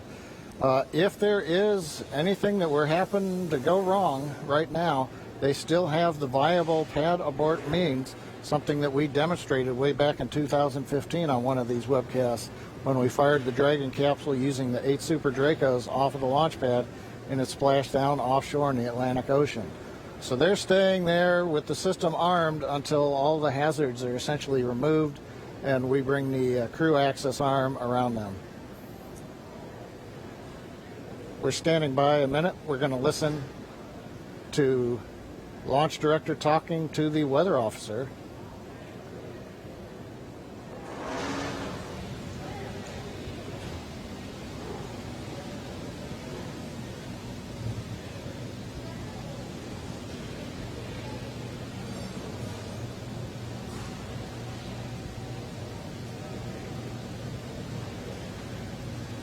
If you're just now tuning in, we did not launch today. We did have a scrub because of weather, but as we were saying, we are looking forward to trying this again on Saturday. Our launch time on Saturday will be another instantaneous window, so we'll have to have the weather cooperate again, and that launch time will be at 3:22 p.m. Eastern. I think our last weather update put us at about 40% probability of violation. John, I can check me real quick. Yeah, Dan, what I saw coming out of the Air Force was 40% probability of violation, I believe. It's always tough because they report in terms of violation, and the optimists have to subtract that from 100% to go, hey, 60% chance, I'll plan my picnic. We were listening, the SpaceX launch director, Mike Taylor, was talking to the launch weather officer asking about the 3 criteria that scrubbed us today. It sounds like in another minute or two, the lightning and the attached anvil cloud rules will clear. The field mill rule, charge in the atmosphere, is still bouncing around, and so, hey, we may need several more minutes before that one would clear. So we'd need even longer than 10 minutes in the window today, it looks like, for all the rules to clear. That brings up what I wanted to mention a little while ago. I got lost listening to the weather brief. But there are a lot of folks who are going, why an instantaneous launch window for Falcon 9 and Dragon? Now, typically when we go to the space station, when we do the mission planning, it's an instantaneous window. There may be enough performance in the rocket to launch somewhere in a 5-minute period, but you've got to pick a time in there. But in the case of Falcon 9, once we start propellant load at T-minus 35 minutes, it doesn't matter so much if you can move 5 or 10 minutes left or right, because the whole sequence is scripted. We do the flight analysis assuming that the temperatures of the propellants are below a certain amount so that we know how much performance is available to the rocket, how much margin we're going to have. So essentially, if you start the countdown, 4 hours, 8 hours out like we were doing today, and you have a very short window, once you get into propellant loading at T-minus 35 minutes, you have to go as soon as you get to zero. We don't have the ability to stop the countdown, wait 5 minutes. Now all of a sudden the liquid oxygen starts warming up from 340 degrees below zero in the ground system, and that changes how much performance you get carrying into orbit, and we don't want to cut into those margins. Now, if we had had something like a 4-hour window, which some communication satellites have, we could actually get down to almost zero, hold the count, detank the Falcon 9, wait a while, it takes us about an hour and a half, reload a whole new batch of cold liquid oxygen and fuel from the big storage tank that we've got there at Pad 39A, and try to launch again. But in that case, you have to be able to launch, about an hour and a half or so later after you scrub. And in the case of the International Space Station, an hour and a half from now, it's nowhere near where we need to be to get to orbit with the performance of the Falcon 9 and the Dragon. So today, it's a combination. We start the day with a 1-second window. Yeah, just informing you, it's but been once 2 we hours, get inside of 35 minutes, it becomes an instantaneous window for the Falcon 9, regardless of what the customer may be able to give us. So there's a little explanation for folks who are wondering why we have such a tight window. Right now, it looks like we are bringing the last bits of fuel off of the stage, and liquid oxygen is just about off of the stage. So things are clocking right along per the 40-minute timeline. Everything looks good, and we'll wait to hear that we're clear, and then when we get the call for Bob and Doug to go ahead and disarm the launch escape system, and the crew access arm will come back out, center itself around the Dragon hatch, and then the ingress team will go up there and open the hatch. Thank you for the science lesson, John I. Hey, no charge. Much appreciated. We did hear a quick call to the crew there. We should be just under 10 minutes away from that prop offload completing. It looks like we're just tracking Stage 2 the RP1 fuel offload is complete. And there we have the confirmation. Stage 2 offload's complete, and we should have now just the RP1, so that densified propellant, or the RP1 is kerosene. We should be under 10%, a little under 10 minutes until that's off. And then we'll step through those events we were discussing, where they'll be able to disarm the launch escape system, get the arm back out there, and Bob and Doug can begin to exit the Dragon spacecraft.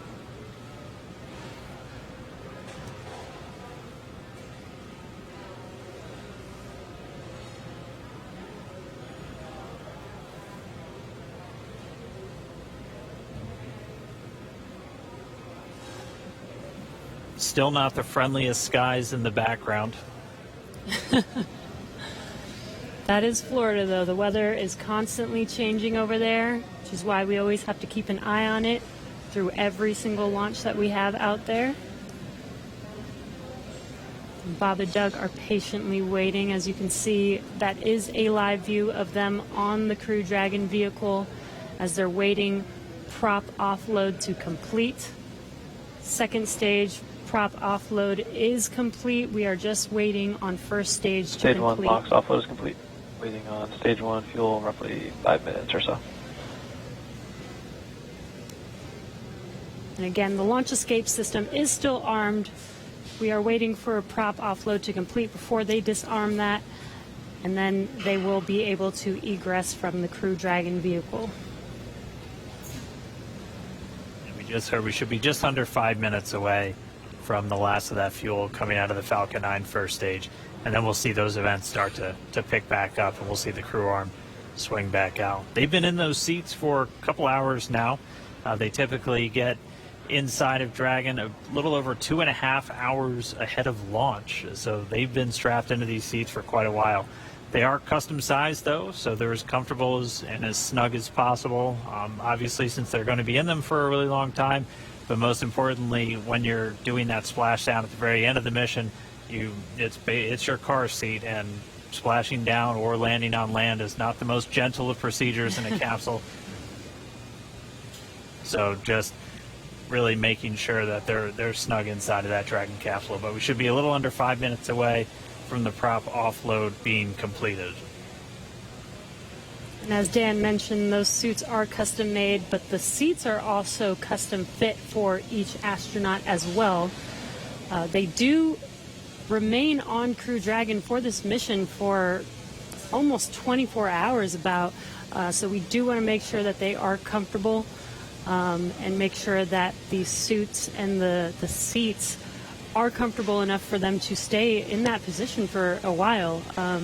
I believe when they get into orbit, they are allowed to get out of their seats and get a little bit more comfortable, but it's a long ride for them. Yeah, once they do get on orbit, they are able to get out of the seats and actually out of their suits too, since for this flight path today, it was going to take them about 19 hours. So Bob and Doug would actually have had about 8 hours to sleep on board the Dragon capsule. So we weren't able to launch today, though. The rendezvous on Saturday should be very similar to what we would have had if we launched today, where it'll take them about 19 hours to get to the International Space Station. So they'll launch, and they'll have a number of different events that we'll be able to walk you through, including manual piloting of Dragon and just really putting the spacecraft through all of the paces before it arrives at the International Space Station. Because, again, this is a test flight. And this is this last test before we certify the Dragon spacecraft for regular crewed flights, which will just be bringing up those long duration, 6-month, maybe even a year-long missions. Right. And it should be a very exciting test flight because it's pretty much like an actual mission. When Bob and Doug get on the station, they will be performing some research while they're up there and performing tests and doing some final things for this demonstration mission. But I mean, just for right now, we are just going to continue to stay with them until we see them come out of Dragon, because the launch escape system's still armed while we wait for this propellant offload to complete.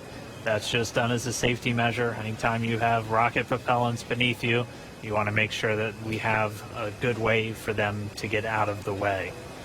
And so we should be within just a couple of minutes for that final bit of RP1 coming off the first stage, and then we'll hear the crew get the go to disarm that launch escape system. We'll see the crew access arm swing back in. But if you're just tuning in, expecting them to be in space, we did have a scrub today due to weather. Our next launch attempt is going to be this Saturday, May 30th at 3:22 p.m. Eastern Time. And just like we did today, we're going to be bringing you every single step of the way. It's going to look a little familiar if you watched all of today's, but it's going to be just as exciting. I can imagine it might even be more exciting with all the anticipation that we've hyped this launch up for, with already going through it all today. But again, the more practice we have, the better off we will be. Hopefully next launch attempt we will have a flawless launch and actually be able to lift off with good weather. Yeah, weather is going to be the big thing that we'll continue to watch. That was the culprit today for our scrub. And our initial weather reports already looking at about a 40% probability of violation. So as John and I was saying, the optimists in us have to say that's 60% good. So we're going to look at the good side of this, and that's roughly what we were in the days leading up to this. We won't have a rogue tropical storm forming off of South Carolina on us on Saturday, but Florida weather will always be dynamic, so we'll just continue to track and hopefully get a good chance hit that window on Saturday. And just a reminder, everything else on the vehicle and for the mission was looking good today. It was just the weather, which, as John I said earlier, and Lauren even referred to him mentioning this, weather is the one thing that we actually cannot control on our missions. So unfortunately, it did cause us to scrub today, but the vehicles are healthy. Bob and Doug were ready. And they should be ready to go again with the next launch attempt on Saturday.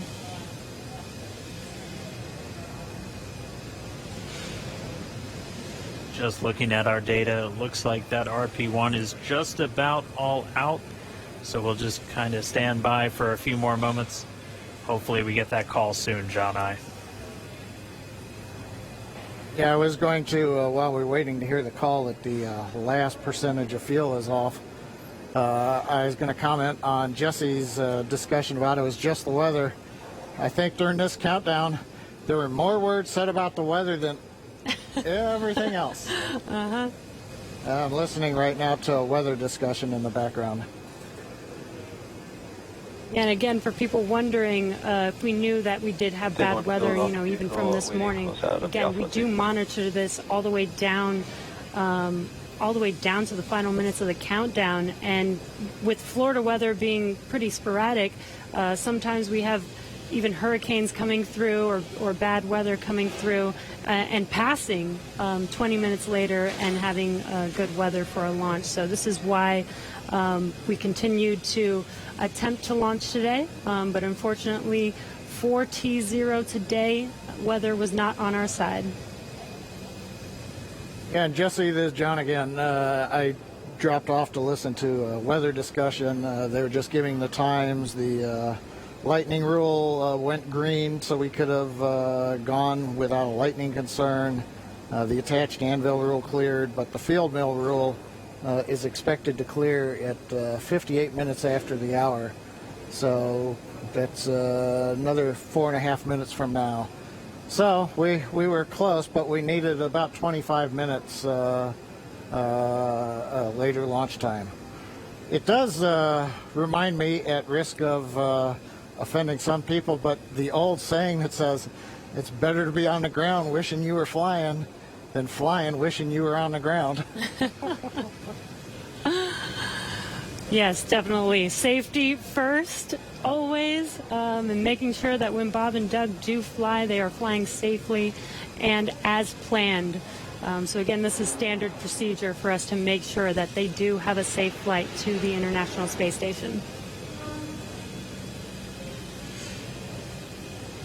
All right, well, for now, we're just continuing to stand by, expecting the call that all of that prop has now been offloaded from Falcon 9. All right, venting vehicle tanks to nominal TPC set points for crew ingress.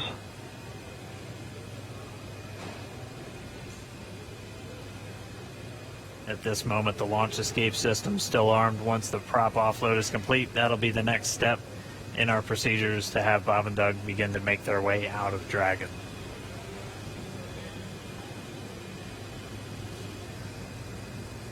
LD, countdown 1. LD. We have the prompt here for nominal crew egress. Okay, so we're ready for launch escape system disarm. As affirmed, ready for launch escape disarm. MD copies. You guys are ready? We'll. Yeah, launch team's ready. Go ahead and advise the crew. Yeah, Dragon SpaceX, you copy that discussion. So with that, you are go for disarming launch escape system for section 2 of 5.100. We'll put that in work. Section 2, disarming the launch escape system. All right, that was the call we were waiting for, propelling off of Falcon 9. So Doug Hurley, Bob Behnken now going to disarm the launch escape system on Dragon. And once that's disarmed, those 8 Super Draco engines will be out of the mix. SpaceX Dragon launch escape system has been disarmed into Alpha Decimal 3. Copy that. We concur. And showing then confirmed the launch escape system has been disarmed. And Dragon SpaceX, with that confirmation, you are go to open your visors and proceed to section 3. Okay, we'll open the visors and go to section 3.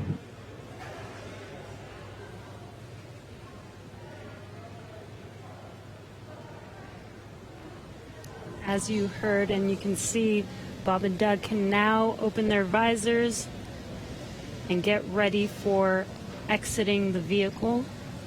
Again, they kept their visors on while the launch escape system was armed, while prop offloading was continuing, and that is just to make sure that they are safe.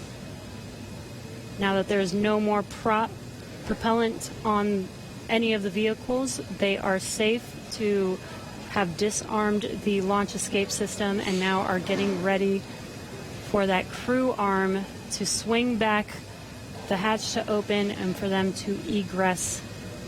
SpaceX Dragon with an update. We're holding in 3.4 and we're ready for seat rotation when you are. Copy that. We'll wait for the closeout team to open the hatch and verify clearance, and then we can execute seat rotation.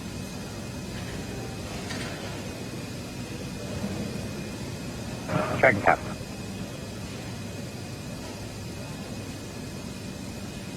And there's that crew arm swinging back towards Dragon.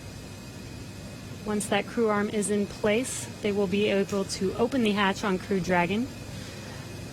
Bob and Doug's seats will rotate back out of launch position so that they can safely get out of their seats and egress the vehicle. And we heard they'll have what they call nominal egress, so just the normal procedures for getting them out of the capsule. That means the same closeout team that was there to get them in will be able to assist as they come out. They'll arrive and get that hatch open, and then they'll be able to rotate the seats. That'll rotate Bob and Doug pretty much forward, where they'll be in the original position that the seats were configured when they made their way into Dragon. It just gets them a little bit out and under the displays and makes getting in and out of the capsule a little bit easier. They've been in those seats for about 3 hours at this point, so definitely a long day for the crew. As they woke up about 6 hours prior to our T-0, had their breakfast, which we confirmed was steak and eggs, at least for Doug Hurley. And then they proceeded through all of the suit up and the trip to the pad, making their way inside Dragon, where they've been for about the last 3 hours at this point. We were on track for an on-time liftoff right at 4:33 p.m. Eastern Time, but did have to scrub a little under 17 minutes before launch due to weather. So for now, we've offloaded all of the propellant off of Falcon 9. The launch escape system has been disarmed. That crew access arm is back right up next to Dragon, as you can see in that view on the left.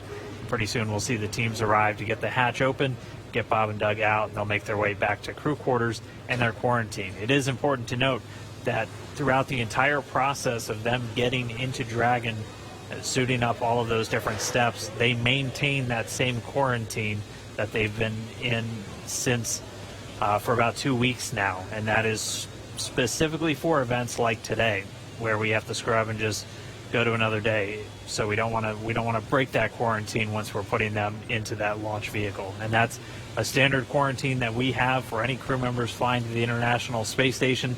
The current COVID-19 pandemic obviously puts a little bit of extra pressure and a little bit of an extra spotlight on that, but they're following a lot of the same procedures that we have in place just to keep crew members healthy before they go and spend several months in space in an enclosed environment with just a couple of other people. Right, and it's a little bit more difficult to get them help on the space station, right? So we want to make sure that when they do head up to the space station, that they are fully healthy. So this, again, is standard procedure, not just because of this pandemic that's going on. This is a standard procedure for astronauts to quarantine prior to heading to the station. And as Dan mentioned, this is a standard procedure to exit the vehicle as well. We did scrub today, but this is not an emergency state. This is standard procedure.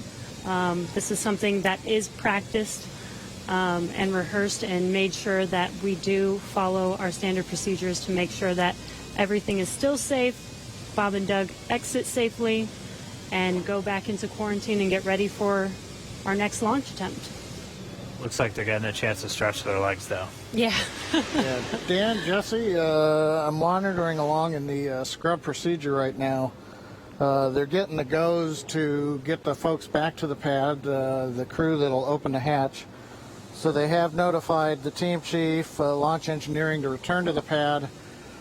As a reminder, around the pad, the Air Force and NASA set up roadblocks to make sure nobody gets into the hazard area. So they will head to the roadblocks, they'll pull them open so that they can drive to the pad. So launch director, I think, is estimating it's still about 15 minutes for the crew to drive all the way down out to 39A, get up the tower, and then begin operations on the hatch. They have confirmed that the purge of the Dragon service section, which is nitrogen during the countdown to avoid an oxygen leak, that is back on air now. The crew access arm is on air, so they're ready for the egress team to get up into the tower. But it's going to take them a little bit still, I think, to drive down the road in the vehicles and go up the elevator. But everything continuing to run per a normal scrub countdown, which we have had the opportunity to practice with the crew in, for example, the dry dress rehearsal last Saturday after we had done the static fire of the Falcon 9 the day before.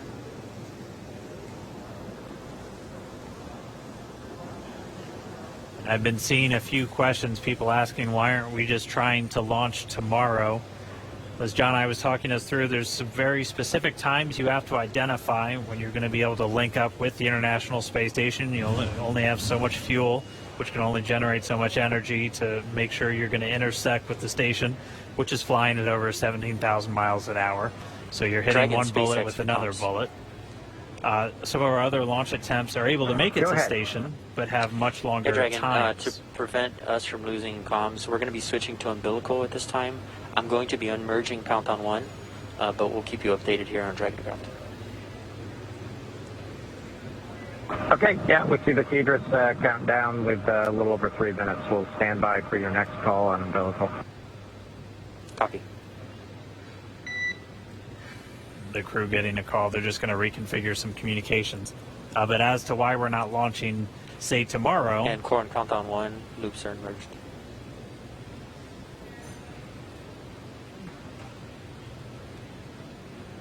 But when we pick our launch attempts, we also have to take in mind some of the human factors of these attempts. Some of these other launch attempts may exist, but it would require Dragon taking in excess of 30 or more hours potentially to reach the station, which could wreak some havoc with the sleep shifts cycles, not only for Bob and Doug, but also for the crew on board station that has to line up their sleep schedule with Bob and Doug as they arrive. And the crews on station and Bob and Doug will be operating off of Greenwich Mean Time once they get there. Dragon SpaceX, comm check umbilical. SpaceX Dragon, loud and clear on umbilical. Copy, heavy the same. Still getting good comm between the crew and the core here on Hawthorne. But really, just to sum it up, we pick our launch attempts for a number of reasons, not just can we make it to the station, but just how long is it going to take to get there. And that's why Saturday is going to be our best option. We're going to be targeting that one at 3:22 p.m. Eastern Time for our next attempt. And it'll be a little over 19, maybe a little over 20 hours until we actually arrive at the space station, if we're able to get off the ground on Saturday.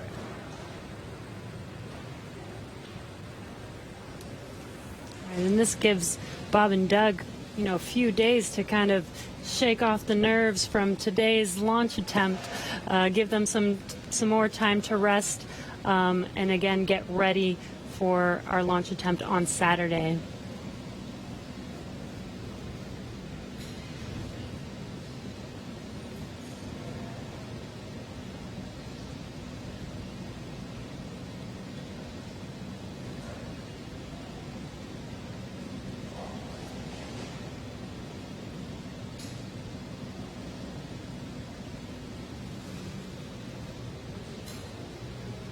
And if you're just now joining us, we did scrub our Demonstration 2 mission today.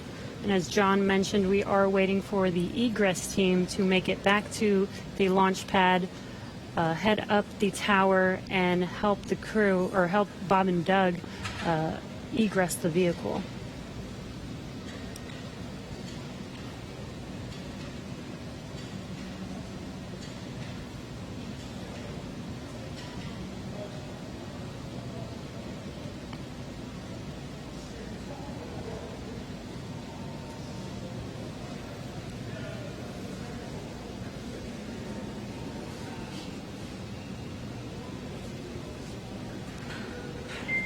Dragon SpaceX for closeout team status. Go ahead. Yeah, the closeout team has arrived at the pad and they are proceeding to the White Room. Copy that. You heard that call out. The egress team is at the pad and are proceeding to meet Bob and Doug in the White Room, where they can open the hatch and help them exit the vehicle. But we'll continue to stick with Bob and Doug until we see that hatch get open and them start to make their way out. And then they're going to, and there we can get some views once more back at the pad. You can see that egress team moving back in. They were wearing the black clean suits that we saw as they were helping Bob and Doug get into the Dragon just several hours ago.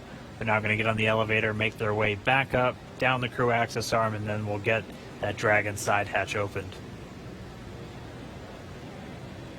And as we saw earlier, this is a very tall structure, but that elevator is pretty quick there. So we saw them enter the bottom of the tower. It should be a very short time before they make it to the top and are able to get to the White Room and open the hatch for Bob and Doug.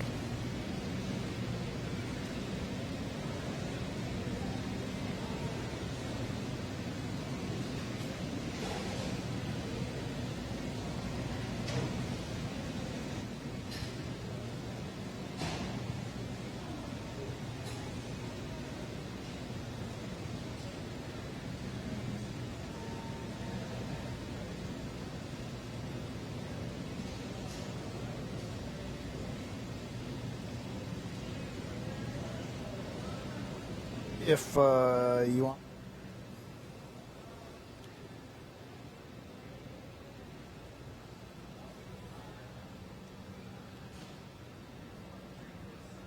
And it should just be a few more moments. We'll see that closeout team make their way back into the crew access arm and down the hatchway. And again, if you are just now tuning in, we did have that scrub just about a little under 17 minutes before launch. Our next launch attempt is going to be this Saturday, May 30th. At launch time, it's going to be another instantaneous launch time. It's going to be 3:22 p.m. Eastern time over there in Florida. And assuming an on-time launch, it'll be a pretty similar flight that we were looking at today, where it'll be roughly about 19 hours before they make that initial contact to the International Space Station. They'll get on orbit and execute a series of 5 different burns to gradually raise their orbit until they're just a few hundred meters below the station and maybe a few kilometers behind. And then they'll do all of the final approach initiation maneuvers. And by that point, the team here in Hawthorne will be working very closely with the team down in Houston in the International Space Station Flight Control Room. Weather for Saturday still not ideal, but it's roughly what we started out with today, where we have about a 40% chance, possibility of violation, and it'll be tracking a lot of the same issues with cumulus clouds and potential precipitation. We'll also be keeping an eye on all of the downrange weather. It looks like we're seeing some people start to make their way into the crew access arm now, so we should see them get that Dragon side hatch open in just a few minutes. But as a reminder, we'll be looking at weather around the launch pad and weather downrange in their flight path on the way to orbit, and that's always checked just in case they have to do any kind of emergency maneuver and land down in the Atlantic Ocean. We will be making sure that the weather is at acceptable levels all the way until they're into space. So you can see the team coming down now. Should see the hatch open momentarily, and then we can begin to get Bob and Doug out of the Dragon spacecraft.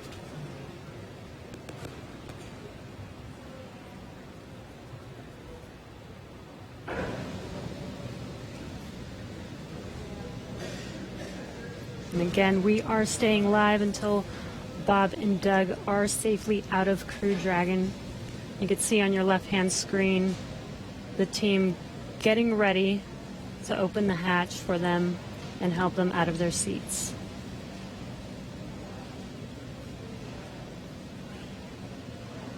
And at this point, the launch escape system has been disarmed. That was done after we successfully offloaded all of the propellants from the first and second stage of the Falcon 9 rocket. There are propellants loaded into Dragon, so the teams looked like they were just doing what we call kind of a sniff test, so using a portable detector just to assess the atmosphere around the Dragon capsule itself before they get the hatch open and bring Bob and Doug out.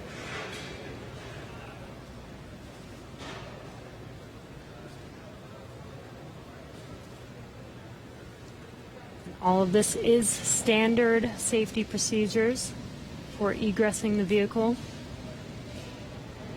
This is to ensure the safety of the crew as well as Bob and Doug. Dragon, SpaceX for status. Go ahead. Yeah, the closeout team is at the White Room. They are configuring the crew arm for egress, expected to take no earlier than 10 minutes. Okay, 10 minutes. Thank you.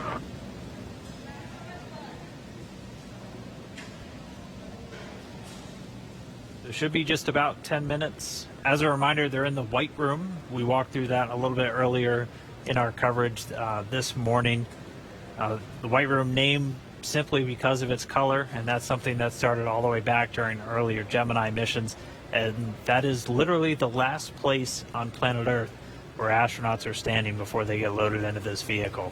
It has an environmental control apparatus and a seal that it can put right up against the Dragon spacecraft just to keep all of that dust, dirt, and Florida humidity And Dragon out of the SpaceX, capsule. we're right at 3 hours in seat rotation. I just wanted to check in with you on comfort levels. I'd say no changes, Jay. It hasn't been too bad at all. Copy all. And obviously at this point, with the launch escape system disarmed, we have loosened up straps and gotten our feet out of the straps on the bottom of the seat, so it's a little more comfortable anyway. Copy all. Looks comfortable.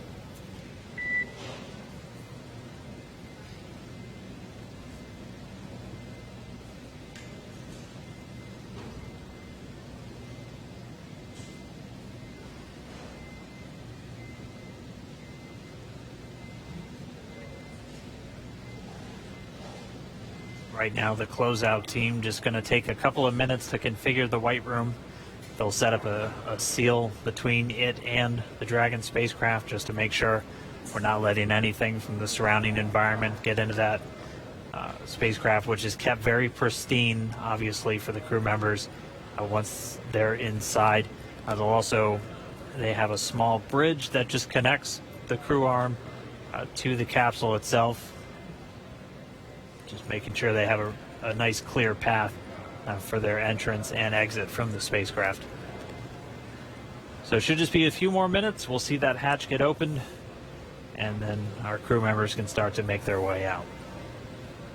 And you heard seat rotation. They rotate the seats prior to their actual flight to where they're a little bit more parallel to the ground, and that just puts them directly in front of those displays. We'll see them rotate down, just giving them easy access to get out of the capsule.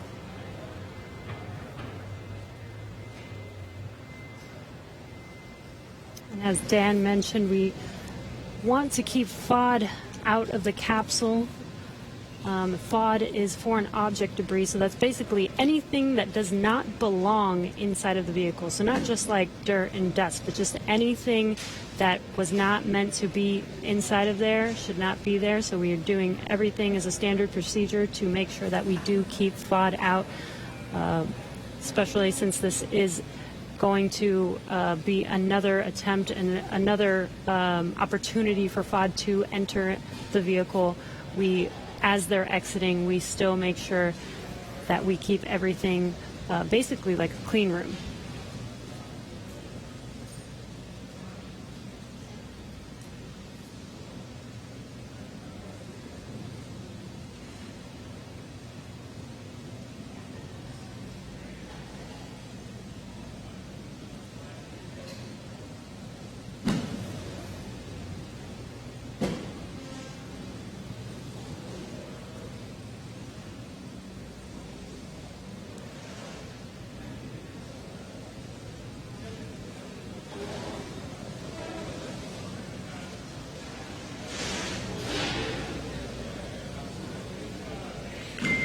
Dragon SpaceX, you may hear some vehicle venting in about 20 seconds. Copy.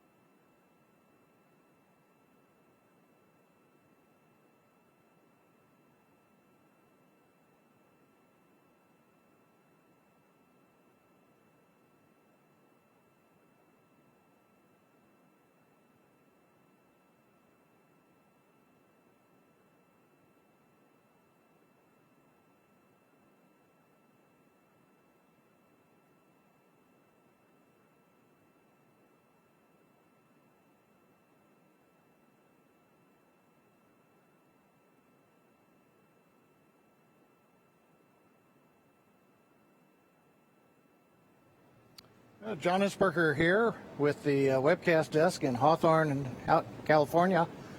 We are continuing to wait for the crew to open the side hatch.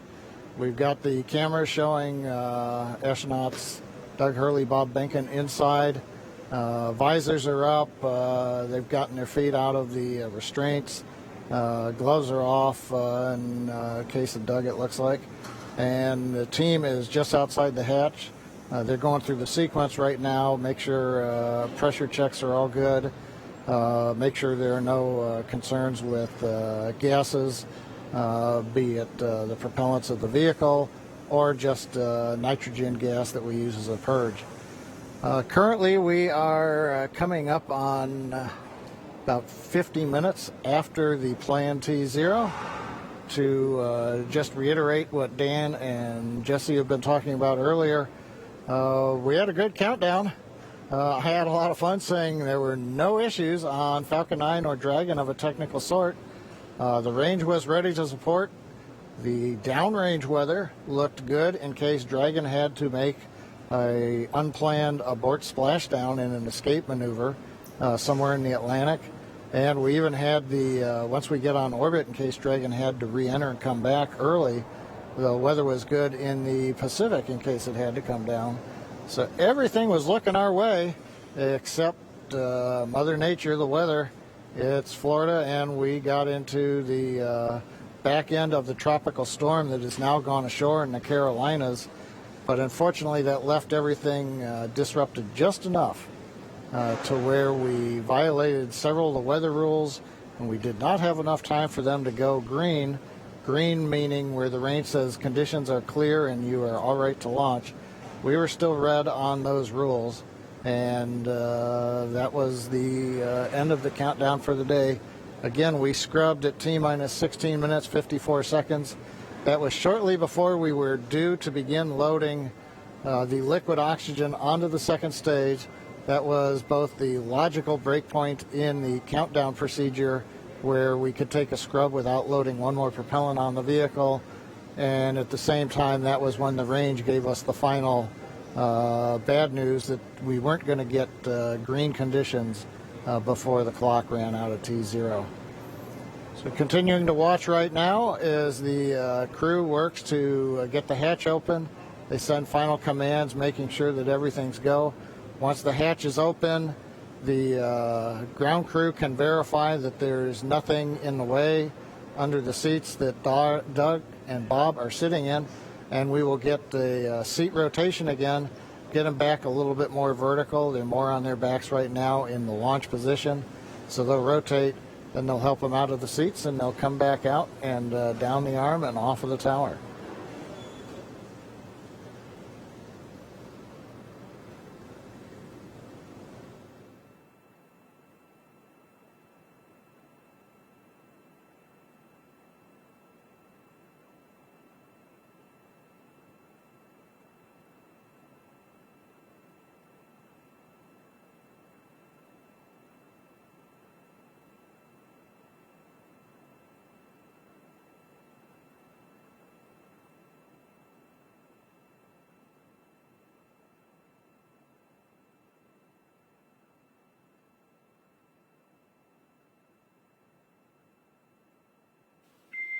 Dragon SpaceX, for status, it looks like the closeout team is inflating the hatch seal, the arm seal right now.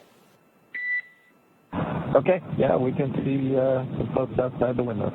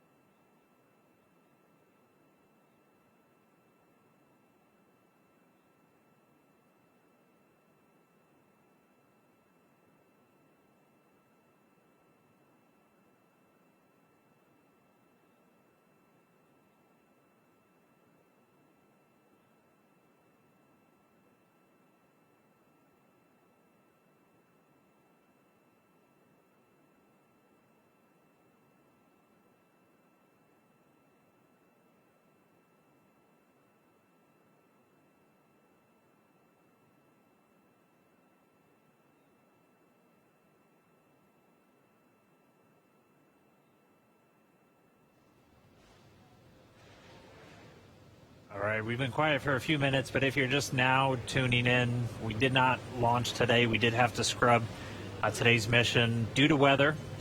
We were just under 17 minutes away from our T0 time at 4:33 Eastern when the call was made. We were still in violation of a few of the weather constraints that just are really there to inform teams when it's safe to launch. So we're looking at weather both around the pad and weather all the way on the way to orbit for them. So we did have to scrub.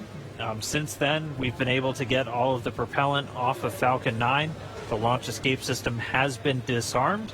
And right now the closeout teams are there in the white room, so right at the end of that crew access arm.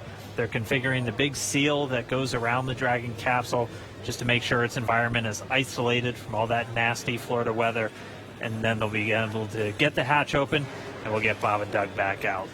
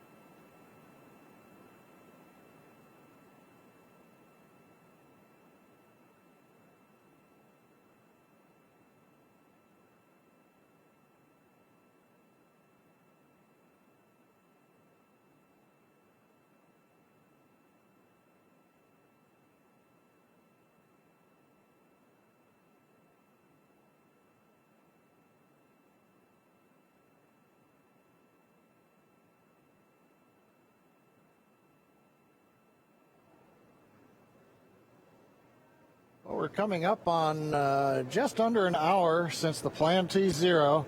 Again, if you're just joining us, well, we've been here summing up for a while. Dragon SpaceX for status. Stand by for status check. Go ahead, Jay. Yeah, closeout team's still working to do the hatch seal inflation.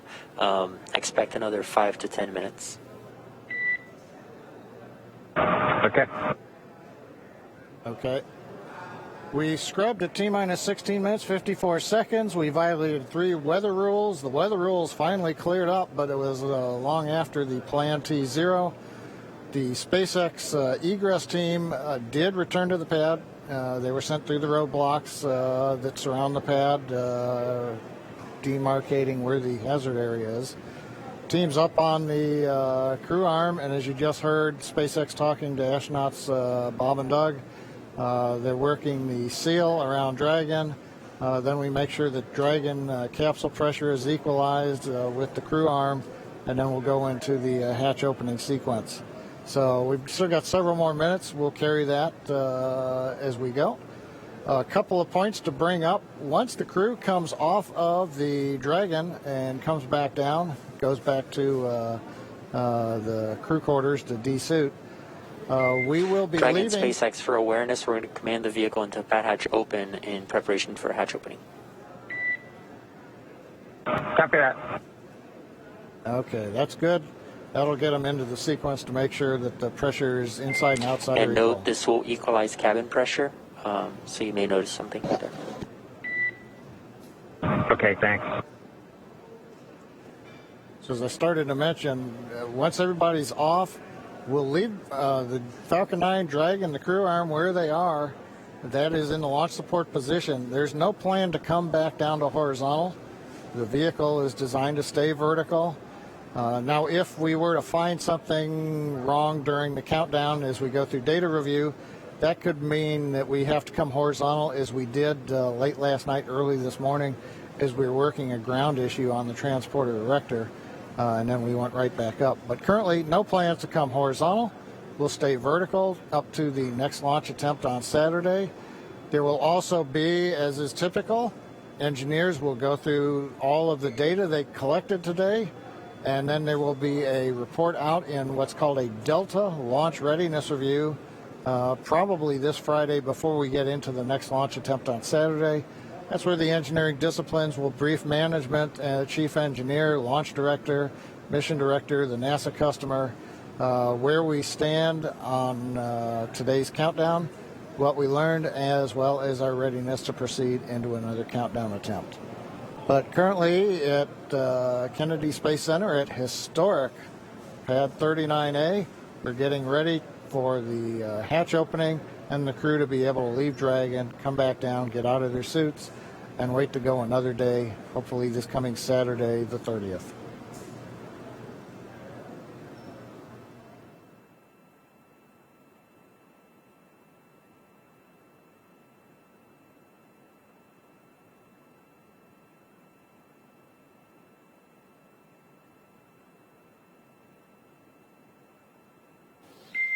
In Dragon SpaceX, sure you see the vehicles in pad hatch open.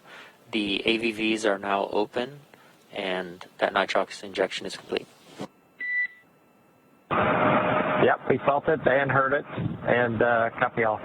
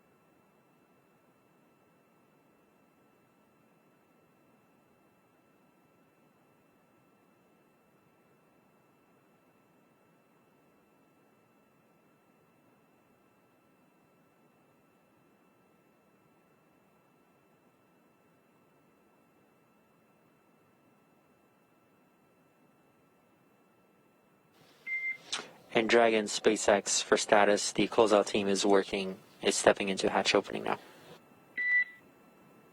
Copy.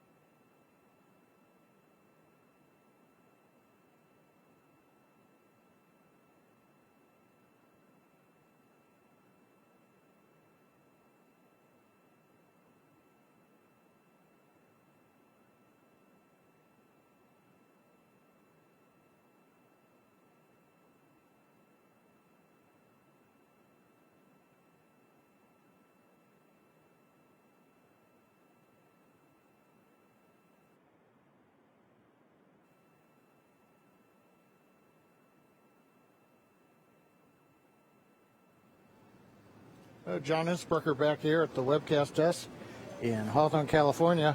We've got another camera up, and you can see the side-by-side view on the monitor. Astronauts Bob and Doug inside, waiting for the hatch to come open. We're still in the middle of a equalization step.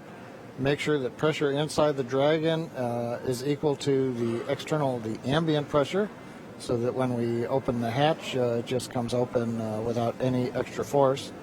You can also see the SpaceX team is up alongside the capsule. They are removing essentially the thermal protection devices. You know, for example, if you have a door handle on your automobile, if you're going to have to re-enter from outer space, you're going to have to put a small heat shield over that door handle. Otherwise, any kind of protuberances, cavities could be subject to burn-up. So they have to take their time, make sure that we get all of the thermal protection safety devices off, so that they can then get access to the mechanism to go ahead and bring the hatch open. So what you are watching right now on the left monitor is the egress team going through the steps. This is typical. We're not hearing any chatter over the pad net that they're having any problems. They just take their time and make sure that everybody's ready to bring the hatch open when they finally get there. So currently we are T plus 1 hour and 11 minutes or so since the planned launch. Obviously, we're still on the ground as we're going through the post-scrub operations to bring astronauts Doug Hurley and Bob Behnken out of the capsule. And you can see now hatch is coming open.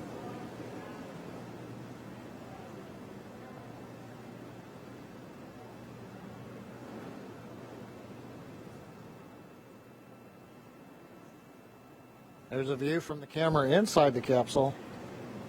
You can see the hatch area. Crew gave a quick wave to the ground crew when it came open.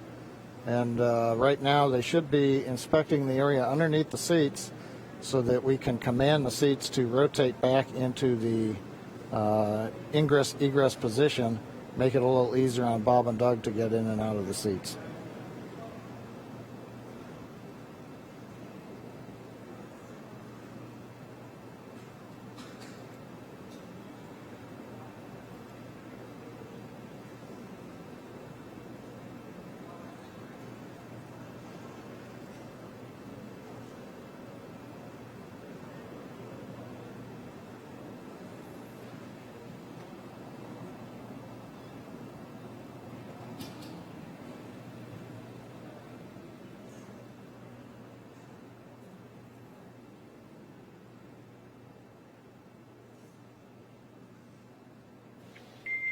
Dragon SpaceX, just for awareness, they have a few more steps in their procedure, and they should be calling to us for seat rotation shortly.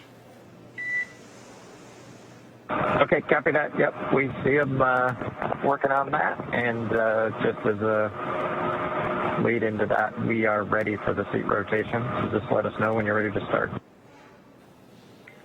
We'll go.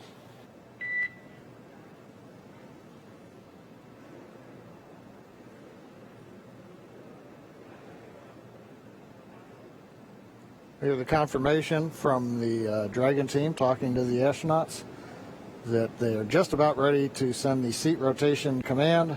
Again, the ground crew is verifying, making sure that none of the cargo that's packed in Dragon underneath the crew, nothing is in the way, nothing came loose.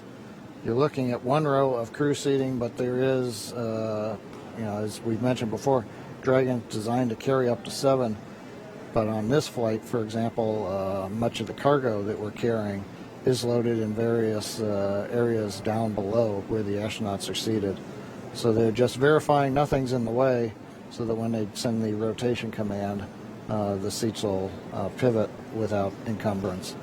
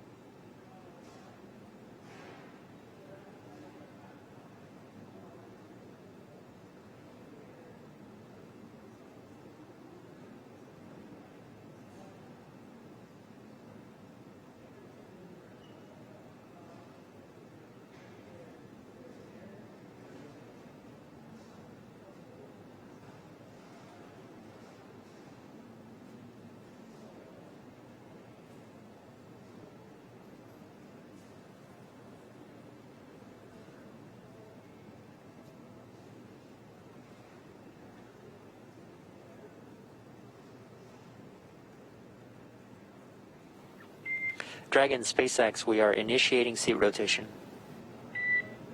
Dragon copies, we're ready.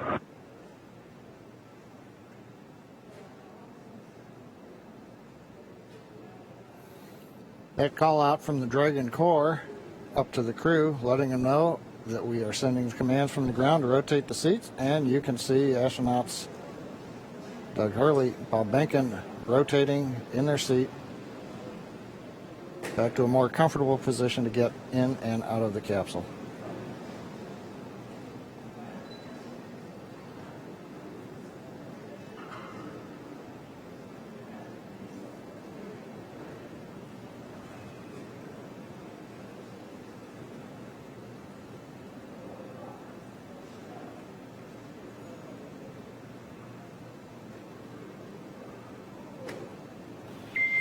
Dragon SpaceX, seats are upright. Thanks for the valiant effort today, helping us test our scrub timeline, and we'll see you Saturday. Yeah, we appreciate those words. Everybody did great today. It was a great practice, and we'll do it again on Saturday. Everybody stay safe, and we'll talk to you on the loops. Likewise. Well, Dan, we've heard it. They've got rotated. The hatch is open. The ground crew is going to work to get the astronauts out. The SpaceX Dragon team, like the SpaceX Falcon 9 team, is going to be coming off of console now as we turn it over to the folks on the pad. So while we didn't launch, it was a pretty good countdown and scrub sequence. So we've got that good lesson learned under our belt. We look forward to Saturday having even better results when we get close to T0. That's right. Always great when we don't have any issues with the capsule or the rocket, which we didn't today. Just had to fight that weather. And we'll be doing the same on Saturday. We are looking at about a 50% probability of violation. That's about where we were today. We did see it was all just a matter of trying to line up correctly. And didn't make it today, but we're going to try again on Saturday. Right, and it sounds like we were just about half an hour away from making the launch attempt today with weather, with 50% weather chance on Saturday. Hopefully we have a better day at T0 for liftoff. But we're definitely going to all be back. Jesse, myself, and John I will be here in Hawthorne to take you along every step of the way. We hope everyone else tunes in also, because this is really going to be a monumental moment. We're now going to look towards Saturday for America once again launching U.S. astronauts on American rockets from American soil. With them getting out of the capsule, though, that's going to do it for us here at Hawthorne. We're going to send you back down to Florida for one last check-in with our teams there. So over to you, Marie, Lauren, Leland, if you're still sticking around, and we're going to be looking forward to Saturday. All right, thanks a lot, Dan. Yeah, we're just all sitting here. We watched Bob Behnken just climb out of his seat. Looks like he is out of Crew Dragon now, and Doug Hurley following suit. No pun intended. There we see Bob in the foreground and Doug climbing out of Crew Dragon in the background. Pad closeout team looks like helping them out. So any minute they're going to be basically just reversing course, coming back the way from whence they came. Leland, I know you had a scrub years back. Yeah, Marie, in 2008, we were having breakfast. I never scrubbed while I was in the vehicle, but we were having breakfast, and we got a call from the flight director saying that we had these engine cutoff sensors that were bad. 2 were bad, and the flight rules say that you should have to have 3 of 4 to fly. And so we all said we're not going to fly unless we have them. And I think we all need to know that the flight rules are there to protect, our astronauts and their families. And we got very close today. We sometimes get that launch fever that we want to go ahead and just try it anyway. But we have these rules for a reason, and it's really important to stick to the rules, even in the heat of battle, even with dignitaries here. It's just the way that we have to do it as operators. It's also a good wet dress exercise. Went through, exercised all the systems nearly to T0, which is incredible. I believe this may have been the first time Bob and Doug are sitting on top of in our vehicle with a fueled rocket. So that's pretty cool. For sure. Closing the hatch, exercising the environmental life support systems, doing that flight leak check. I mean, all of this is a ton of learning that came out of here, even if we didn't ultimately go to space today. Absolutely. So we're getting a cool view that we wouldn't have seen if they'd launched. They're making their way back down the crew access arm. And they are going to be turning the corner there, heading to the stairs that are going to take them down to the elevator. Passing the worm. Passing the worm. So, yep, they're heading down the stairs now. It's going to take them down to the 255-foot level, and then they're going to be getting in the elevator, take them down to the ground level. And we'll do it again on Saturday. It's actually very reassuring that all systems were go. You know, there was no problems with the vehicle at all, as you said, and it was just some weather. And I think if we have that same performance on Saturday, and the weather gods give us some good juju there, we'll be good to go. Yes, please. I mean, we were so close today. It hurt my heart. If we had 10 more minutes, it sounded like we probably would have made it, but just was not to be today. And of course, we're going to always do what is the safest thing for the crew. And as they head into the elevator there, we do want to go over to Operations and Support Building 2 now, where the NASA Administrator Jim Bridenstine is standing by. He would like to provide his own thoughts now. We'll go to him. Well, thank you, Marie. I know there's a lot of disappointment today. The weather got us. But I also want to say it was a great day for NASA. It was a great day for SpaceX. I think our teams worked together in a really impressive way, making good decisions all along. So here in this particular case, we had just simply too much electricity in the atmosphere. There wasn't really a lightning storm or anything like that, but there was a concern that if we did launch, it could actually trigger lightning. And so we made the right decision. We had the parameters set ahead of time. The teams worked together, and in the end, the right decision was made. I will tell you, I've done a lot of interviews over the last 2 days, and in those interviews, I get asked over and over again, is there undue pressure here? People say to me, with all of the attention of the world on this launch, with all of the VIPs coming, are you going to feel pressure on this launch? And I will tell you, as I've told our teams, under no circumstances should anybody feel pressure. If we are not ready to go, we simply do not go. And I will tell you, I am proud, so proud of our teams working together to make the right decision in this particular case. We have a lot to look forward to. In just a few short days, on Saturday afternoon, we're going to do it again. Here's what we know.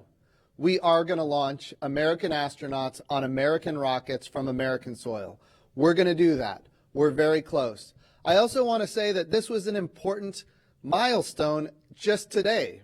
We did a wet dress rehearsal. We haven't done a wet dress rehearsal with our astronauts full gear before. We've done a dry dress rehearsal. Now we've done a wet dress. So we learn a lot every time we do these things. This is no different.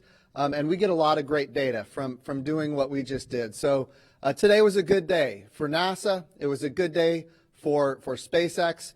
And we've got a lot to look forward to. So I want to say congratulations to both of the teams. And let's go get this done. I know we're up for it. Saturday is going to be a great day. And here we go again. So thank you to everybody for all the great work. Marie, back to you. All right. Thank you so much. Those were some great insights from Jim Bridenstine, the NASA administrator. The crew's making their way back to astronaut crew quarters, where they're going to remain in quarantine until Saturday. They've been in quarantine for 2 weeks, and there they will stay to keep them safe and healthy for our next launch attempt. Again, we had to stand down from launch today because of unfavorable weather conditions around Launch Complex 39A, but we're going to be ready to do this again Saturday, May 30th.